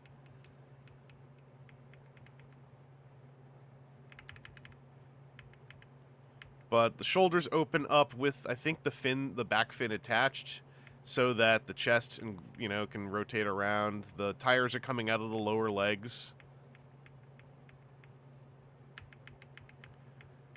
Rotate the backpack around. And then the cool part is he still has, look, the Rodimus rotate the top half of the robot as the front of the car thing.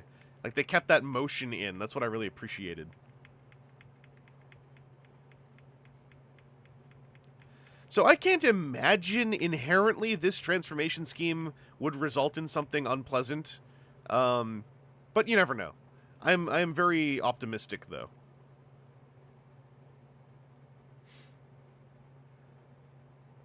So this is something that, yeah, this and Toy Rise, the Takara Tomy Toy Rise, whatever that is line, King X Kaiser, are kind of this 1-2 punch of expensive toys I'm kind of hovering around.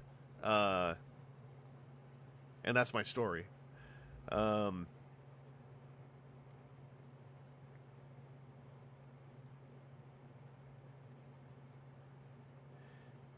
Yeah, in this case, like I mostly the transformation thing to me was, does this look like something I want to do, basically, for my own tastes. And it looks like it would be like, I just can't imagine how this would be unpleasant unless there's parts collision I'm just not seeing. But this is a CAD model, right? So how am I going to see it? This is a prepared video of how it works.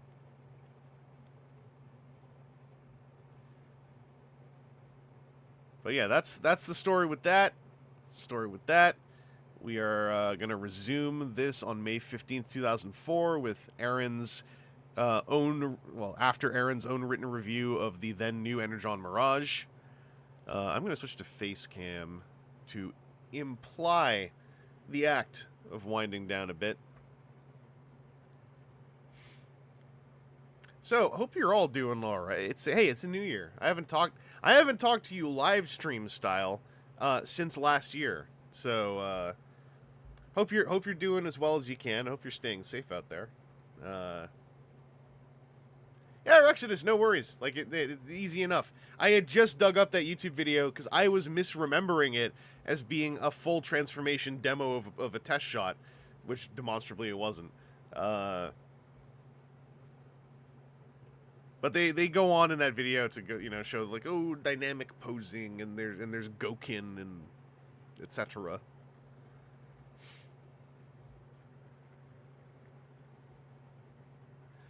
But yeah, 2025. I intend to pockmark this year with as many bright points as possible. So hopefully we can all keep hanging out, having as good a time as we can in the streams at least. I don't want to diminish anyone's concerns or worries about the coming year. I just want to offer a little moment or two of like, whoo, what a fun little evening. What a nice little 20 minutes. I have New Year's resolutions I have already executed upon, just to brag a little bit. The day after I landed back in Toronto, I went straight to an improv jam, and then went to an improv potluck that Saturday. And I could go into another improv jam this Sunday, and then probably one next Wednesday. I'm making myself get out there and go to events and stuff, because I'm tired of only doing it when I'm on the West Coast, when there's just as much going on here. Yes, and! That's right, Sam. I don't usually make resolutions. It's just when I got back, I was like, I'm going to use the resolution terminology, because then it makes the general public understand my goals and intents. Also, this is a big one. I really want to go to a karaoke night on Saturday at a place where I do the PowerPoint night thing, because I have been meaning to go for ages, and then every time it happens, I'm tired or depressed. So I've decided to be neither of those on Saturday. We'll see, like, if I have to have contract negotiations with some of the rest of the biology and the mentals, but, like, I'm aggressive this time. I wish to make use of my surroundings.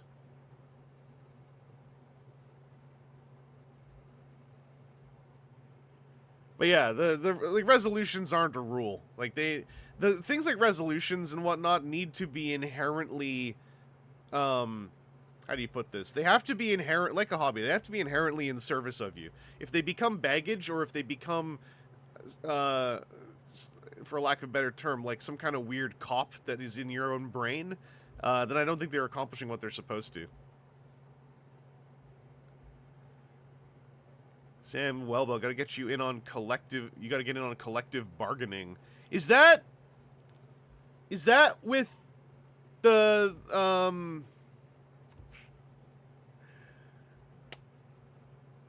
They have a name. It's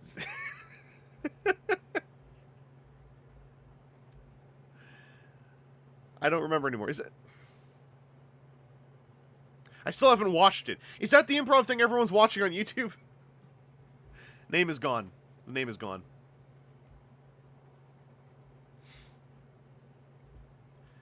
Eve Tronia, I feel you. I'm always tired and depressed. Yeah, highly justifiably, I was extremely tired and depressed for most of the back half of last year. I don't like it. I also need to, I'm still on my quest to on my quest to arrange trying out proper therapy. But in the interim, I keep adding to my little stack of notes of all the things I'm gonna give them once I get there. I got a whole little what do you call it? A whole binder brain binder to just hand to them. Like, all right, now I'm just an amateur hobbyist at this, and I'm self-diagnosing, but I got a whole bunch of. Oh, it was the union joke. Contract negotiate. I missed the ligaments that connected it all together, but I like what you did. I want a union.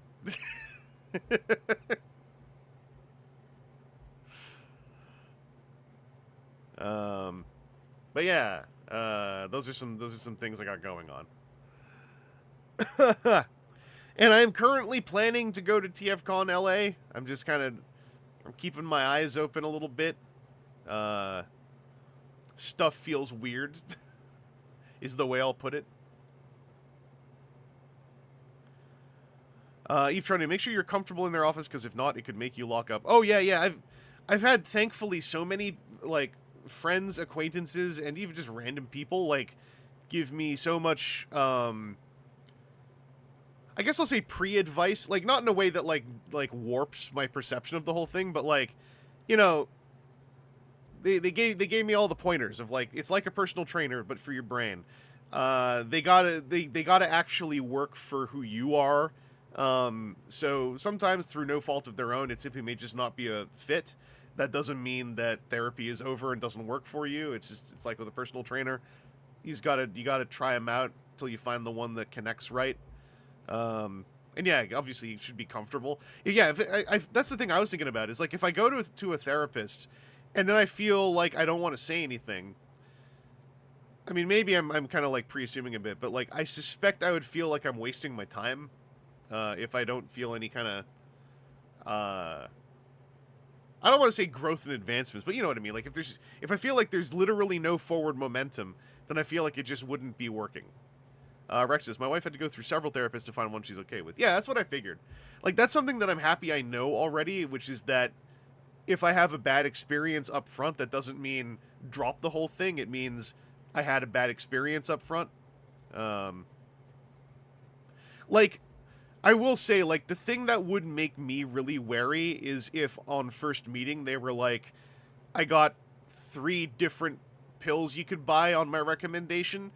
Maybe this is me applying my whole I want to get to know people before I really get to know them kind of thing, but I would really want to get to know them before I start, purchasing items based on their recommendation, if that makes sense.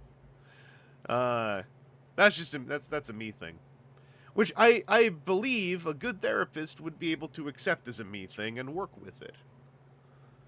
And yeah, the Lee Calbo, what you're talking about, that's something my mom went through with not even really therapists, but just counselors, where they had one way of doing things, and it didn't work for her, and their approach was, I guess maybe for a lack of better ideas, was to just sort of keep trying the one thing, but occasionally I don't know, wave a flower or something, or